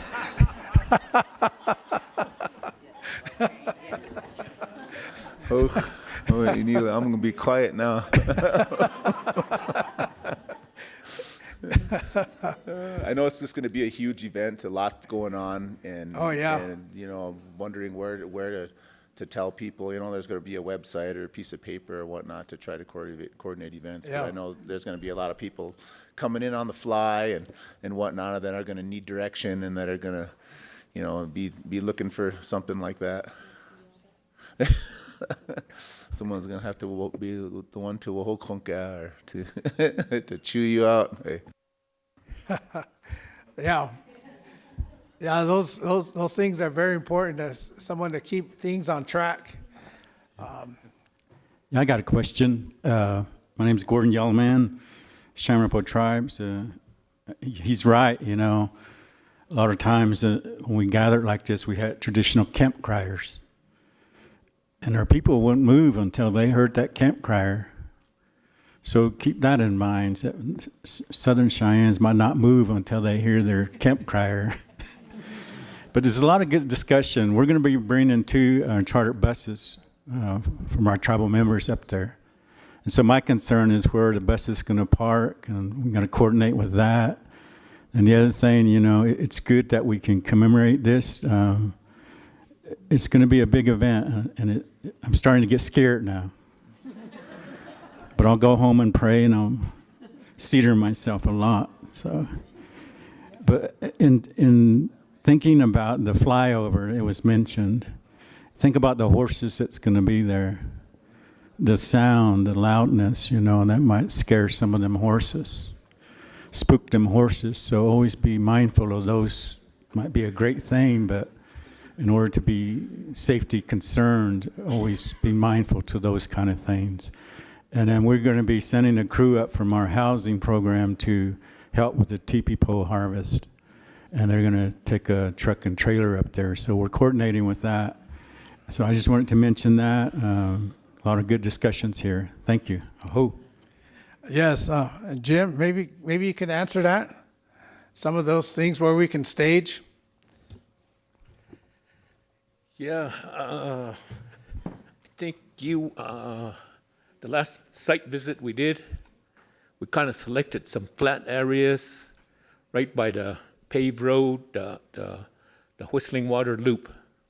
So that road is paved, and right off of there, I think we got about 35 acres of flat land. We can park buses, extra equipment, water tanks, whatever. Then the camp will be a little bit further in. So some of the, we're kind of working on the road right now, but I don't think we want to take the buses all the way to the camp.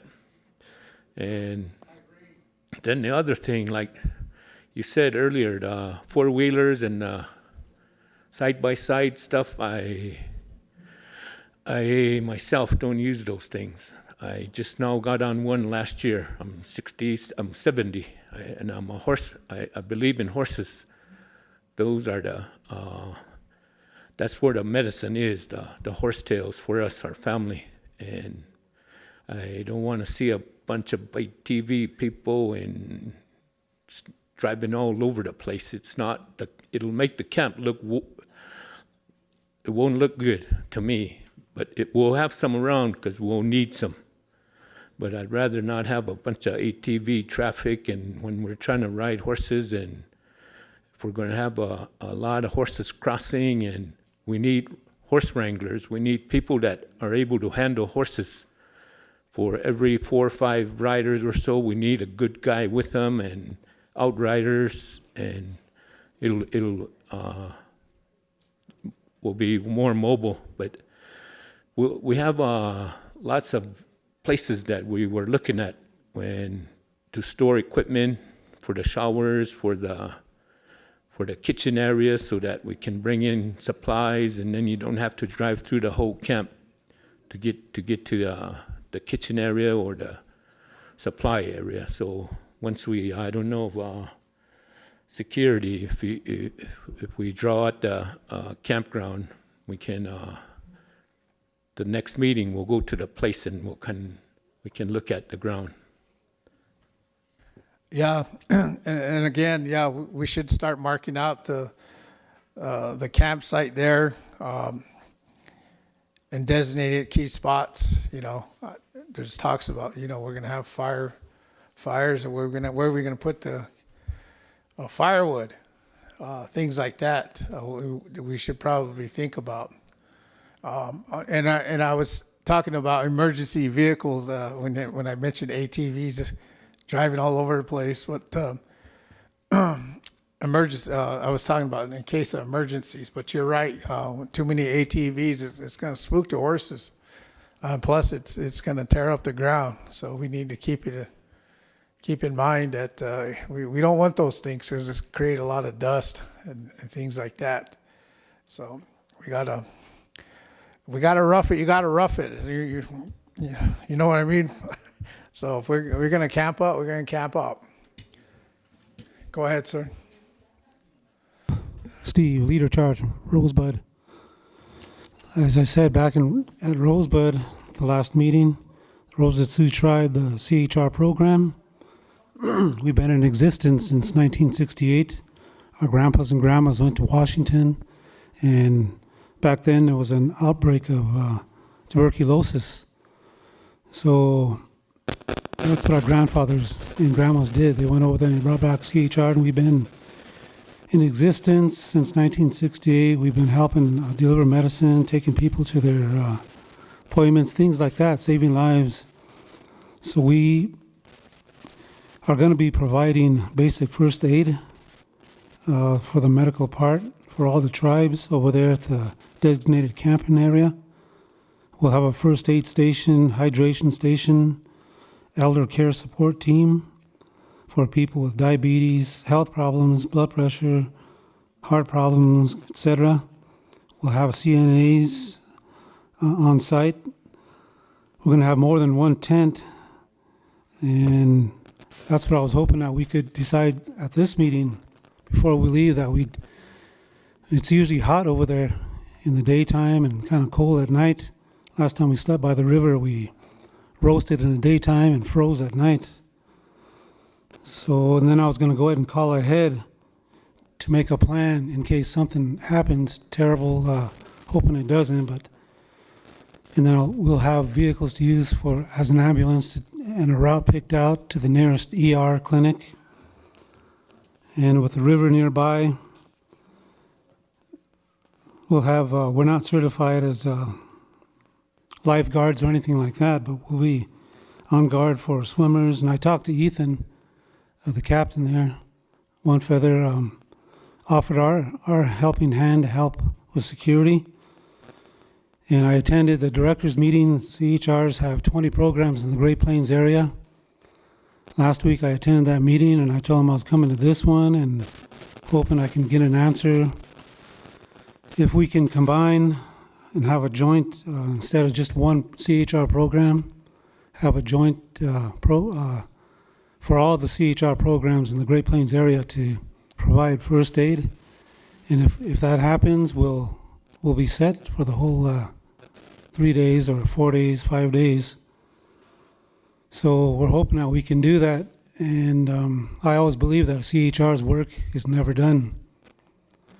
Well, like me, I'm a quality assurance / generalist / director / supervisor, so I get calls 24/7 on my phone, and I love my job.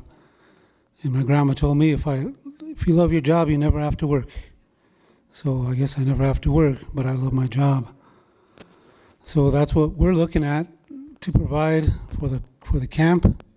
In the beginning, we thought it would be just for Rosebud, but we're hoping it could be for all the tribes.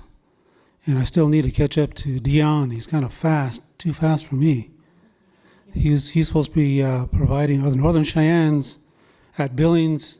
I heard they were going to have 2 tents there, first aid. So I need to get together with him, and we can coordinate that, basic first aid stuff. We have pretty much everything already set in place. Rosebud, we're just minus a few extra medical supplies like bandages, albuterol, stuff that sold over the counter because we can't prescribe any kind of medication. So yeah, we're ready to start today if we had to, but we'd like to go over there when the time comes to select an area for the camps, specific camps. Like for us, the first aid, I'm hoping we can get right along the river there, because like I said, it's usually hot there in the daytime, that time of year. You know, somebody gets heat exhaustion or that, stuff like that. Plus, we can keep an eye on the kids swimming in the river. CHRs are always thought of people with many hats, have to be doctors, counselors. They look at us as jack of all trades, back in Rosebud anyway. And being the CHR, Great Plains Area CHR Association president for the 7 years, it happens like that on the other reservations too.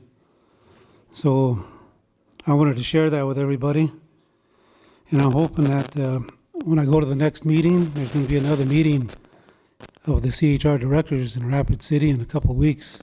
I'm hoping I can take that answer to them where we can have a joint 20 programs of CHRs at the designated camping area. So I'm hoping that's a yes for us. And then I had some other people that we were going to take too. They're interns from, in Rosebud, there's a Boston medical team that come and they've been there for the last, 10 plus years. And they provide health in the medical field. But there's 3 interns from Boston. And they're like I introduced them earlier, and they're really, really good to work with. And I know 150 years ago, our skin color, our natives, and the Oshitus were enemies. Today, it's not like that. So we're going to work together. I was going to ask them if they could use their mic and explain to you guys what they'll be providing over there as well. Because we do have a big mobile unit that we can use too. It provides some technical stuff in there, but I'll go ahead and turn it over to Vance. He can explain what they'll do over there as far as helping the CHRs. Go ahead, Vance. Hello. Yep. My name is Vance. Introduced myself earlier. This is Caitlin and Shreya, who I'm with as well. Yeah, we're excited. We have a mobile unit. It has 2 clinical rooms, so we'll be coming with a doctor and a nurse practitioner as well. Our mobile unit, as long as we bring enough gas, we'll have an AC as well, so that might help with some of the challenges with heat exhaustion.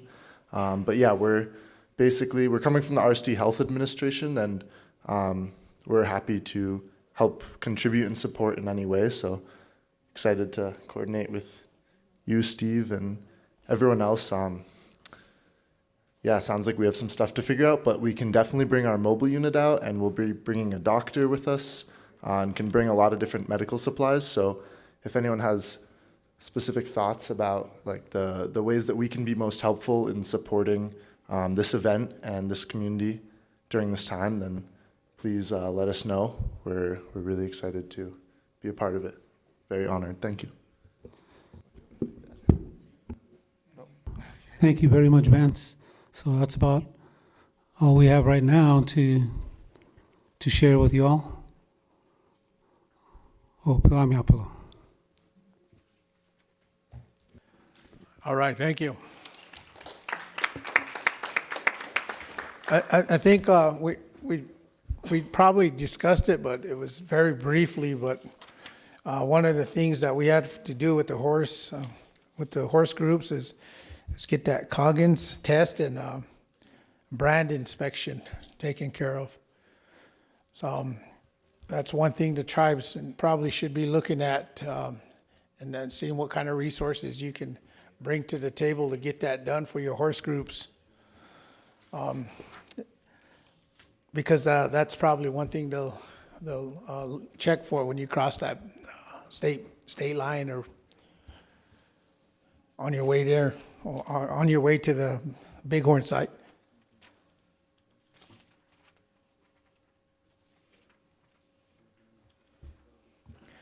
And I think, was there any other questions? No? Wow. You guys, we're probably pretty good, or you guys are just tired. Sweat location? Yeah. Oh, yes. There'll be a sweat tonight at the Arapaho Buffalo Ranch. Or is it tomorrow? Oh, it's tonight. So if you want the address, it's 1603 Blue Sky Highway, Johnstown. So fire's going. All right. For those of you who are going to sweat tonight, I think I'm going to go. I think I need to wipe off in a good way. So if you're going to Inipi tonight, Sweat Lodge, it'll be going down at 6 p.m.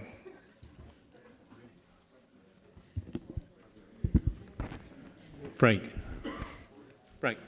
Oh, over here. yeah, go ahead. Jim. So maybe somebody in a committee can get a sign-up sheet for horses to rent at Crow.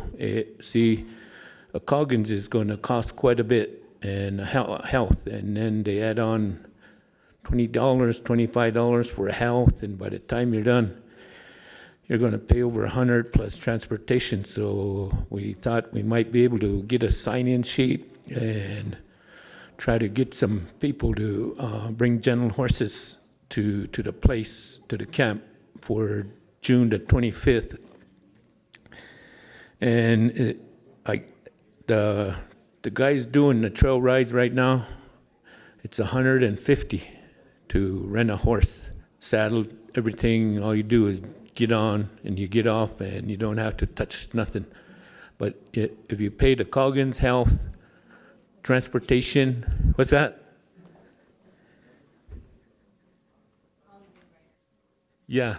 So we can start a sign-in sheet for people that might want to do that way instead of doing all that other stuff, transporting. And I think if we can put the word out in Crow that we're going to need horses on the 25th at a certain time.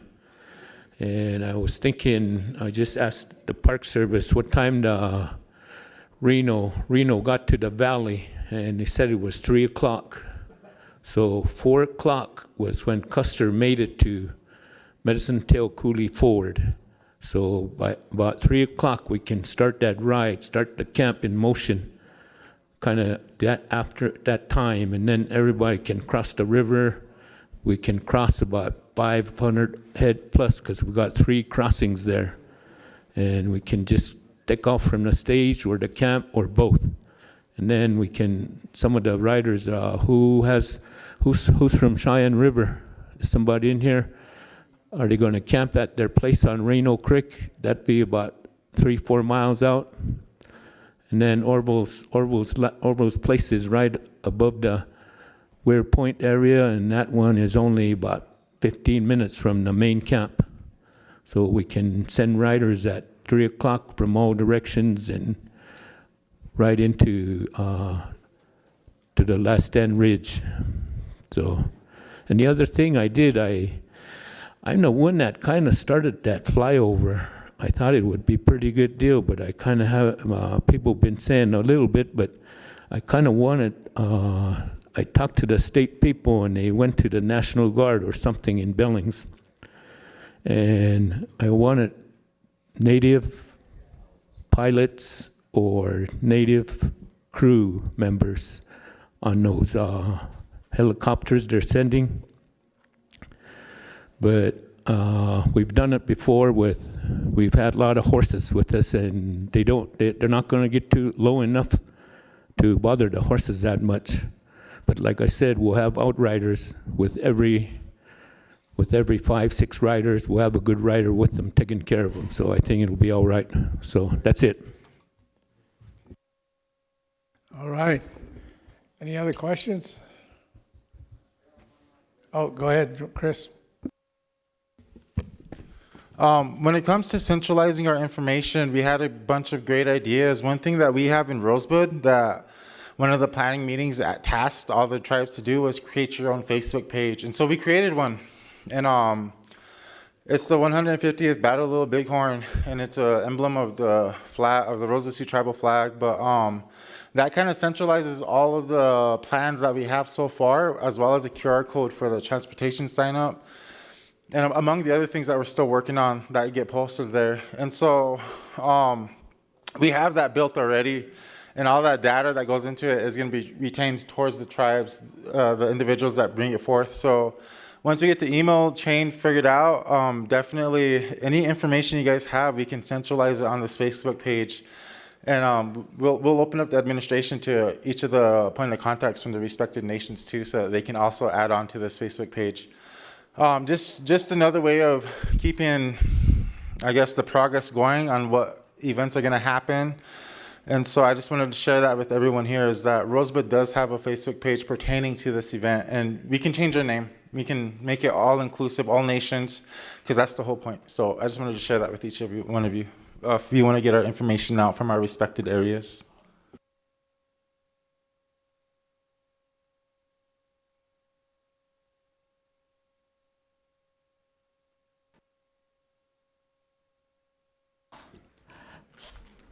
Yeah, hello, just a quick note before, right here, Jody.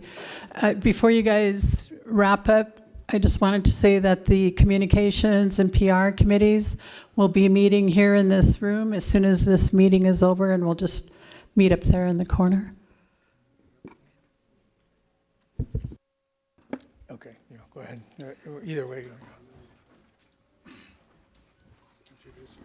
Hamitakepe, we chunk people on the with you, Sinamakepe. My relatives, it's real good to be here in this planning stages of this great event. Many things that go through the planning, and every aspect of it got to be looked at and looked after in a good way. And the land that Kuda over here is loaning to people. I was on a ride for 4 years, and every time we'd camp,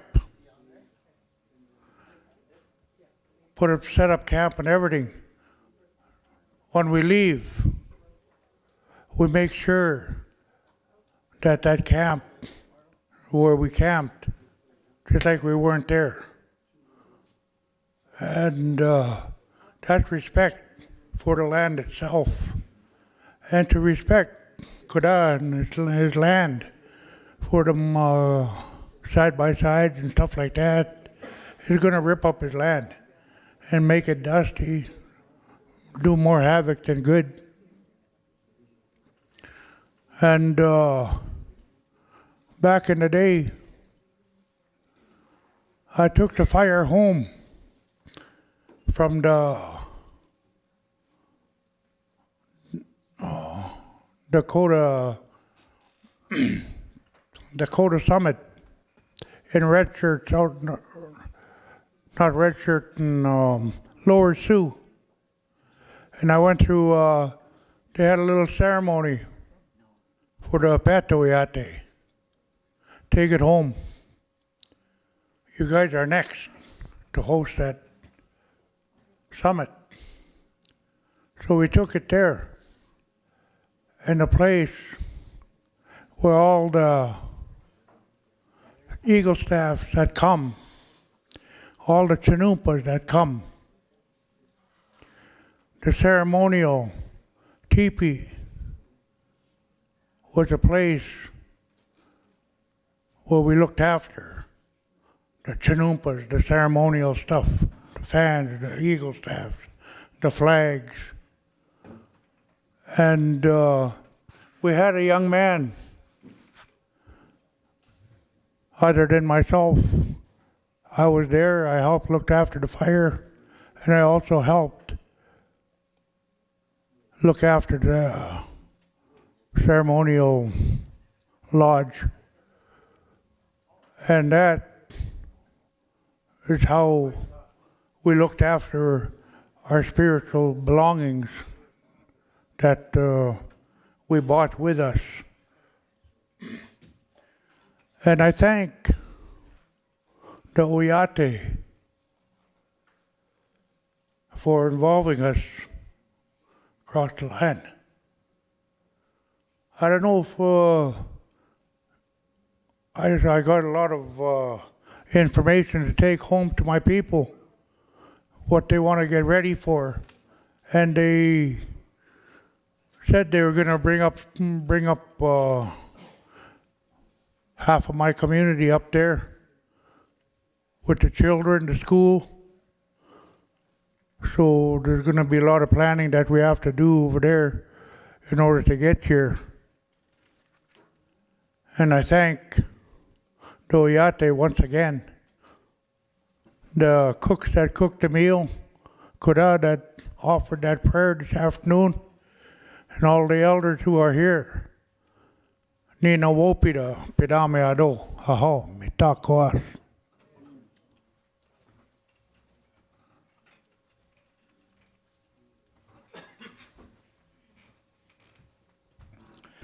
Okay, so we're going to end it in the meeting here, or pause it for here, and then we'll resume in the morning.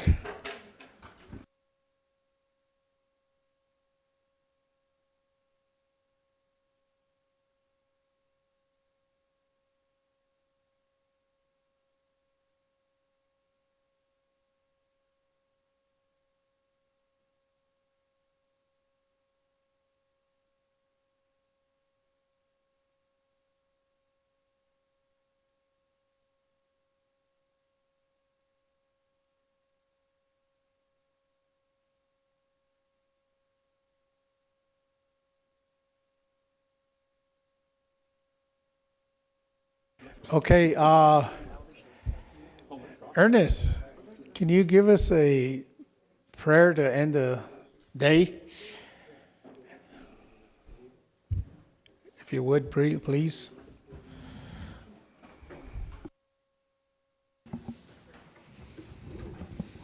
Yeah, sure.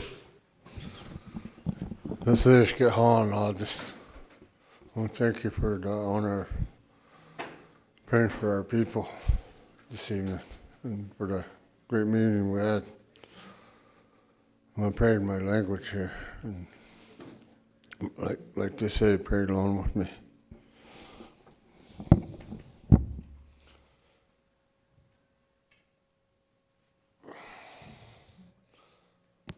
Oh, my. Wat is man is is wat te ko. Zo dat men non dat ze de man is. Wat. Per de teksten en de ze man is het. Ja, schem hij. Per stan heeft spoom te zei zo stan heeft bewees nee is wat dat te ko is wat men non maakt het maar het is wat. Zo ik ze dan hij. Wat kunnen de hoe is. Wat dat gewoon chef, wat de men daar. Waar assistent wat daar we nood en permit, maar nog maar zijn dat zo. De meer dat ze gewoon hebben boom het, de je met dat doet. Wat dat gewoon chef maar.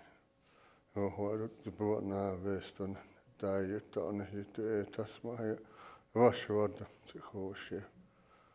Wat de men daar hebben de met dat doet gewoon chef aan het doen het was dan nergens maar. Wat dat gewoon wees gewoon dus en als moet we staan dan en dan onze woorden dat ze gewoon maar wees gewoon dus ja chef. Oh, Wopila, thank you. So again, if you want to come and pray, they're having Sweat Lodge tonight at 6 p.m. The address, I'm not sure where the address went to again. But we'll resume again tomorrow at 9 a.m. Yeah. It's at 4, and then there's the address. Okay. Oh, there it is. Okay. So 1603 Blue Sky Highway. Johnstown. Buffalo Ranch at 4. Buffalo Ranch. It's at 4? Oh, okay, the flyer says 4. Okay. 4 p.m. 4 p.m. As I was, it's 4 p.m. if you're going to Sweat Lodge.